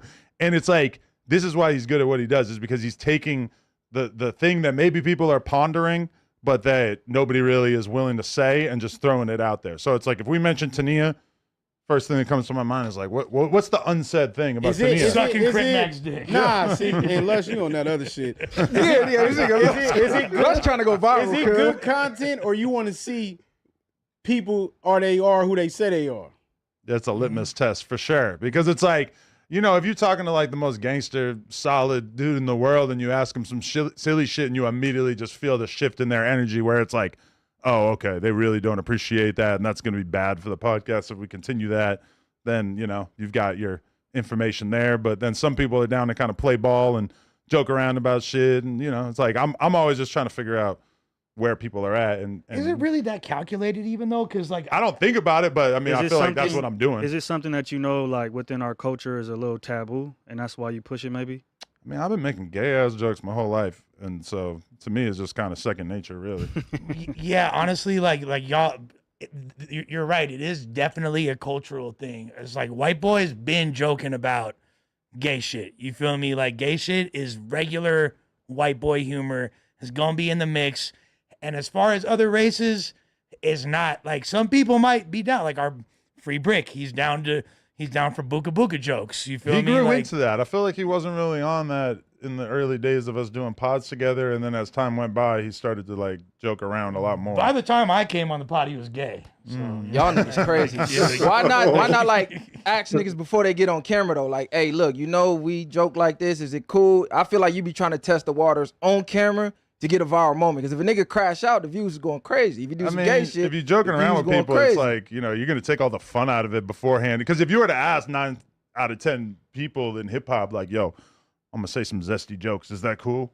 Most of them are gonna be like, nah, I ain't fucking with that. But also, I mean, I resent the idea that we do that to everybody, because I do interviews all the time where there's not even a hint of any of that. But it's like, if we're gonna be on camera with people over and over, at some point they're probably gonna get a little bit of that medicine. But then also, it's like the pause thing. Well, pause is the way that even dudes who don't joke around about gay shit at all are still joking around about gay shit. That's a fact. 100%. That is a fact. And really overdoing it a lot of times, if you ask me. Shout out Dame Dash. Yeah, I had to get over on him. Pause. Nobody has ever been more committed. His tombstone is going to say pause on it. Literally. Okay. Dang, you tripping. Okay. So yeah, the brick thing. Where did they get left? Because I feel like the last thing that I really saw about it was TF Third basically saying that he wanted this fade with Brick. Where's that conversation? I don't think they ever had it. Did Brick even really respond to that? Yeah, they did, and like they're cool, but they just need to get that out the way.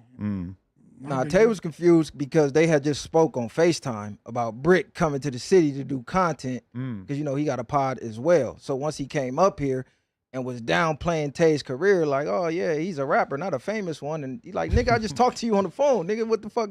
What are you on? Yeah. Is this content or not? So it'd be one thing on the phone, and then you come in the studio, it'd be something else. Then the fans run with the narratives. Now you get trolled, and that's what you get. That's kind of funny because that's, in terms of Brick's sense of humor, that's the same shit that I expect to probably be a narrative with 4 Extras. Because like they've been cool, they've been around each other, they've been on the podcast and stuff, and then I feel like Brick, when asked, will just start saying shit on camera that he wouldn't necessarily say to 4 Extras. Like he kind of hinted at him being like, I forget what his actual wording was, but basically like not being all the way there, and I just assumed that sped. Yeah, that was the word. Yeah, if Flores just gets out, that's probably gonna be a whole. Well, when he gets out, that's gonna be a whole conversation. I don't know. Yeah, I mean, like, and that's the thing, and it kind of to bring it full circle back to the whole zestiness thing. I think it's funny to just say things that elicit a reaction or make people uncomfortable. You know what I mean? It's not really meant to, because think about this. If someone were to super crash out about like someone making a simple little joke, if it's a gay joke, it's going to make the person that crashes out look really gay. It ain't gonna make him look gay. It ain't gonna make him look. What the fuck are you calling me? Nah, it ain't gonna make him look gay. It's gonna be more about they respect at the end of the day. So it's like, it you depends. playing with me? It depends on the instance. I mean, it could look however it looks. It's really up to that person who's reacting. Like whatever the reason they're reacting for is what the reason is. You know what I mean?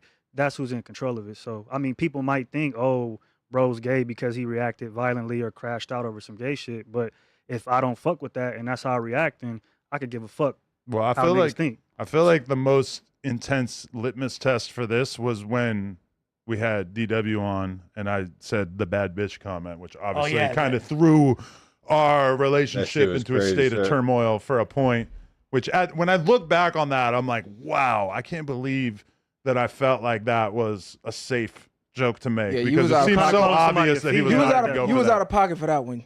You was out of pocket for that one. Yeah. You don't call no other grown man no bitch like that on air. I didn't call him a bitch, though. I said he had bad bitch energy because I was saying that basically, like, the way that he was, I forget exactly what it was, but it was something about the way that he was rejecting the conversation or whatever. I don't know. It felt appropriate in the moment, and then he just got his ass up and walked the fuck out of there, and that was just... It's like saying a nigga is a female, acting like a female. We know what the fuck it's saying, but what a lot of people do, they get close to people, and then they get comfortable enough, then they start pushing that point to even do that. Because would you have did that if you first met him? Would you have got at him the same way?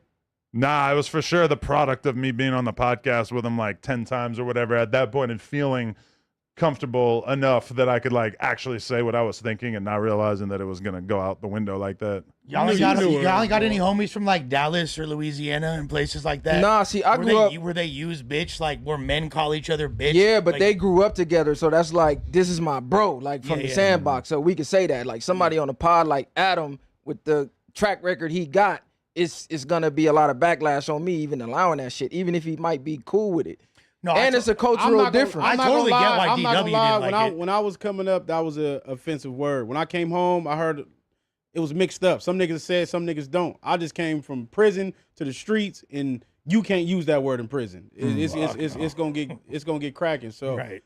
For me, sex it was playing different. shit is over with in prison too. So it's different. But if you came up playing sports, you was used to the white boys doing that shit. Mm-hmm. So when I see it, I got a different take on it than most people who never been around that or went to school around white boys like I did. Yeah. But you got to pick and choose who's cool with it. Like Brick is cool with it, so it's like, all right, fuck it if he cool with it. But I feel like that should be a conversation to have beforehand. He's a little too cool. He's too cool. He might be having a little too much fun in there right now. Yeah, he might not. He might not want it, Bond. That's wild, Chad. That's wild. He just said Brick's having too much fun in there. Yeah, I know. Ain't that your boy? He's That's crazy. Hey, with friends It's like so him, hard need not to enemies. make these kind of jokes because even on day one, an hour after the feds came, I put on my story like, damn, Operation Buka Buka is crazy. And people were on my ass, but I'm like, bro, I'm not going to be able to affect the outcome of this case. It's like, what is me being super stoic and serious about it going to do when that's never been... Me and Brick's whole friendship has been fucking with each other, joking around. Brick would be making fun of either one of us. Exactly. If I was locked up right now, Brick he ain't would making be fun of y'all if literally y'all in the face. making jokes And about then me indictment, taking dick in Brick ain't prison. making fun of y'all. Brick would have been tripping by niggas speaking on y'all. Facts. But even to go with that, you said you can't affect the outcome. Do you feel like you've affected what's going on with them right now? Not really. You don't? Although I can speak on some very, very privileged information right now that I think is going to set the internet on fire because...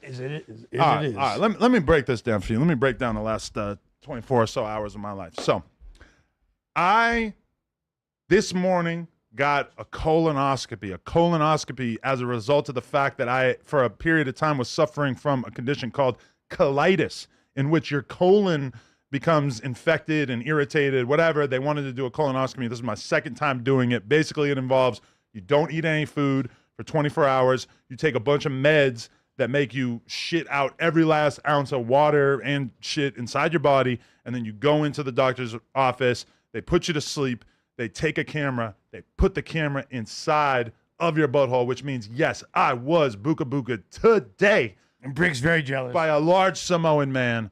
I don't know. I was locked up. I was knocked out, so I don't remember anything from it at all. I'm sorry, Brick.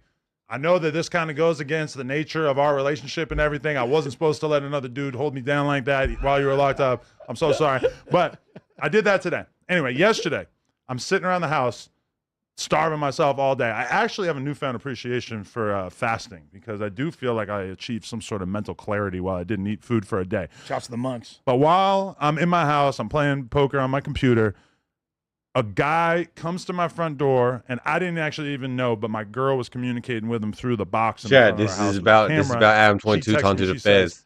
A dude is here from the FBI, and basically he's trying to serve you with a subpoena.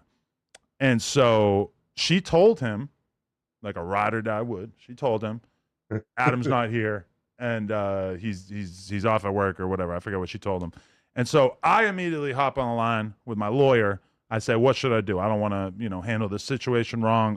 Over and over and over, I've sat down with rappers or whoever who tell me about situations in which they divulge too much information to the police or whoever, and it ended up coming back to bite them. Especially, something that comes to mind is like Hurricane Chris, who caught a body that was blatantly self-defense. Soon as the cops come, he airs out his whole situation and ends up coming back to haunt him because the state ends up trying him. So if he had not made all those statements to the cops right after he had killed this dude, then it for sure would have been a way easier case for him to beat. Now, that being said, I'm not really that worried because I know that I myself haven't been involved in any criminality, but I figured I would have my lawyer take care of it. So my lawyer reaches out to the guy who came to my door. She assures me that she's going to be able to ask the FBI agent a handful of questions, and from that information be able to ascertain, is Adam in trouble? Is Adam going to be, forced to hand over a crazy amount of information? Because that was kind of lingering around in my head as like, God, this is going to be a huge pain in the ass if they want to confiscate all the computers and everything in here. We're going to have to buy a bunch of computers to use. Where's the furnace? Start the furnace up, guys. I don't know. I was considering that. I have not destroyed any information for the record. But this is the thing that my lawyer comes back to me with.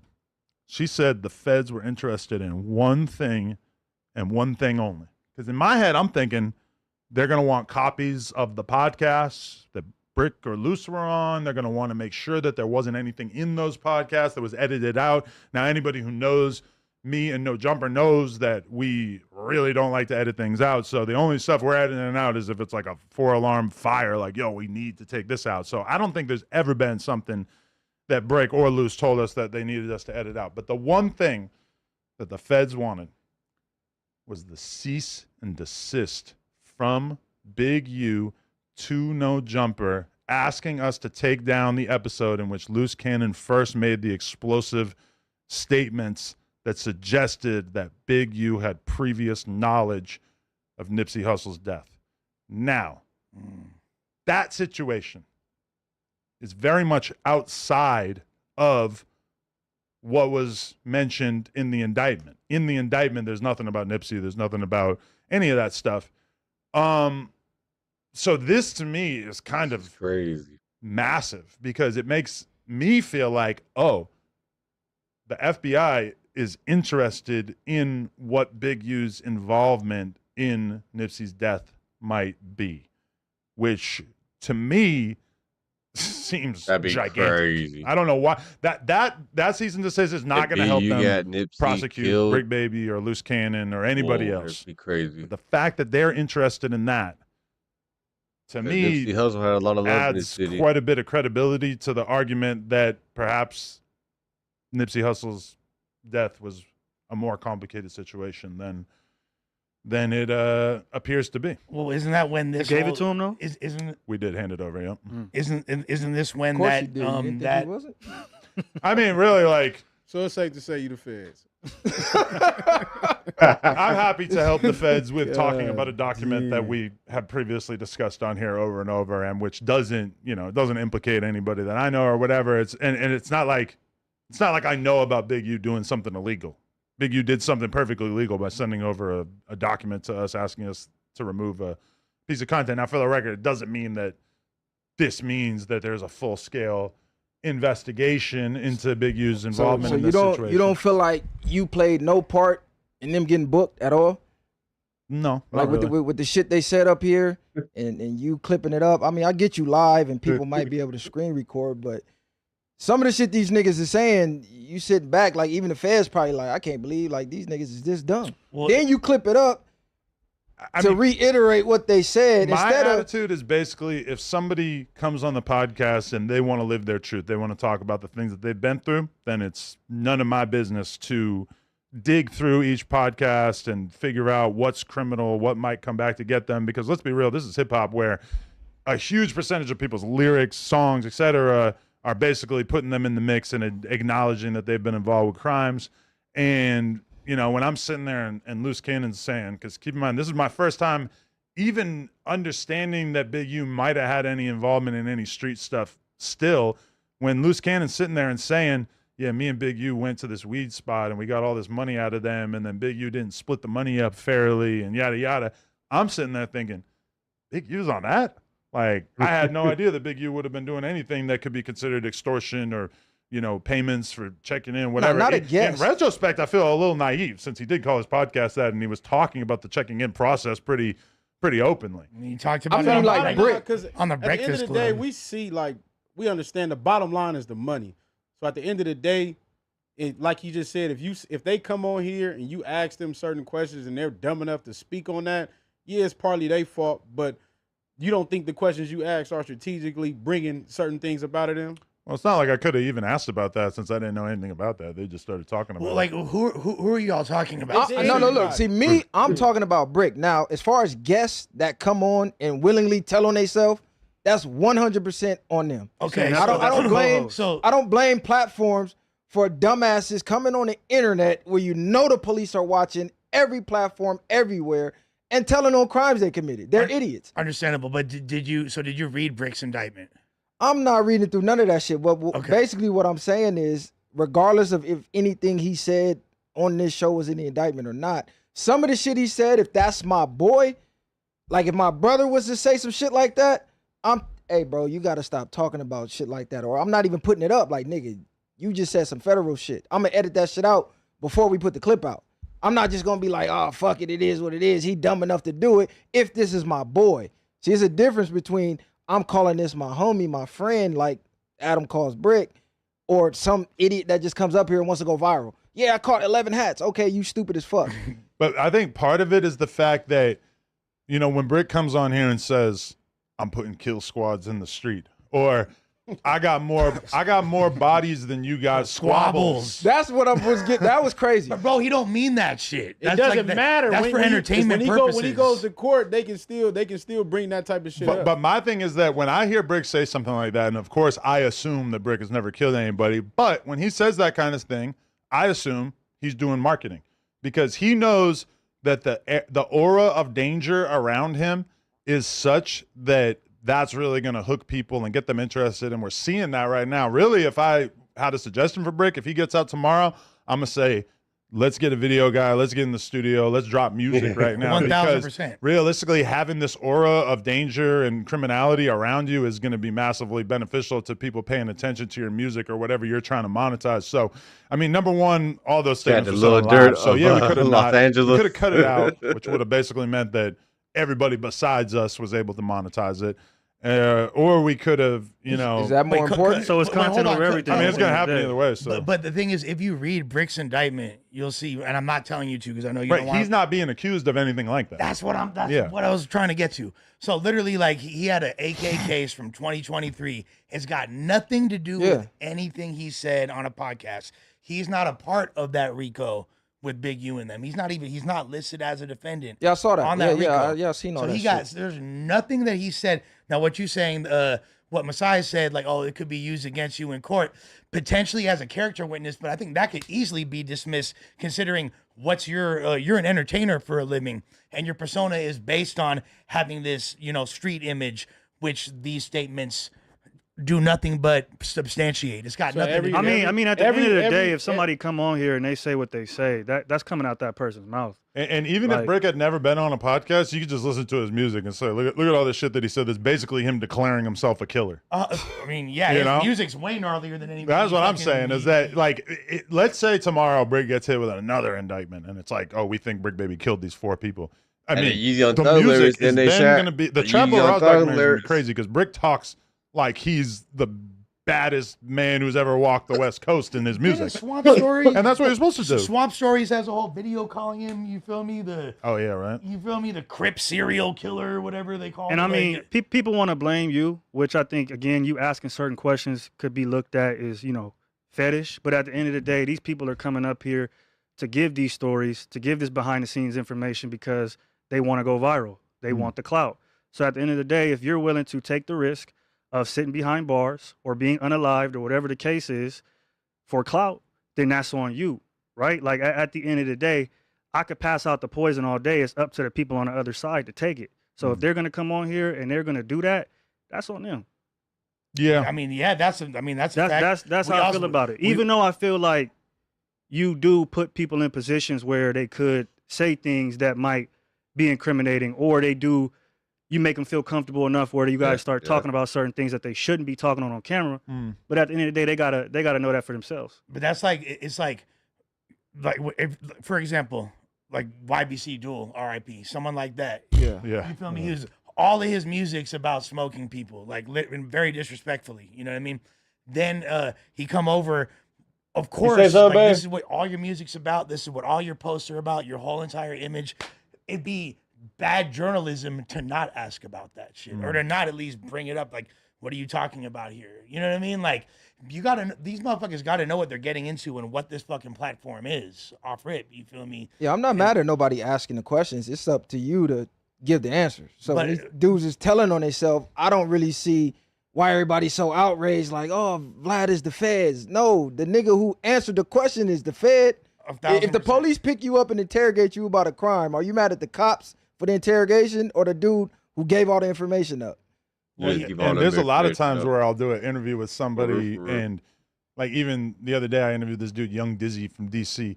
And later, Ross, appreciate you. And I'm listening to his music, and he's got a bunch of songs that are blatantly like dissing his ops, whoever his ops are. And then I'm asking him about it in the interview, and he basically, even though he's a young ass kid, he basically declined to give any kind of information about who's beefing with, who's got problems with, etc. And okay, I mean, would the interview have been a little bit more interesting if he had spent 20 minutes talking to us all the crazy street shit in DC? I mean, yeah, for sure. But I'm not going to hold it against him that he doesn't want to do that. I'm not going to even really push him. It's like the worst I would even do is like bring up a quote. Oh, in this song, like he had a song called Cruddy K. Yeah. I don't actually know who the Cruddies are, what Cruddy means, etc. I just asked him what that means.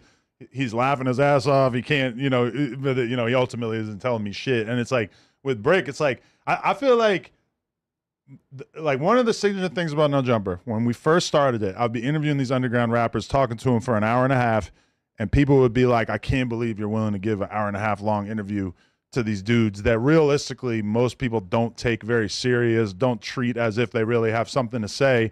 And I feel like still to this day, that's kind of like what we extend to a lot of the people that we interview, is that we just take them at face value and we're willing to have these long drawn out conversations with them. And I treat them adult enough that I'm not, I feel like if I were to go through a podcast with somebody like Luce and go through and be like, all right, we're going to cut out this 10 minutes, we're going to cut out this 10 minutes, because it would be like me saying, you are so stupid, you are such a baby, you are so not even an aware, competent person that I'm going to edit your statements because you can't even possibly be in control of what comes out of your mouth, which is not how I feel. I feel like, if you're grown enough to be able to sit on a podcast and talk, then we should probably just take it at face value. Could it be the latter?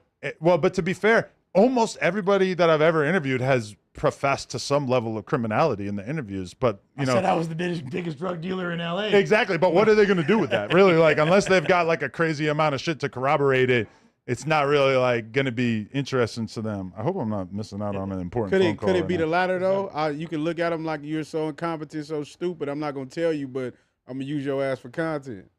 I don't see it as like using them for content so much as just like we're working together on making content. Like with Break, Do we need their parents to sign a permission slip? Like what? You feel me? When I hired Brick, the thing that really like made me realize like, oh, okay, he has like a very unique value on the podcast is when him and Flacco were having a conversation about the Dirk shit and the killing of Lil Pab. And Brick was just like offering up not information firsthand, which it later became more of a rumor that was crazy. Firsthand information, but basically like he was just willing to be honest about shit in a way that I had never really heard somebody be on the podcast. And that's when I was like, okay, we need somebody like you who, you know, there's a long list of things he said over the years that kind of blew my mind with how real he kept it, because so many people that are like mega familiar with the streets that know everything about the streets when they get on camera are basically like, nah, I don't understand. I don't know anything about that. I don't want to talk about that, etc. I was impressed by Brick being willing to have honest conversations about other people. It's only now that it seems like, you know, the stuff he was saying about himself becomes elevated to a different level. Well, it's crazy because I feel like Brick is damn near like the Kobe Bryant of this podcast. You know what I mean? He does so many. That's why, to refer back to the conversation, there ain't no replacing Brick on this podcast. And motherfucker's still talking about a T-Rel. Like, what Brick, the hell is that? Brick is, yeah. Speaking of T-Rel, the enemy of my enemy is my friend. That was an interesting little arc. I'm not gonna lie. I was impressed with the way that you were willing to call bullshit on T-Rel for having a serious conversation on the podcast and handling it like a clown. And you called him out in exactly the way that I wish that more people would. Which is, I definitely earned some respect for you guys as content creators when I seen that. Yeah, that's pretty much our whole platform is built on calling a spade a spade. We stick to the facts. We don't really care about the feelings. If the facts could go against the way I feel, I could dislike the facts, but I can't ignore the facts are the facts. So that's just how I call it. And the thing with Z-Real, I really don't know where that came from. You know, I'm not going to get up here and trash him so it looked like I'm coming to the white man platform to trash the black man. But I didn't understand where his energy came from because he was the one that reached out to us. He hit me directly. So when I hit him back, I'm like, all right, cool. Maybe he had a heart to change. I really didn't give a fuck. I left it at that. But once he started throwing darts, I'm like, oh, all right, all's fair in love and warfare. It's up. Right, because the clip, like the one thing that you said that to me felt like just such an indictment of who he is as a person and what his attitude is and how pompous he is when he basically hit y'all up at one point, I don't know, 6 months ago or however many months ago, and said, I want to have you guys back on Fig. And your response was something along the lines of like, yeah, we could do that, but I would like to have you on our podcast as well. And he sent you a bunch of laughing emojis and was just like, oh, hell no. That what made blew my me. mind. That's when I was low key over it. T-Rel. Cause I'm like, I don't know this nigga. Maybe he's joking, maybe he playing. Right. But you don't know me to play like that. So I didn't understand that shit. But I think he was joking. Bro. I don't know you like that. He meant that? See, this the crazy part. People think what a jerk. People think we came up here because of the T-Rel thing. But T-Rel hit me up because we was going in on y'all when y'all had did the shit with DW. So we gave our takes. Yeah. So we gave our takes on that.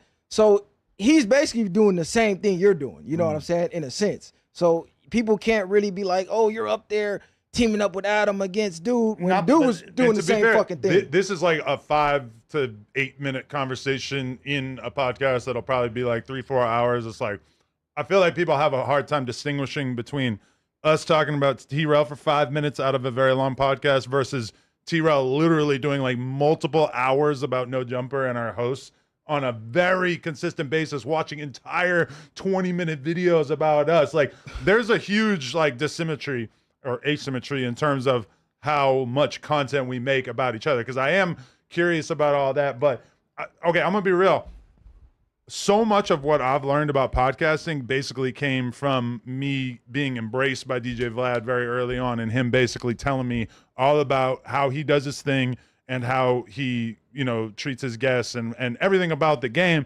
And one thing he always said to me from super early on is, if I have somebody on my platform and then they start their own platform, I'm happy to go on their platform to basically return the favor and let it be like a mutual thing, because be a cool person. I feel like so many people who've been left behind in the media game are basically like old fogies. No shots, Ebro, but you're kind of like the epitome of it, of like people who they have their spot, they want to hold on to their spot, and they're basically gatekeeping and not letting many other people come up the ladder. Whereas like my perspective that I kind of got from Vlad, or I guess it's just the inherent like nature of No Jumper, because it's like more of an underground focused podcast, is that like you could be a YouTuber with 10,000 subscribers or whatever. Yeah. And if we think like, oh, he's cool, he's got an interesting story, or he's got an interesting perspective, it's like we should have them on and even return the favor. When I hit you up, I wanted to make sure right off the bat that I was like, listen, I'll come on your shit. Like I don't have a big head about that. Like, I'm perfectly happy to help other people out as well. But to see Trell send the laughing emojis, which I guess I didn't see it, I just heard you describe it,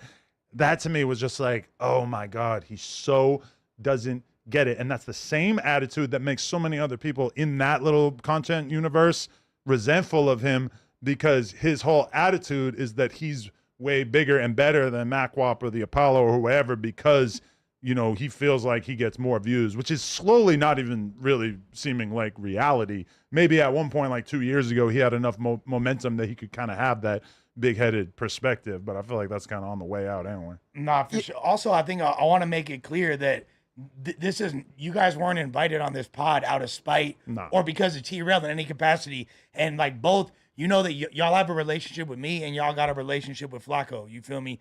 Being cool. We've been pushing for y'all. Both me and Flacco have been in the group chat and just been talking to bro, and like for several months. It ain't got nothing to do with that. No, but this is the thing. I didn't care if that was the reason. We understand how show business work. I don't mind being used as long as I could use you back for something. Because if you can't be used, you're useless. So if Adam would have saw that as a moment to, hey, I could take a shot at Trell and, this could go up because of the controversy, I wouldn't care if that was the reason. I mean, in retrospect, that was the reason he hit us up.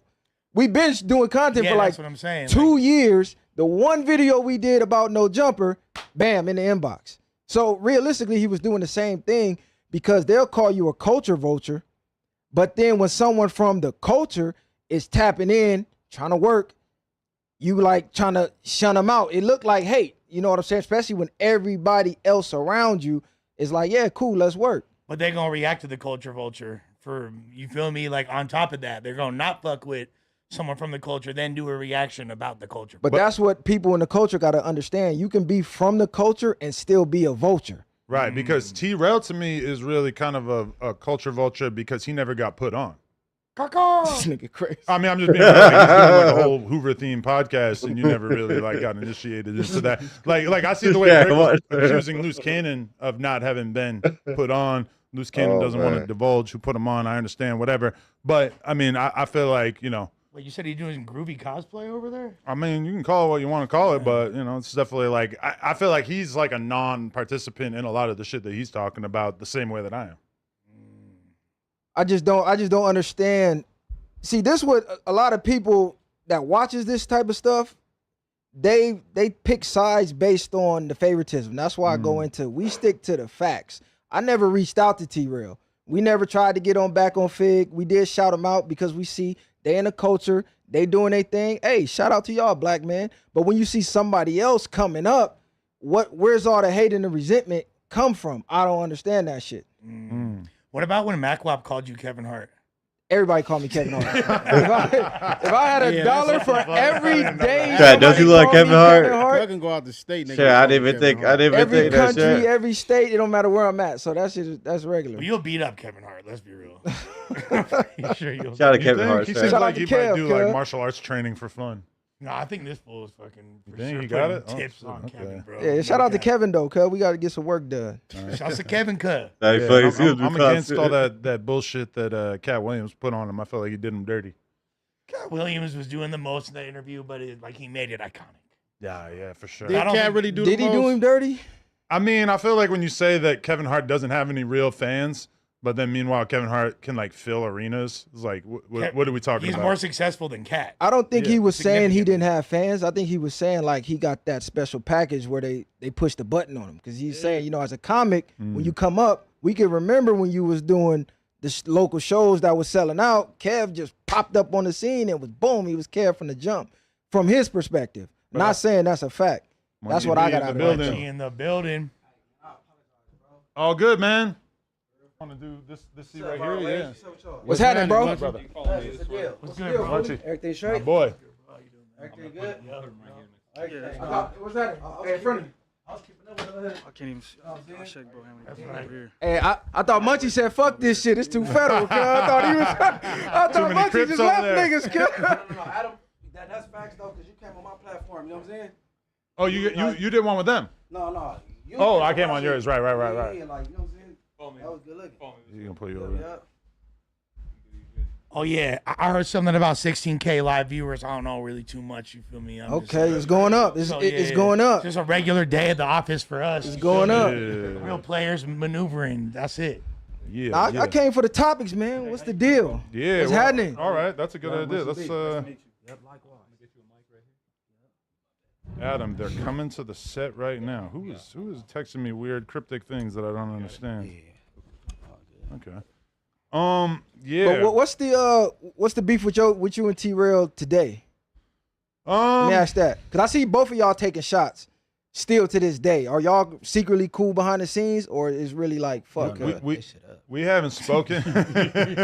We haven't spoken privately or anything like that. He did unblock me maybe like a month or two ago, and Heather unblocked me. And yeah, I mean, I don't really feel like super strong feelings against them. I feel like when I am critical of them, it's really more of me just being like, offering my real opinion on shit that's going on in the culture and everything. Because Munchie is a hood hopper. He was just with T-Rail yesterday. I saw that. But guess what? Off camera, I told myself, Hood hopper's crazy, shit. Though, bro. Hood hopper's crazy. That'd be hard for me to say, because I disrespect the dead though. But kids, they don't know their dad is a blood or a crip. They didn't pick that. Or they don't know Adam is an asshole. You know what I'm saying? So the kids is innocent. You know what I'm saying? I don't believe in talking about the kids. But shit, that's smacking T-Rail, they go for it. But so he's making a reference to when T-Rail made that comment about Parker, I'm assuming. Yeah, he said that he was gonna kick my kid in the ass when she got older, which to me really did kind of push it over the line. Because if you go back and watch that clip, it's like, he was so mad and so emotional. And I had people be like, "Oh no, that was play, that was content." I'm like, motherfucker, did you watch that clip? He was so upset that he basically like stormed into a podcast that he wasn't even on, just to say that he was going to kick my daughter in the ass when she got older. And, it's like there's certain things that I just don't respect, or that I look at and I'm like, damn, that just drew a line in the sand, because I've been around your kids. I would never, ever say anything about your kids. They ain't involved in all this. And that to me, no matter how bad I was beefing with any of you guys, that's just not a line that I would take. And even with the disrespect, you never threw no shot back at the kids. You kept it. Yeah, because if you can use your mouth, if you can actually use words, then you don't need to fucking dabble into that shit. And, especially even like the dissing dead people and all that stuff. That stuff that only comes out when you want to offend the person so bad, but you're not going to be able to offend them so bad by actually critiquing them and their life and where they're at. Or you can't get to them and do something to them. So what, did he say he was trolling or what?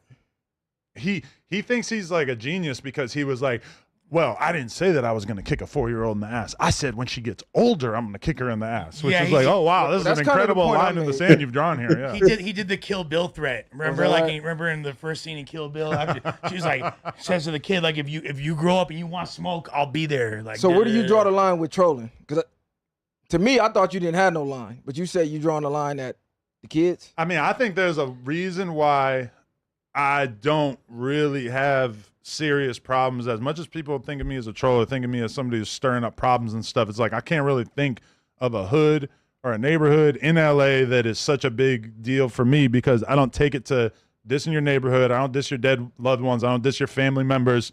If I'm saying something about somebody, it's basically going to be a criticism of them as a person. And that's kind of where I leave it. And I feel like that's good, because then you can, is Adam cooking fix things with somebody if it hasn't got to that point, Kids are a borderline. Put it like that. Like, yeah, kids. I think kids is all the way out. Yeah, kids. I don't think 100% they out, here, bro. Yeah, they out. That's to me a line. If you start dissing somebody's kids, it says way more about you than them. 100%. From my perspective.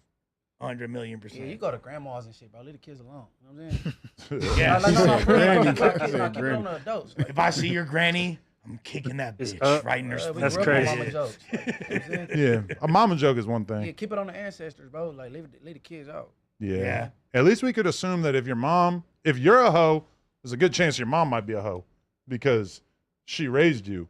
But your kid, there's at least a chance that they're going to escape your hoe ass bloodline and be better than you. Hey, so when you just did the little whole little thing, What? somebody came to mind when you thought of that? Yeah, what? I was listening in on it right here though. I was not thinking anybody in particular, although it did feel like Jalise and Suspect were just getting into some of that conversation. They were getting into like the bloodline. She was saying like, I could tell you were raised by your mom. I'm like, oh my God. That was like that being a diss is maniacal. That's like, crazy. you were raised in a good Shit. home. You had both parents. Yeah, that's And crazy work. He was kind of saying the inverted version of that to her, which is crazy. Which is fucked up. That's fucked up because she was his draft pick. She's on the podcast because Suspect said to me, hey, there's this YouTuber girl named Jalise, and she's not huge or anything, but she's she's interesting, and she would be a good interview, so we interview her. That's not a diss. If you had a mom and a dad, that's not a diss. No. He ain't took the 8 Mile trying approach. to make that a diss is crazy though. What's her Yeah. name, Jalisa? Yeah. She typed though. She could hold her ground. She's like I guess she basically saying like you not street because you had both parents Exactly. type Yeah, shit. that's what she's That's trying what she was trying to get That's at. what she's trying to insinuate for sure. What if both Like, of your parents fucked up though? Because there's niggas who be out there that got mom and dad. Most They of still their went the parents wrong might be way, though. gang members. Yeah. Y'all seen Cameron Terrell, the white boy? Yeah. From 90s, yeah. So both parents, like, what that mean? Like, you know what I'm saying? It's about the outside influences. Apparently they respect him too. They still, Cameron Terrell. Man, they was using that. They was using that. Apparently they still. I don't know. Who? I've talked to people like the dudes in that jurisdiction. Yeah. that was Apparently They still respect him. Yeah. You probably He's put in on some good more work accord. after He had that. a We farm, asked he on had it. the car, the money. I interviewed a dude named Casper from over there, and he said that the homies fuck with bro. Damn. Because he had bread. Yeah, I guess. But so when that story originally came out, I was like, oh, the kid cooperated. Like they gotta hate this fool. But I guess that's not exactly what happened. So I don't know. Think about how much of an internet celebrity that kid could be right now if he was just doing podcasts or doing social media. But I don't think he has any social media. We need the Milk 9-0 He went back to interview. jail. He went back to jail for another case after that. For real? Yeah. Oh hell no! I thought he must have cleaned his life up. No, they respect him because he had the bread. You know what I'm saying? He's. You know, you got the party crips, the party bloods. They gonna have all the little females. You got the homie that got the car and everybody walking, had so the they get in Benz, their yeah. car. Yeah. Everybody serve their purpose. You know what I'm saying? Everybody ain't killers around here. You think he's still hanging out in the section and No, shit? He not really in the around 90s. them? No. No, hell no. I think that's they're a going wrap. to his house in Palos Verdes. No, I and think big it's chilling. But like, imagine how his parents must feel about him even spending time with the people that basically, I want to say got him involved in that situation, but you know, that he got involved in that situation with. If you were his parents, like him being completely off social media makes me feel like he changed his shit up. Don't but- get in the car. But with Adam. Mom, I'm from Don't the get in set, Hey, Mom. Mom. Adam, you know he was driving, right? What you mean got him in that? He drove to the shit. You feel me? But it's not like he would have had the idea to spin on this dude if it wasn't for the people he was around, you know? But maybe. He's pushing lines. Nah, you can't blame that. He got to take accountability for his own actions. How did he For get, real. How did he, He come did down that the shit hill? because he wanted to. How did he end up there though? Do y'all know that? Kicking it. Forget the story. Did he Google the 90s? He Googled the 90s. Hey, you YouTubers out, right? This seems like a very popular hood. This is a very popular in the neighborhood garden. You know how many niggas want to be from 20s because of Snoop or from Insane because of For sure. yeah. What's my boy name? Baby Boy. Yeah. Yeah, Trey D? Yeah. Like, come on, bro. I don't know who was his influence, but Well, I mean, everybody, like a lot of people, being a white boy from West LA, I can tell you that we definitely, everybody was like, ooh, like, I know he was from 90s, but everyone was like, oh, rolling 60s. Like, seemed like a super cool thing when we were kids. Munchie, in what West LA. was your outlook on going on Back and Fit? Because I ain't seen it, but from what I heard, T-Rail and Smack are like celebrating Brick Baby getting locked up. Like this is a no, when I was it's there, a little I party don't for do- them. I don't do celebrating people going to jail. That's weak. Yeah, that's some whole ass shit. huh? No. I see a lot of people do the Trap Kitchen Money thing, like just deeming her a snitch off the rip, and it seemed like she was kind of like talking like, I just cook tacos and burn some hoes. Like she ain't saying I'm a madam or like with no currency or nothing like that. But you know, your man's he gonna go after anything attached to Big U. So everybody must go with him. But I was kind of like speaking up for her, kind of sorted out. But I don't like to celebrating people going to jail though. That shit whack, bro. It's a whole lot of people doing that right now. Exactly. A lot of members That doing shit a is lot of weak. celebrating They got for the snitch content. potential, bro. That shit crazy to me. Anybody celebrate somebody go to jail, they got snitch potential. Facts. How'd you feel about your boy Wack and Lovejoy basically like exposing this indictment before it came down? Lovejoy was an outcast when Loose. Oh, it's getting and juicy, 600 Chad. It's getting Loose juicy. and Wack was hanging out, but now Loose out the equation. Now they back buddies. 600 should try to, you know what I'm saying, reevaluate things where he stand with the exposures, because, like, but man, I don't know why everybody want to be investigators though. You could cover it, touch on the subject, but like solve the case is crazy. All the crazy is diabolical. It's crazy do you work, think right? that do you think what they're doing is federal activity in your eyes? It's not street activity. That ain't what, like, if you come from that walk of life, that ain't what we do. Gang banger, gang member, or street person. That ain't cool to try to solve a crime, or what's it called? Public, when you kind of taint the jury. Public opinion. Public opinion. Yeah. Like, But I guess the question is it different when you're basically just reporting on stuff that from your perspective is already public knowledge? Because every time I tried to make that argument to Wack or whoever, it's basically like, nah, the victim's mom made a TikTok. The victim's mom said this or did this. Well, and it's like or once the indictment comes and everybody can just like read the indictment, even that doesn't necessarily feel like 100% in line with what a street dude would do. But it's also like you're not bringing anything to the table. But going into it before the indictment definitely rubbed a few people when a you got a different big way. voice like Wack 100 or Adam 22, you could say the sky is pink, and they go like some people will believe it. So Wack could say something like his DNA is under his nails, and they never said that in an indictment. When the indictment come out, and a lot of people believe it already, and they deeming him guilty. They just now everybody against Big U. It says it's inconclusive. It don't say nothing about no positive DNA. It did This say how I view it. If you're covering what's out there already in the media and you're just covering the facts, you in the clear.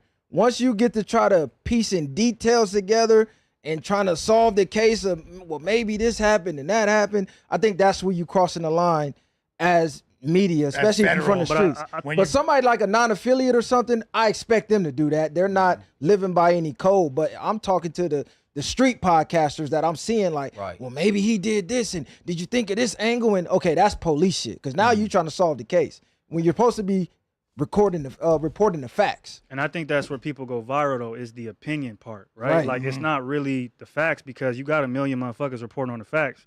My opinion is what differentiates me from, you know, whoever it is out there reporting on that. So most people, I would say, are really spewing more opinion than fact. And if you do have a platform like bro just said, they're going to believe that, and that's what they're banking on. Facts. Well, there's two things, opinions going around about Brick that I think are really fucked up.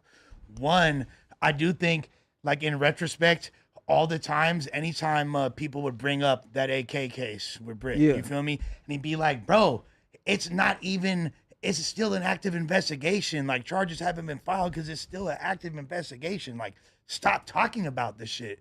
And he pleaded. Yeah, I would recommend him all stop talking about this. This Big U case, you see, we just got done reading the 170-page paperwork Not me of and it. Adam never brought that shit up, but other people that's insane. bringing that shit up a lot. I think that's kind of fucked up in retrospect.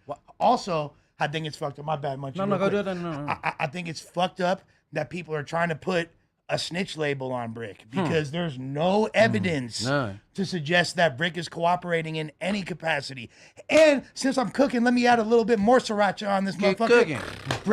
Brick did not get fucking stabbed. Chef Stop Flush. fucking lying and trying to get That views shit off was the crazy. homie, trying to say That he was got crazy, stabbed just to sir. That say was that. crazy. It's not even cool to fucking play about that. Right.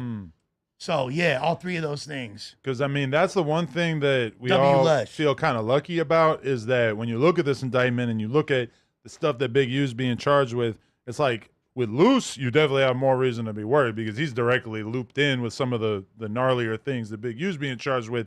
Brick shit, they arrested him at the same time. They put him on that whiteboard with him. But as far as what we know right now, he wasn't involved with any of the crazier shit. His shit is more of a straight up and down, like, guns and narcotics case, which realistically, any of us over the past couple of years probably kind of could have guessed that was coming down the pipeline after his house got raided. Hey, Los wanted to prove to the world that he was a rolling 60 Crip so bad that he told on himself everywhere he went. That shit And crazy. now he's in jail and he's still calling everybody. That's I the wouldn't be wildest calling part none to of me. y'all. So what y'all think about that? Like, y'all know them, they in the feds, they facing this indictment and they're still calling They in. for it, nigga. No, that's what I'm saying. They're still Content. calling in. It's content, So chat. Brick, I just heard Brick call in today. Once, just to clarify that he didn't get stabbed. But that was real short. That was Yeah. like 3 minutes. Where Right. I feel like Luce has done a lot. He's talking to damn homie. He's talking to like whatever. He's pulling up on anything. Just Party line loose, huh? I hope he's already spoken to a lawyer and that the lawyer has basically told him, hey, it's cool. You can say whatever you want on these podcasts, which I don't really think that a lawyer would have said that to him. Personally, I think that he's saying too much. He's doing a little too much because, I mean, man, like your lawyer is just going to tell you to be quiet. They're definitely not going to tell you like, hey, go talk to as many different podcasts as possible before you even get out. Is that content for y'all? Fuck the lawyer telling you to be quiet. The phone gonna tell you the phone's just recorded. Yeah, if you don't know by now, niggas still thinking there's a lot of niggas that in court All their cases phone in calls jail recorded, in the sure. county, whether in prison, from talking about shit too much, and they use these damn calls in your case. Like This people is act like that Global shit Tell. can't You happen. were receiving a call from an inmate in California. You're on a recorded line. You Blah, familiar blah, with blah. the process, huh, bro? Yeah. Come on, bro. In mid-century. I got a library, so much money on the homies' books. You feel me? Like So shit. as the owner of the platform, is that content for you? Like if Brick call in right now, I'm in here going up, I'm woo wop. Are you gonna let that play or you gonna be like, cut it out type shit? Especially given the situation that we're in right now. If he started to say stuff that was a little over the line, which I didn't There you actually see go. the clip of him Yeah, talking in the news, but I was looking at the comments and it said that he said, we don't get stabbed. We're the ones doing shit to people. That's Which does not seem like a wild. wise thing to say. I wasn't around for him saying that. But, I mean, I don't know. Like, yeah, I guess when it's a live phone call, it's kind of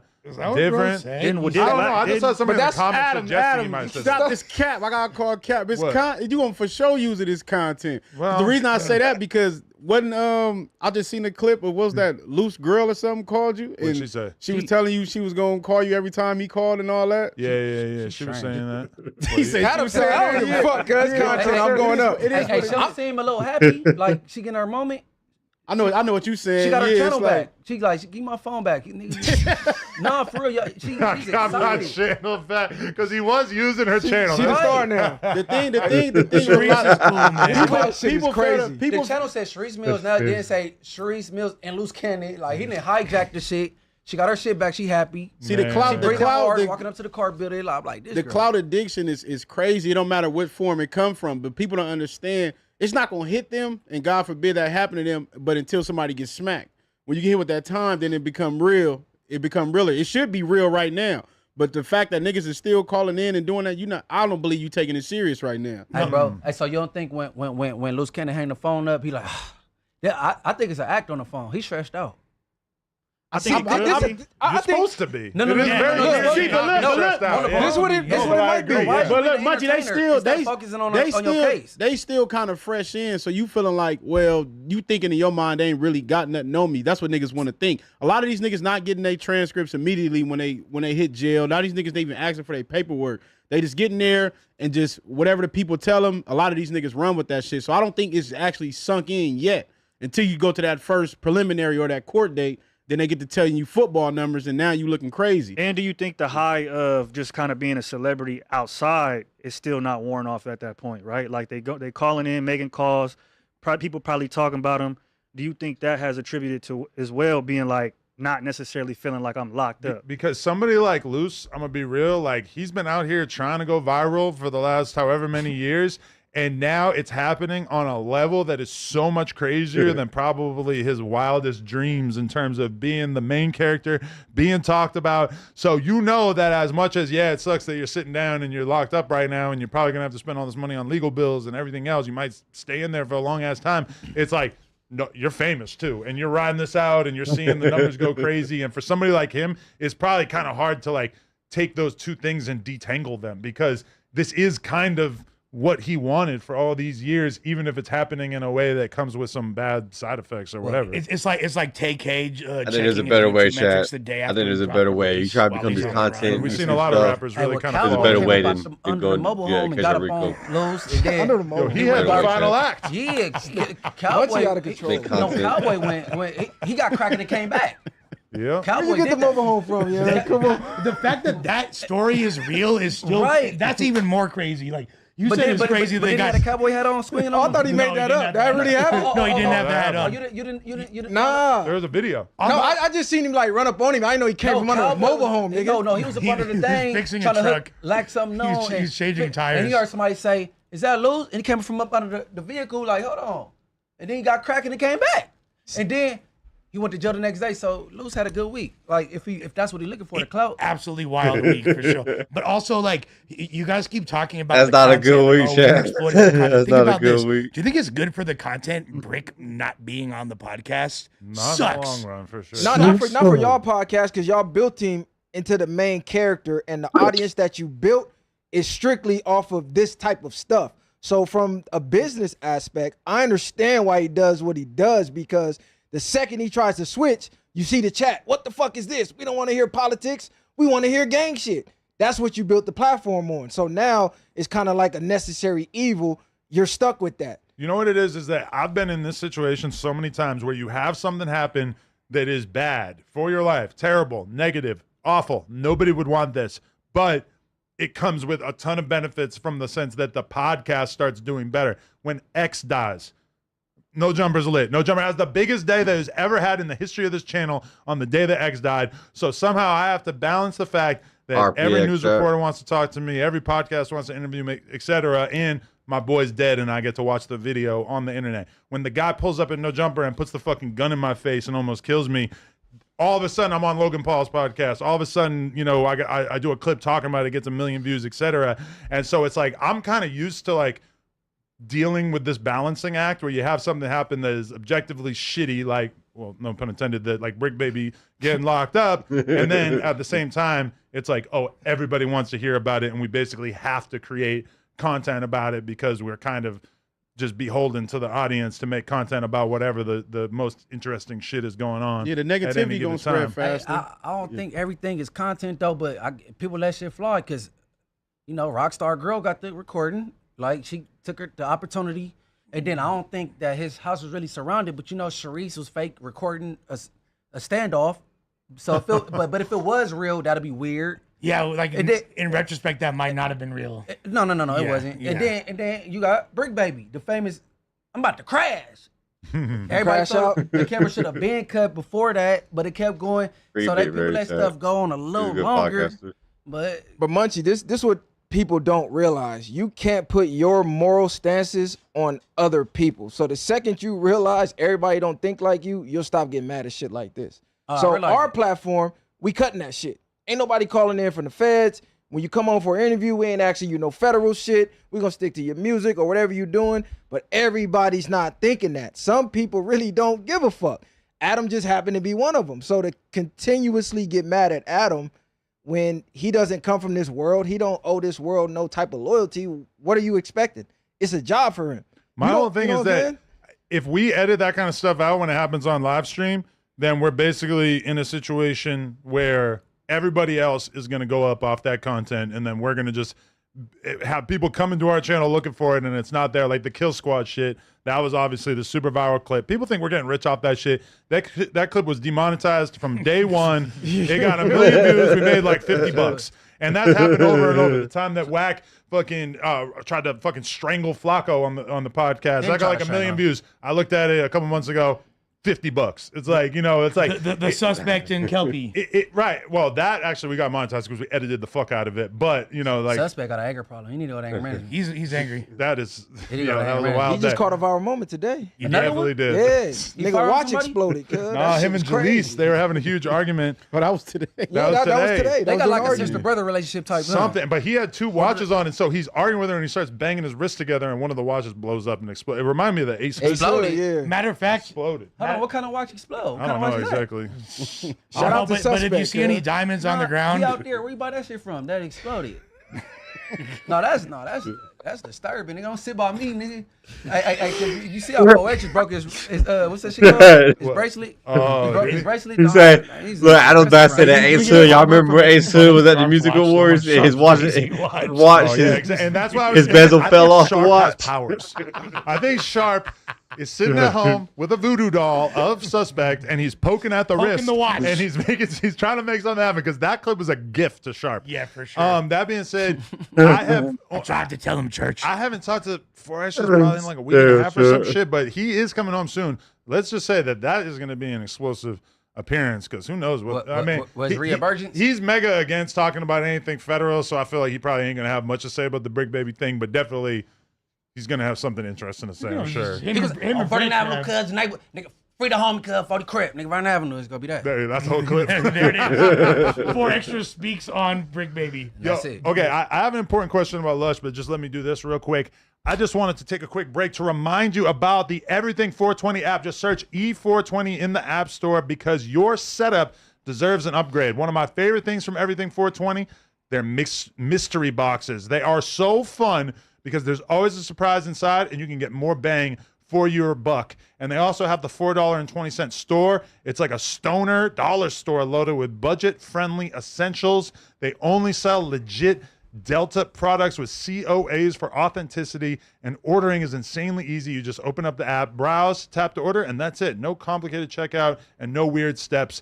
Download the E420 app now and use code NOJUMPER at checkout for an exclusive discount. Okay, what I was going to say, Loose Cannon. I'm going to call Sharice in a second. Get her opinion on some of what we've been talking about. But did you know his middle name was Ashley? This is more details on this whole indictment, chat. Huh? I did not know that. That's very interesting. That nigga name is Termaine. Tap in, chat. Tap in. Hit the like button, chat. Hit the like button. There's dudes named Ashley and Courtney. Yeah, you can be a badass Ashley, right? Yeah. I heard of some Courtney Tracy, of this podcast formerly, yeah. Stacy? Yeah, you're right. Stacy, Chris fake dad. Yeah, Stacy from the Wood, Stacy Ogman. But Ashley though, so he's little Ash Bash essentially. Okay, Loose Cannon is locked up. Most of what we can tell that he's being accused of is stuff that's really like him aiding and abetting Big U. Now, he don't fuck with Big U. He has not fucked with Big U for a couple years now. What are the odds that Loose Cannon is really going to sit down and do whatever kind of time they're trying to throw at him to protect someone who he does not fuck with, does not want anything to do with, that he has publicly declared to be his op? I'm not saying that Loose Cannon got the snitch gene in him. That's what it sounds like. But I mean, when I look at this The situation, man, it's Adam like, said how it's much the time am I really Jack. willing to do It's for somebody that I don't fuck with? And it's interesting you brought that up because I want to ask Sharice this too, because when they had a live stream, right, Sharice and Luce, and they were talking, and she kept saying to him, like, you got to think about yourself, baby. Think about yourself. That's like, what snitches do. You do so much for these other people. I know you got a big heart, but they don't give a fuck about you. You got to think about yourself. To me, like when y'all hear that, does that sound like it's like encouraging? I mean, none of that matters to That me. YSL dude to do that. Remember on that phone call? None of that matters to me. It all boils down to who you are as a person. If you gonna stand down and know whatever's Those going ones on, should and be you about to say, choose Shaq. to be a stand-up man and Well, take what the time. A lot NYSL of people case? nowadays is different. Yo, But shout out to Thug. I don't yo. put that on nobody. I done Body's seen the free. hardest niggas tell on Legend niggas. So in the I can't legend. put no Legend in jacket on music nobody. It in be the general. niggas you least expect. And they be the ones turning the niggas you thought was gonna turn be the niggas that be solid. So That's pretty normal for a female to say. I mean, I'm under the assumption that 100 out of 100% of females are gonna tell in that But situation. is that what? But just so we're on the same level here, when you hear that, does that make it sound like she's encouraging him to? Most Well, females are females gonna will do that. do That's that, what I'm though. telling you. They're Yeah. gonna tell you, "Oh, think about your family, think about this." But what you got to understand is, once you choose that side of the fence, it doesn't matter if that's your op. It don't matter if you didn't do it. None of that shit matters. You took that oath. You knew that was a possibility. So it ain't no telling because, oh, I'm doing time for him and he don't really fuck with me. It's too bad. That's the oath that you took. What if at some point it becomes clear, and I'm not saying that this is the case, but it's something that a lot of people have suggested, what if at some point it becomes clear that Big U was working with them people? Hey, first, you got to know what aiding and abetting mean. Okay. Because what you described, that's not aiding and abetting. When somebody going a weed dispensary and lay it down with a gun, you committed it. You didn't aid. You're right. Okay. Yeah. That's not aiding and abetting. That's real shit. Yeah. That's an important thing to clarify. No, aiding and abetting that. is Yeah. they shoplifting and you blocking it, trying to obstruct the view. That's aiding and It abetting. sounds like you've done this before. No, I don't shoplift. Hey, but I'm saying, like, that's not aiding and abetting. I know you right, want him to you're come right. home, Yeah. but you know. Yeah, I'm not gonna That's discuss the wild, details shit. of what Luce got going on because his shit's still open. But I will say this: even if somebody tells on you, if you made that oath, you're not to tell on them because that still makes you a rat. Still. Like, I'm not going to be a rat because he ratted. I'm not a rat. Hey, bro, before it hit the indictment, he told the same story on this platform. No, I know. I so seen it. you could talk about that. He said the story first before even. You know what's funny about that story in particular is that he came on this podcast, he told that story. I'm sitting there just kind of mystified because this is me realizing for the first time of like, oh, Big U still has 1 foot in the streets on a level that I might not have considered.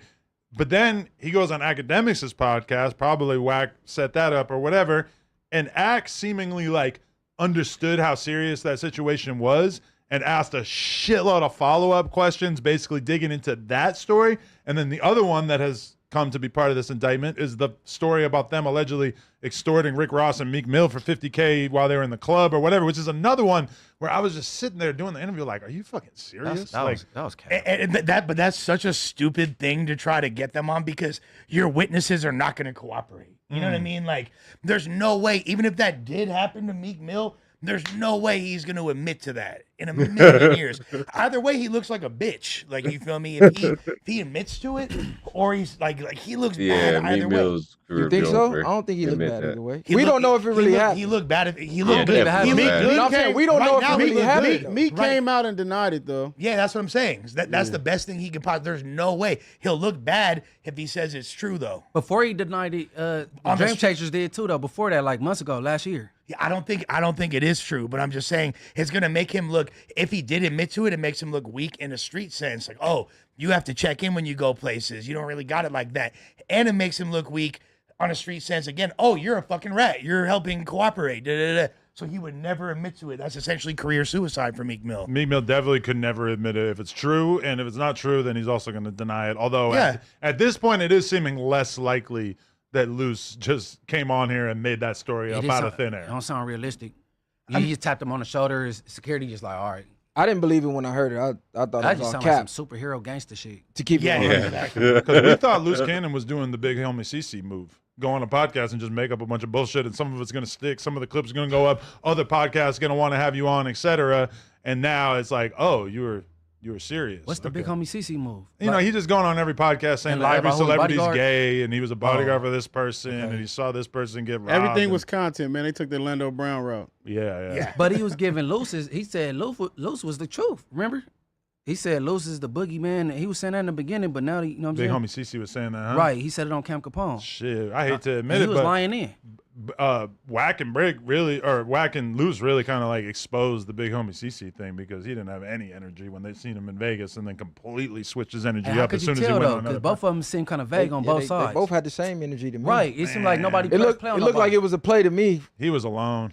And Wack and them, they had a lot of people with him. And I know Wack's at the point where I don't think he's trying to just beat up everybody and torch his name by getting into a huge fight at a trade show. But for sure, in that moment, if they wanted to fuck Big Homie up, it was going down. For sure. They had a whole bunch of people with them that were serious people that aren't really on camera and shit. I believe that Big Homie was the liar in that situation. I think they both didn't want to do nothing to each other, honestly. Mm. And then, you know. Do we want to listen to what Yeah. And honestly, honey, I thought about it. As much as you may want to help the families of all those that's involved with the situation, I don't know if it's really the best thing because you really should be disassociating yourself with these people. You really should. I understand the intention was good.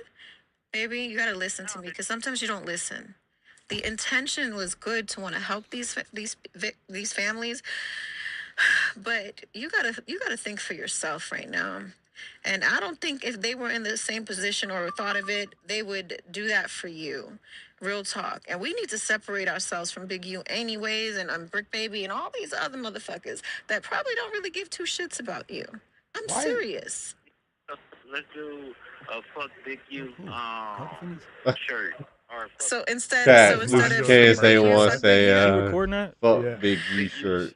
Big useless. Okay, all right, honey. Big you know, I do what you tell me to, because I'm your wife and I gotta Recording call listen. from federal prison.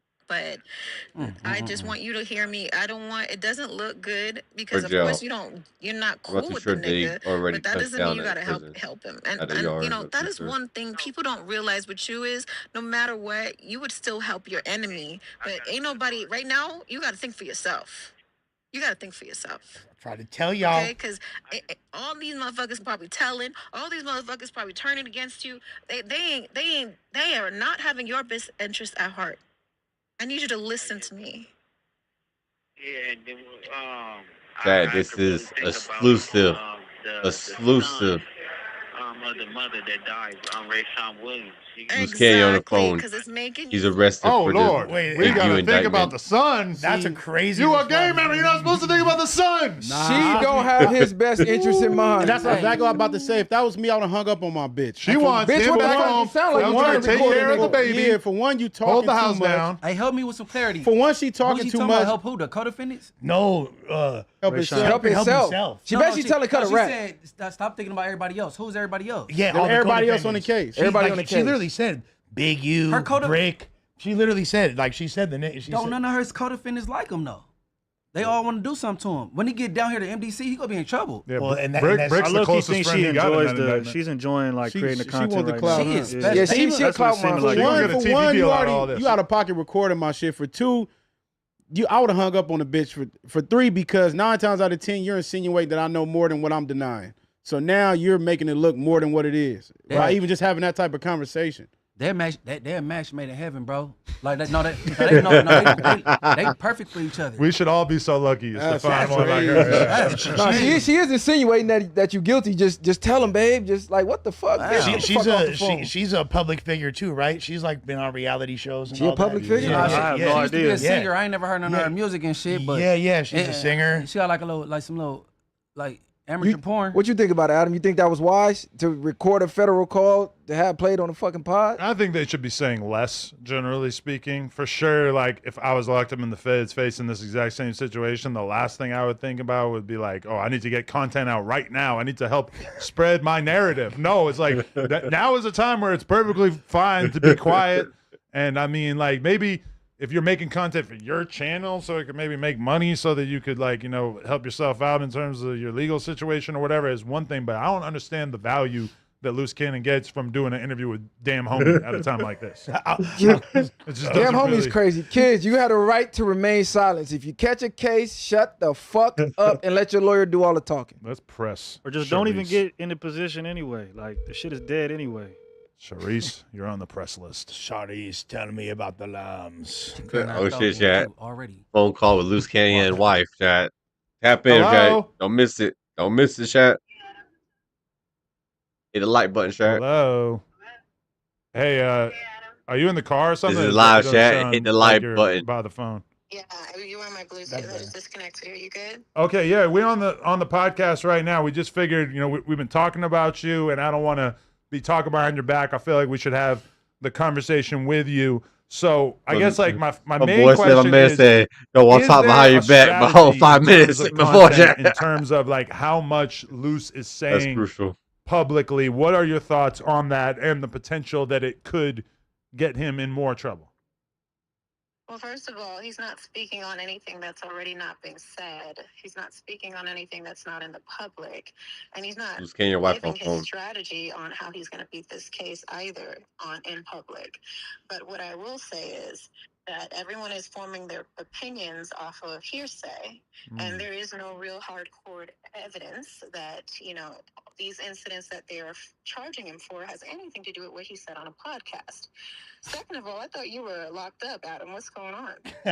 Nah, that was Cap. Yeah, that was Cap. But for the record, the feds, when they did come, they only wanted one thing, and I feel like this will be of special interest to you. They wanted the cease and desist from Big U in regards to Loose Cannon's first appearance on No Jumper, in which Loose basically implicated Big U in the murder of the late, great Nipsey Hussle. Oh, wow. That's interesting. And did you give them the cease and desist? Yes, indeed. Okay. Well, there you have it.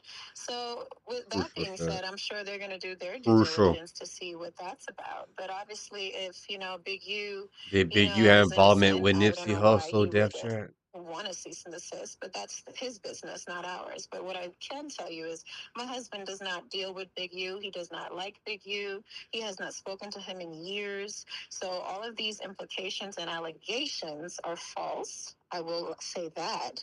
And second of all, you know, if he didn't like Nipsey, that's his business. You know what I'm saying? My husband, he does have a big mouth from time to time when he talks about certain things. But at the end of the day, you know, he never said anything when there was an open case. Now that there's something open, I'm sure he won't say a thing in regards to that's concerned. But nonetheless, what my husband is saying and what he's talking to you guys on these podcasts are nothing that's a secret. It's things that have been said even in the public prior to him bringing it up. A lot of people in the hood knew that Big U did not like, you know, Nipsey, and they had a little thing going on. He had contracts, all that stuff, you know. And I didn't know that really, West Chat. Coast, and I've heard that before. Nobody fuck with. So, Well, I don't get you into know, he that just all said that type things of that stuff, people Chat. wanted to say that Listen didn't to all have the type of balls to music, say it. honestly. That's all. Sharice, what's up? It's Lush. How you doing? What's up, Lush? I got a question. When I saw your convo with Luce when you were basically telling him to think for himself. What is that? Absolutely. What do you mean by that? Like, think about yourself in this situation. What do you mean by that? Tell on Brick Baby. That was because, you know, I came up with an idea to him about, you know, helping the families with anything they need by selling merch on our sites. And, you know, This is Loose Canyon wife. Loose Canyon is currently arrested all the shit that's for going federal on, indictment, I think, RICO you case, know, we should help all the families. Operation And, like, so Takedown. Big you know, Brick Baby, you name it. And then I said, honey, you know what? I thought about it. I don't think they'll do that for you. You know, possibly Big Baby's wife because she's sweet. I talk to her from time to time. But Big U, heck no.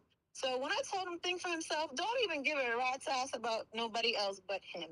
You know what I'm saying? It's just not. It's not all right. And truth be told, we're trying to separate ourselves from this situation to begin with. So why even go and help them? And we got to consider the family of Rayshawn and all that. You know what I'm saying? Oh, that's what they was talking about. That's what he meant by that. That make a little bit more sense. Hey, this is Andre. Is he lawyered up or is it? Oh, he's lawyered up. Okay. Our lawyer bill is over $200,000. So Okay. Adam, I'm gonna need you to sell me some money, all right? No. Yeah, I got you on 200K for sure. Okay, that's cool. I know you do. With all these podcasts that you got my husband's name in, I'm sure y'all making some money. Little son.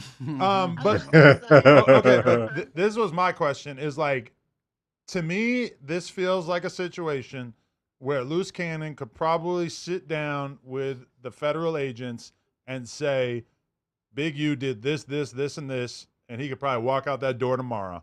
Would you encourage him to do so? Heck no. My husband is not a snitch when it comes to things like this. He'll tell his stories and tell things online that won't pertain to an open case or shit, but he wouldn't want to put nobody in no jail. I could tell you that right now. And that's one main reason why I'm sure he won't get bail, because he's not going to go and open his mouth. Everyone else, who knows what they're doing? You know what I'm saying? But at the end of the day, as long as we, you know, this is so. Oh, hold on. We got Cannon is calling me right now. Would you guys like to? Chat, of course. Chat, tap in. Loose Canyon on the phone right now, Chat. Come on, Chat.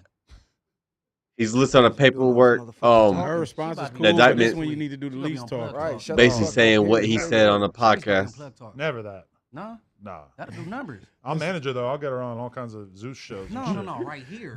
This little munchie fucked me up when he's all shoot your shot. No, for real. You know when niggas go to jail, it'll be over. We know what goes on. You are live with Adam Lush on No Jumper. Hello. And Andre. Luce, what's cracking, bro? Loose Cannon. What's up with it, King? How you doing? Not much, man. We tapped in right now. We got the Viral Way on here. We got Lush, and we got the one and only Munchie B. Andre. What up? What up with everybody? Chilling, man. Yeah, we were just having conversations, and we were kind of, you know, I mean, I guess first question is just how are you doing in there? What's your state of mind as you're locked up? Nah, the state of mind is good because at the end of the day, it's like, let the truth be known. Like, I don't fuck with the niggas. You know what I'm saying? So everything else is false. Okay. Do you like? What's your media strategy in terms of talking on podcasts, doing live streams, etc., while you're in federal custody?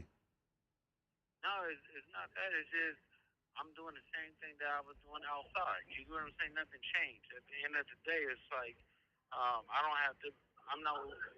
I have no parts of what happened, what's going on, or anything like that. But I ain't gonna say anything. A lot of people rolled over and turned on the nigga, and it is what it is. Who turned on you already? No, I'm talking about on Big Useless. Oh, people are already telling on him. Yeah. So it's like I'm just sitting in here right now, just going through the process. Damn. Is everybody telling loose, or do you know specifically who's been telling?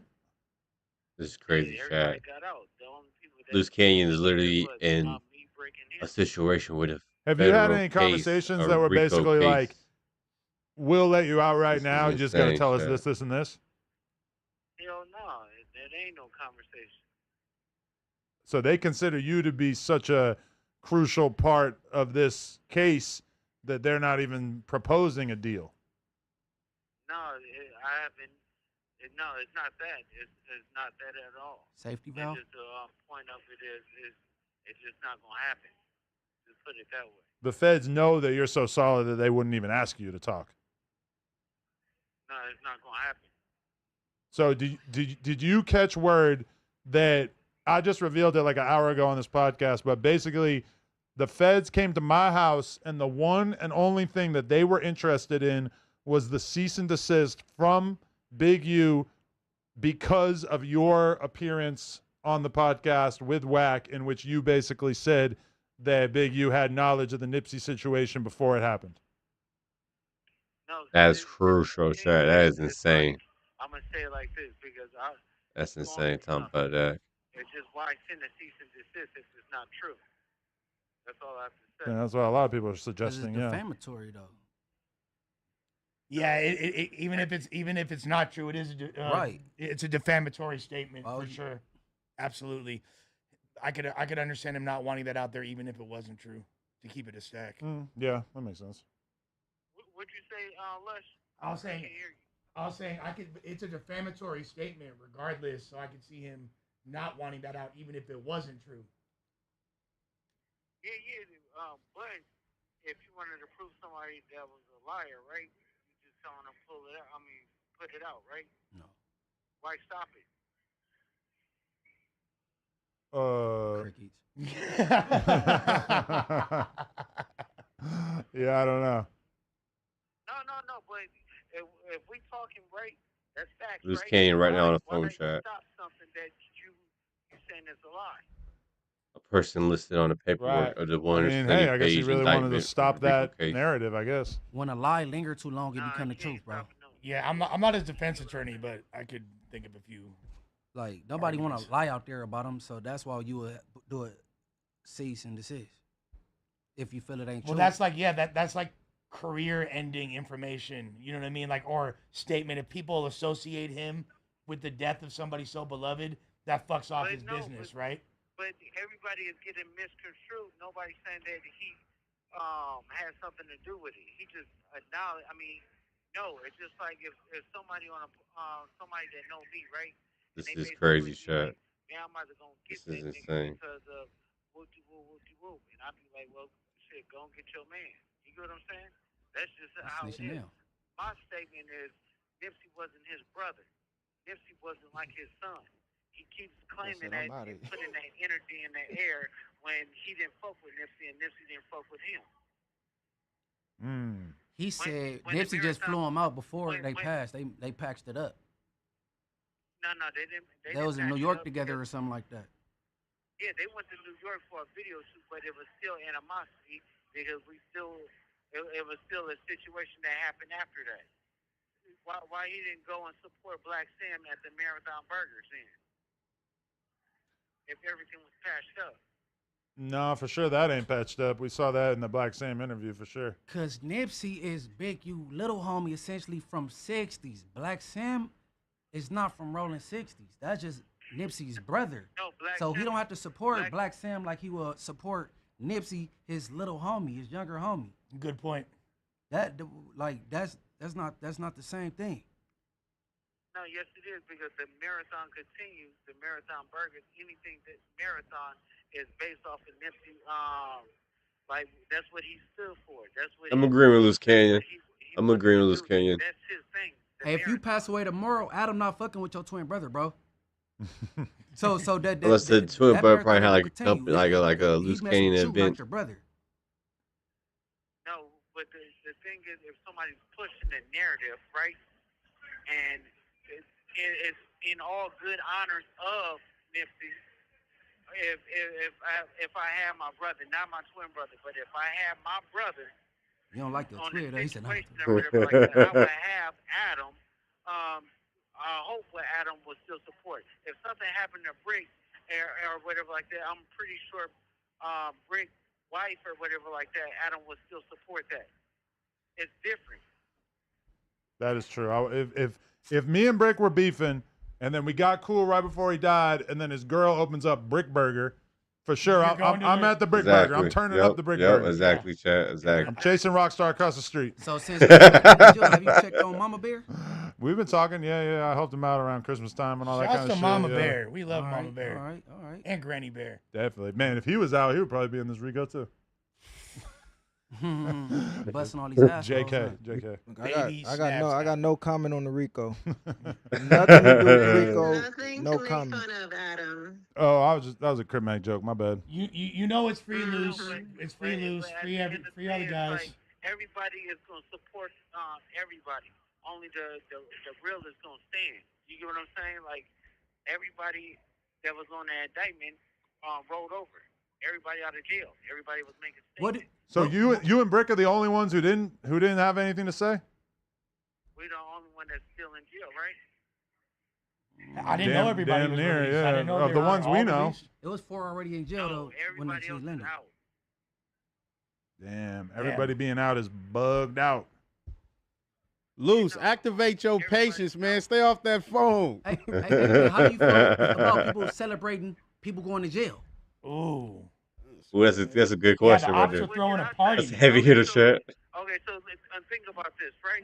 Because I never ever celebrated that. I took a stance on that before. No, not you. I'm talking about how you feel about others celebrating. I don't fuck with it. Not at all. So you don't fuck with 600 and Wack celebrating people going to jail?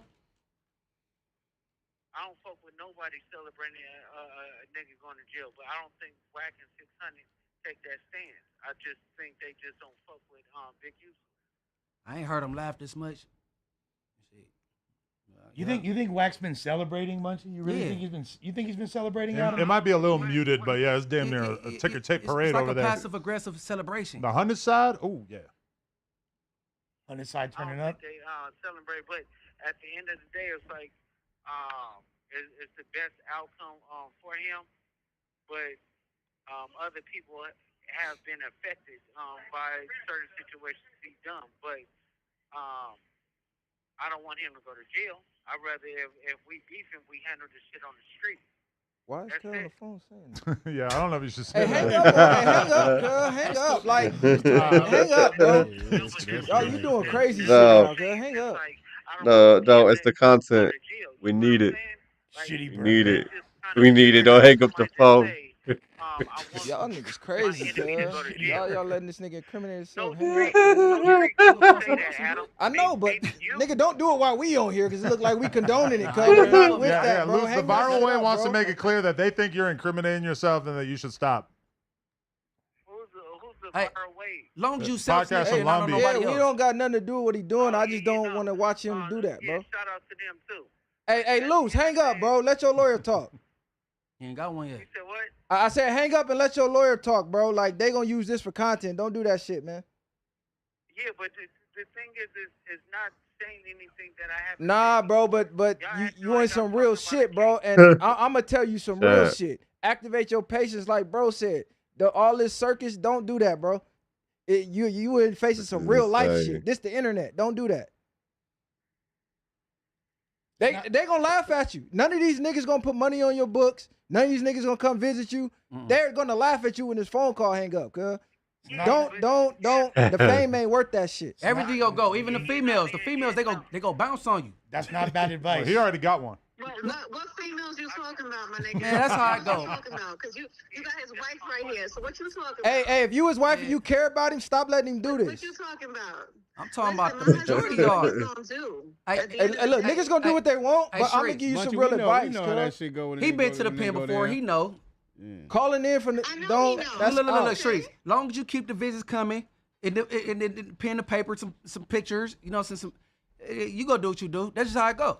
I'm just need y'all to put a little respect on people's names and don't try to be disrespectful here. No, that's Alright? that's to the gender. That's Before we just really cut the line off, and that'll be that. Hey, respect She his. she cut it off. Hey, on look, that one. respect his freedom. Stop letting him do this to himself. Okay, and respect his woman, and respect him too. No, it ain't just you. Respect his freedom. If he chooses to do that, he's a grown ass man. He's gonna do what he wanna do. Yeah, but you supposed to care about him and not let him do that shit. Hey, look, Sharice. Females that got on me during my bid. When they bounce back at the end of the last month. It happened like that. 60 seconds. Oh shit. Okay, well y'all 60 got 60 seconds seconds is to me. What crazy. else y'all want to say? Yeah, but at the end of What else y'all want to say? Free loose cannon. Free much love. loose. Much Free love, loose, homie. yeah. Hey, you got the right to remain silent, cuz. Exercise that. Hey, Luce, are you banging Sweetie in there too? Are people fucking with the Sweetie movement? Sweetie. Yeah, sweetie. Yeah, that's right. We needed that. We need everybody in the Feds banging Sweetie gang. FruitCannon.com and purchase that merch at FruitCannon.com. That's right. Hey, hold your head, my guy. And Sharice, let us know when you're in LA. We could tap in, do a podcast or something. We get whatever. Thank you, Sharice, for real. I'm sure I'm gonna send you my Zelle, Adam. She on the freeway I right bet. now. Bet. She on the freeway right now. You heard her on the Bluetooth. She en route. All right, much love. Appreciate you guys. Oh, that was good. She on the 15 I think freeway. we got some clarity there. He don't feel like he's doing anything that hasn't already been done. Hey, Yeah, but that DC niggas think they know smarter than the system to that gavel bang. Hey, viral family. Hey, check it out. That shit Hey, out. viral No. family. If you're not taking it serious, you can't. No, care more Munchie, than look, I get it. If he want to make content out of himself, I don't give a fuck. I don't play do with it. my freedom. But look, don't do it at my expense. It would look like I'm condoning that. That's out. It ain't gonna look like that, bro.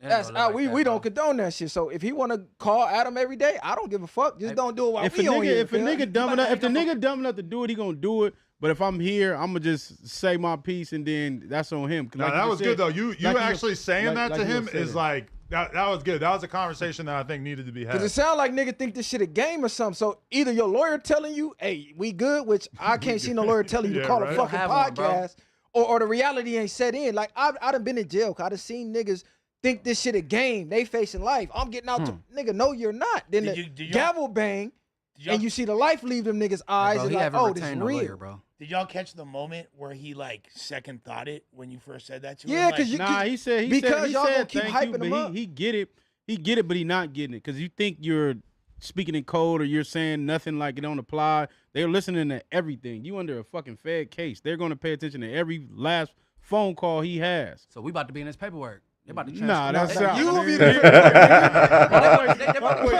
about to transcribe all that. They gonna get me saying she's gonna get on and get hit. And all that's gonna be in the paperwork. Is that why you said that? Hell yeah. Her lawyer gotta be pulling his hair out. Like, why do you keep calling these fucking podcasts, nigga? There's just more billable hours for that. The lawyer probably like, don't talk all you want. I got more shit to clean up. You're gonna keep billing me. Hey. But see, look, the culture gonna blame Adam for this when these niggas are voluntarily doing it. Not on this one. Stop fucking doing it. This is always what it's like, bro. This is what I'm saying. Stop doing it. He couldn't exploit your stupid ass. It wouldn't be me. Yeah. Niggas want to get exploited. Fuck it. This why I be like, fuck niggas, cause like, you know what? I'm gonna be quiet. Go ahead. I'm finna start tripping. Hey, bro, that's a special case, bro. That shit is crazy, my Everybody nigga. not doing that. Sweetie! You can't say niggas, bro. That's a special case right there. Yeah, and we can kind of move on to the other topics that we got. I just have a question for Munchie, and I guess you guys to an extent too. When I was talking to Wack about the allegations about Big U, he said this motherfucker got out of prison and thinks it's still 1987, which is basically saying that this whole idea of shaking people down and trying to tax everybody and charge everybody, et cetera, that's like an old school thing that you don't really see as much in this day and age. Is that still something that in Los Angeles you see with any level of consistency? It happens on all levels. The Hispanics shake the corn ladies down and shit. Okay. Okay. And then Wackness self-admitted extortion all on camera. I don't know how he ain't indicted. He done admitted to doing it with T.I. He in the De La Hoyas and shit. I don't know, man. But, you know, I mean, 1980, I don't know what he mean. Like, what you talking about? He's just saying that whole, you know, thing where you try to, like, tax everybody and charge everybody But he said for he protection, chased Future through the airport for Trick. He said that. He said it's about some money. And then he threw the phone at him, and Birdman said, I'm going to take care of it. He say this shit, so he living in the 90s and 80s too, though, right? You don't think that's small level, though? Small level? No, what I'm saying is, like, they like to focus on the small level street corner bullshit. When you got USAID stealing millions, nobody talking about it. Billions, nobody talking about it. Man, ain't that the same thing? The real on a bigger level, though? that? No, that's what I'm saying. There's a lot of government corruption, but, you know, for Adam, most of I us, ain't talking about that shit. we're pretty oblivious to all that. I ain't talking about that shit. Pop's already got that party. Yeah, he's endorsing Doge right now. You didn't catch that. I'm This just is saying, a shout out low-key- Elon, This is cuz. a Doge brand deal. Why y'all not talking about that shit? Them niggas stealing billions. I feel like I'm the getting most jankiest nigga in America is extorted Trump, by the bro. government, nigga. He got 34 felonies, got found guilty, and he the president. So, you know, this is how the world is. I don't know how you do that. Adam, you friends with Bill Clinton? I haven't seen him since 95. Oh, you know Clinton? He was at Cub I met him a House. couple times when I was elementary. No, I never You went. knew Bill Clinton? You ever seen the girl that gave him hit?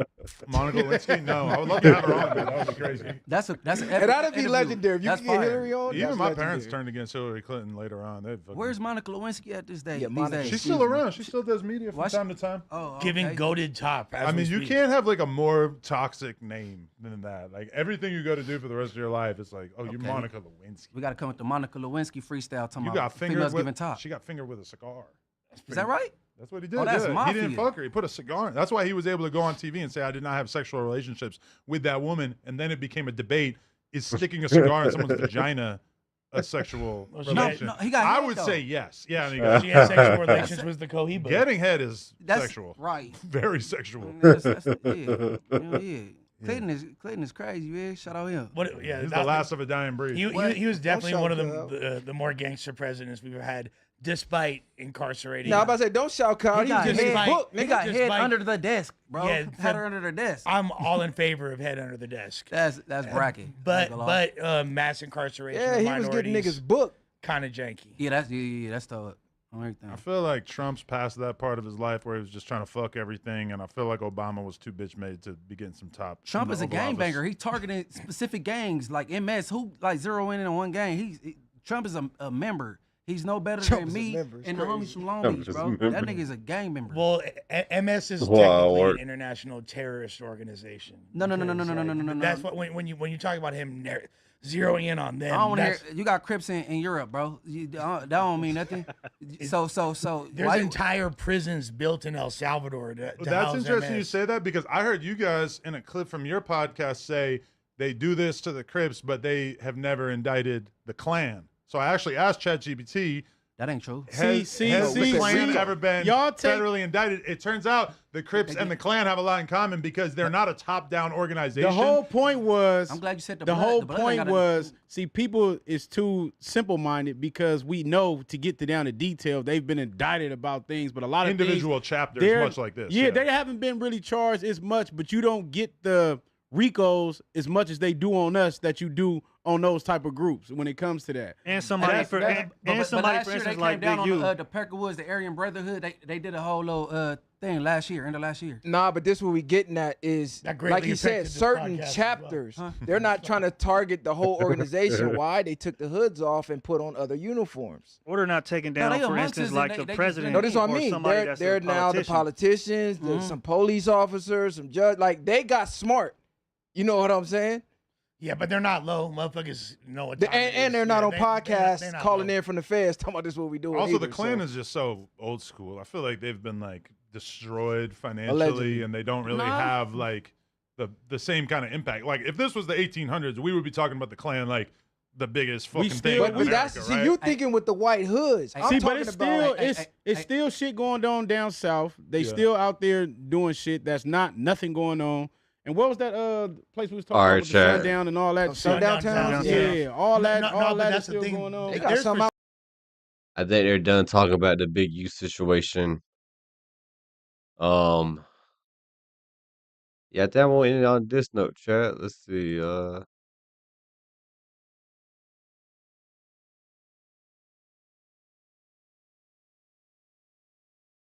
we do got this right here. Team needs a bag.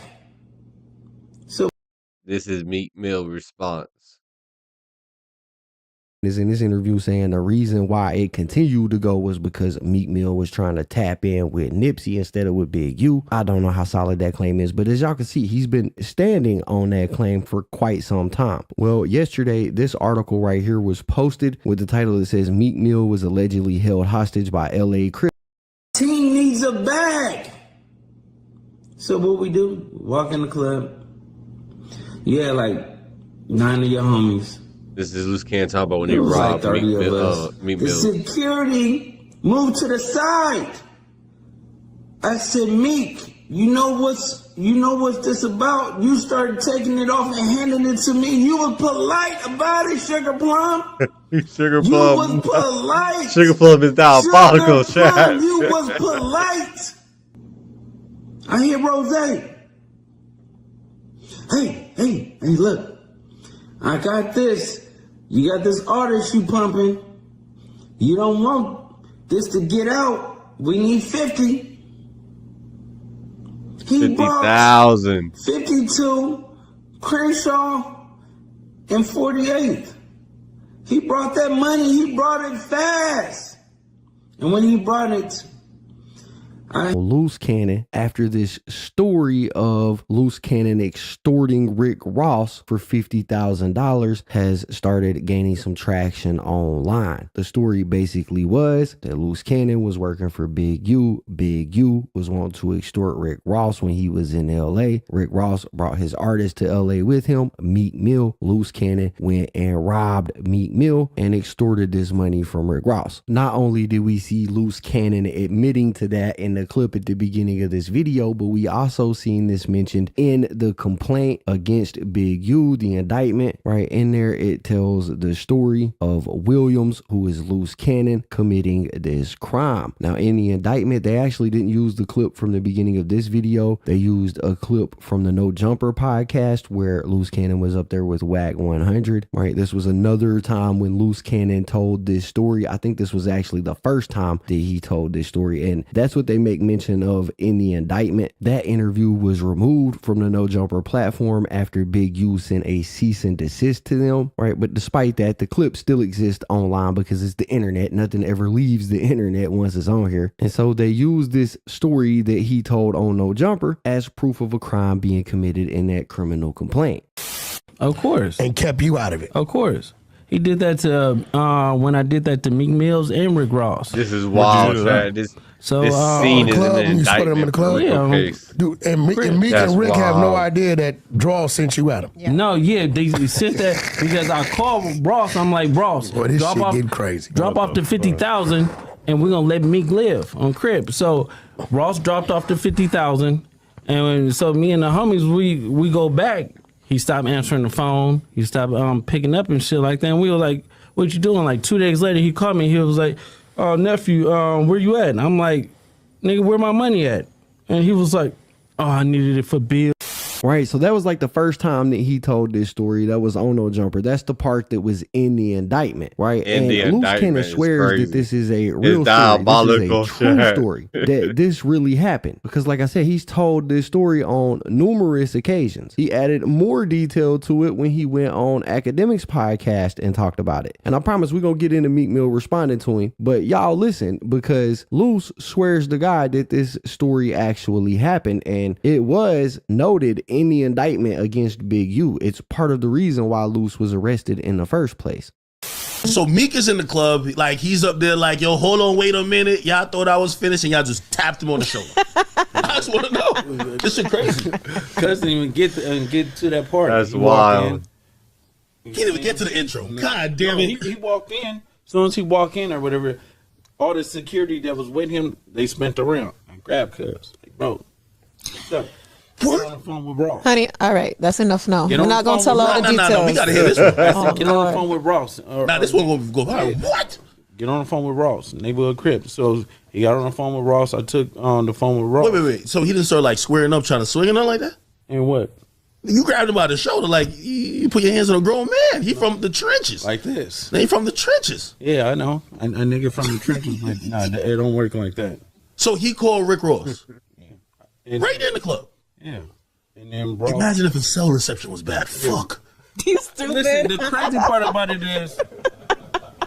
So The imagine crazy Ross part said- about it is. All right, so he called Ross. Why'd you have him call Ross? This is crazy. Because we needed that bag, or because was. But he owed y'all money. No, he didn't owe no money.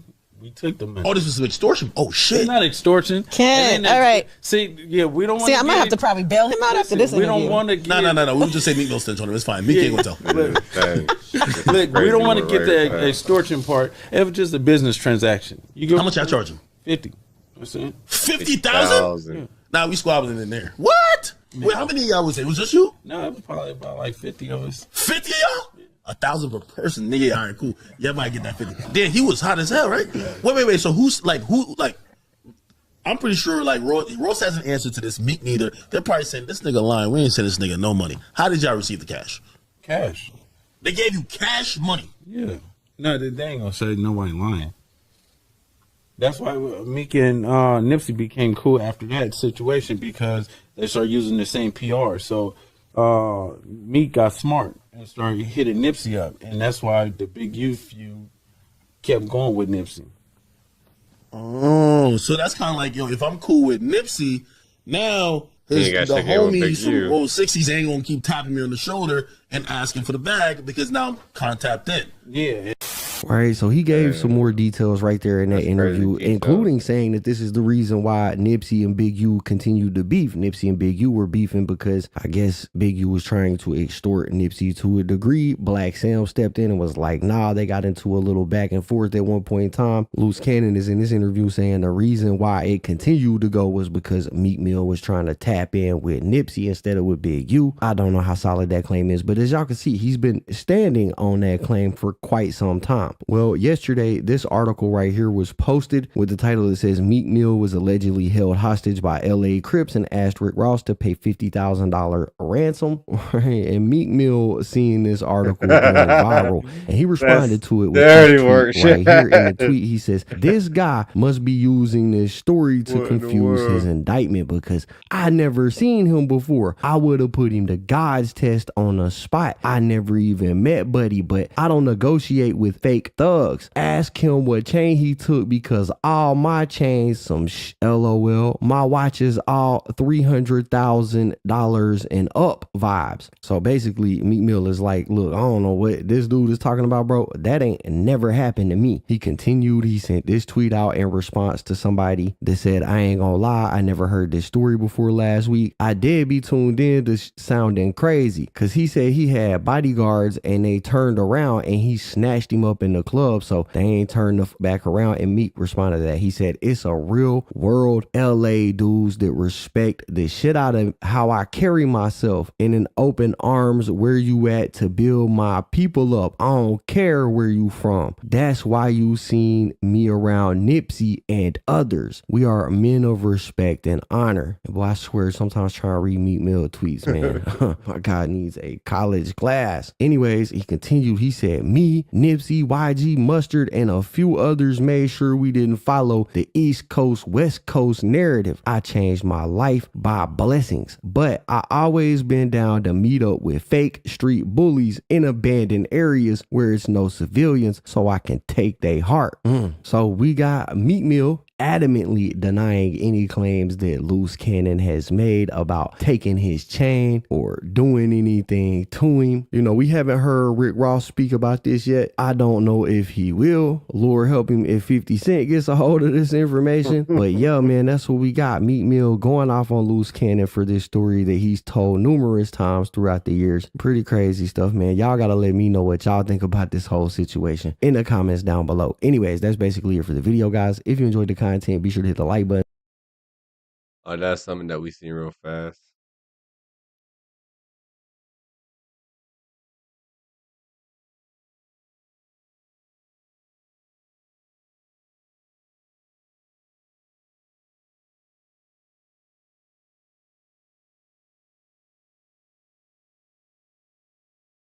Let's see.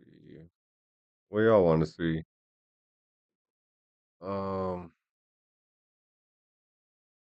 It has came to my attention that Adam 22 was picked up by the feds this morning. Now, I want to put a disclaimer out there, bruh, because I do build this channel off of truth, and y'all trusting me is important. I heard he was arrested this morning from Wack. I don't know if ain't no it's way I'm true going for to a get certain. arrested for the big UK I chat. don't know if this is a play, if this is cap. Ain't no way, chat. It's But got to I'm be gonna cap. let you It's guys cap, know chat. It's everything definitely I cap. heard and everything that's going on. But I just want to put that disclaimer out there because y'all No be Jumper is thinking live right that now, chat. everybody is running plays.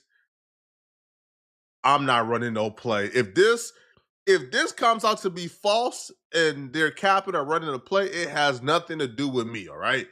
So let's get into what's going on. So yesterday, Adam 22 posted a video where he announced the feds actually showed up to his front doorstep. Now, that part I know for a fact is true. The feds did indeed pull up on Adam to interview him yesterday. So much for being fresh. If the Fed's watching, I made it 41 years into this life before I had involvement, conversation with federal agents.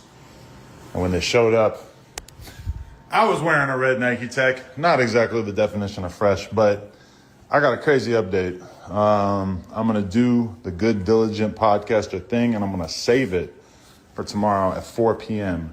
with Lush and some surprise guests. So make sure you tune in tomorrow. The 22ster has got a big update. Tap inwardly.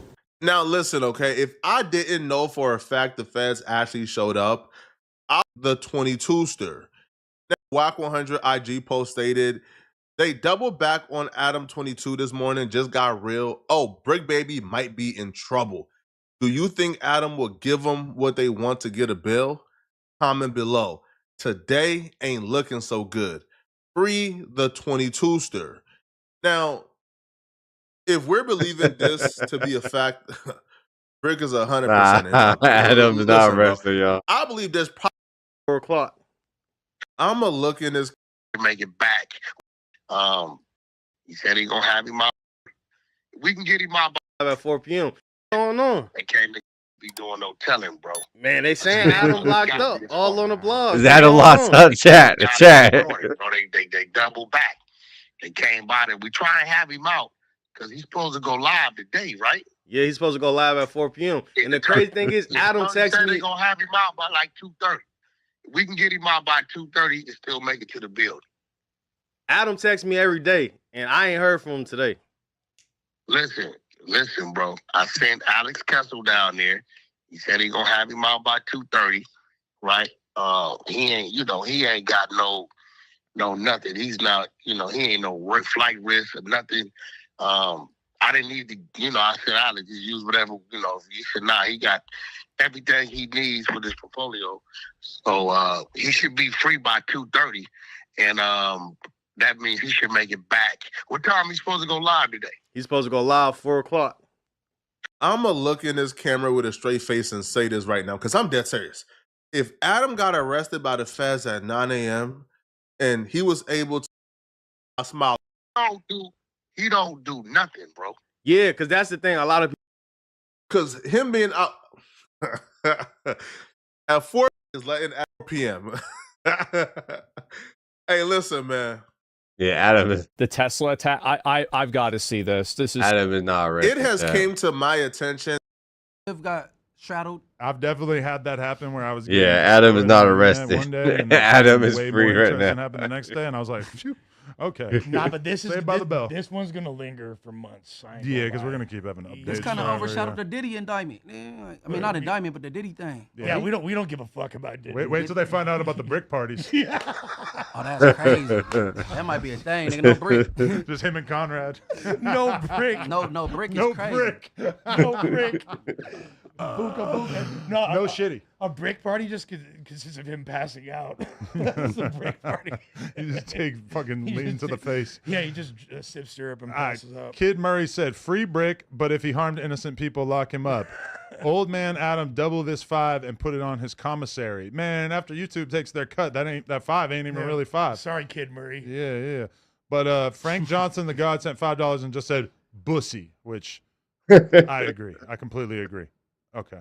We're not gonna read this $5 one either because we're not gonna read. Are we? Oh, free big break baby keep sweetie. He a follower just doing as Big U says and telling on himself on the internet in the process. L criminal. Okay. Shout out to you. The FBI donated said if you can't do the time, don't do the crime. Okay. LB Confidential sent $10. Said, Adam, these dudes would be a great replacement for your federally indicted LA hood boogers. Yo, Long Beach dudes are smarter and more articulate. Time for the job offer. I warned you last night. Yo, that's great. We were rewriting the. Is that Brandon? Hey, remember? All right, chat. So Adam 22 is clearly not arrested.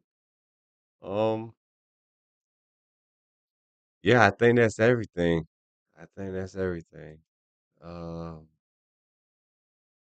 Yeah. Let's see what gangland. Let's see. You a little Shout out to nervous being in LA? ganglanding.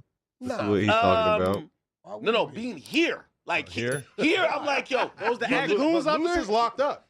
Huh? Loose is locked up, so he ain't gonna beat your head in with his Luce gun. from jail. He called me before you. Wait, Guaranteed. He's coming home? No, he called me before you. He No, I talked to him last night. He thinks you lined him up. I ain't gonna say too much. He think Adam lined I him up. talked to him last night. I talked to him last night too. I guarantee you. First question he asked me, how'd last night's episode do? Could I ask? He's still counting views from behind the wall. The first thing he said to me, crazy. Counting views behind the wall is crazy. you the only person who I could trust to put out a statement for me. Oh, he's a snake. tweeted that out. He should trust me.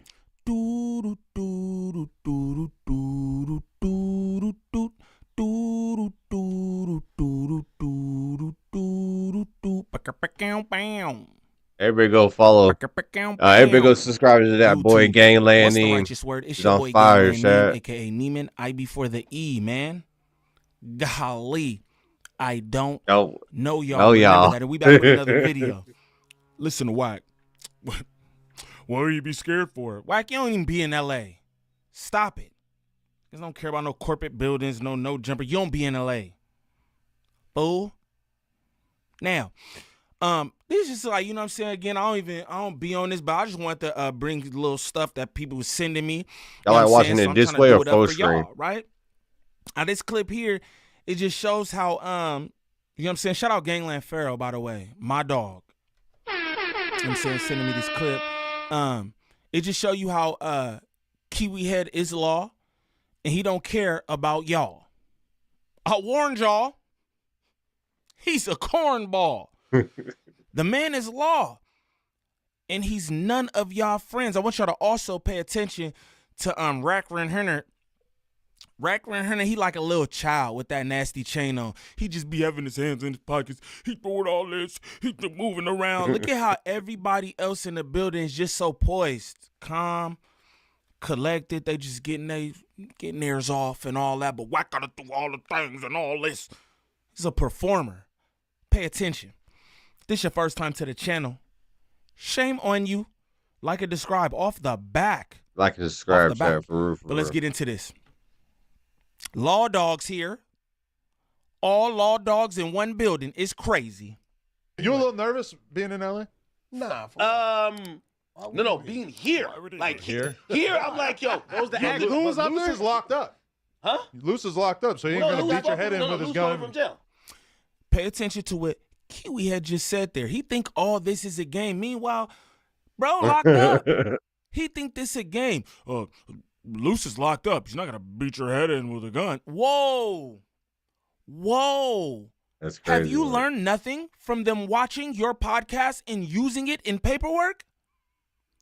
Oh, you just don't care. Kiwi head. That's why your hair falling out, because you're a nasty man. You think you could just have a full head of hair and be a nasty man? It's not the way things work, gang. He called me before you. Wait, guaranteed. He's coming home? No, he called me before you. I talked to him last night. He thinks you lined him up. I ain't gonna say too much. He think Adam lined him up. I talked to him last night. I talked to him last night too. I guarantee you. First question he asked me, how'd last night's episode do? Could I ask? He's still counting views from behind the wall. Yeah, he said still counting views behind the wall. Question? Like a little child, bro. Oh, Paul, you like a baby boy, gang. That's crazy. Can I ask you a question? Said to That's me, crazy. That's the first thing he crazy said to right me, there. you the only person who I could trust to put out a statement for me. Oh, he's a snake. tweet Man. that out. He should trust me. Hell no. He playing the game. No, hold on. Yo, actually, Wack. Now you He get hollering at you too, didn't it? No, Wack. I'm gonna be honest with you. And you know. Oh, I was gonna ask you about bail money for Brick or a lawyer. Nah, he got I've been talking to next his court mom. date May 15th. Yeah, you got it. He got extended. Hold on. Look how bro leaned to the. No, You said something, baby?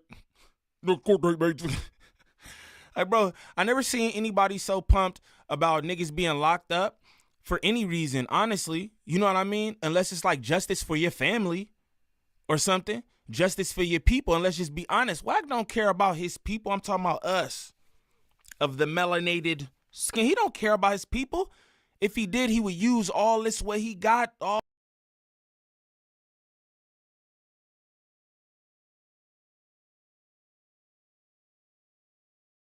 this for something better. Reggie. Look at everybody in the room. Yo, peep everybody face right now. Did I know? All right, chat. We're going on this note. Yep. Beginning of the stream, it showed about freeing NBA YoungBoy. The second part of the stream, break down the whole 170-page indictment for the Big U case, the RICO case. Don't forget to hit the like and subscribe button. Go ahead and hit the like button for me, and we'll be back at it. We'll be back at it tomorrow. Thank you for tuning in, and GG's.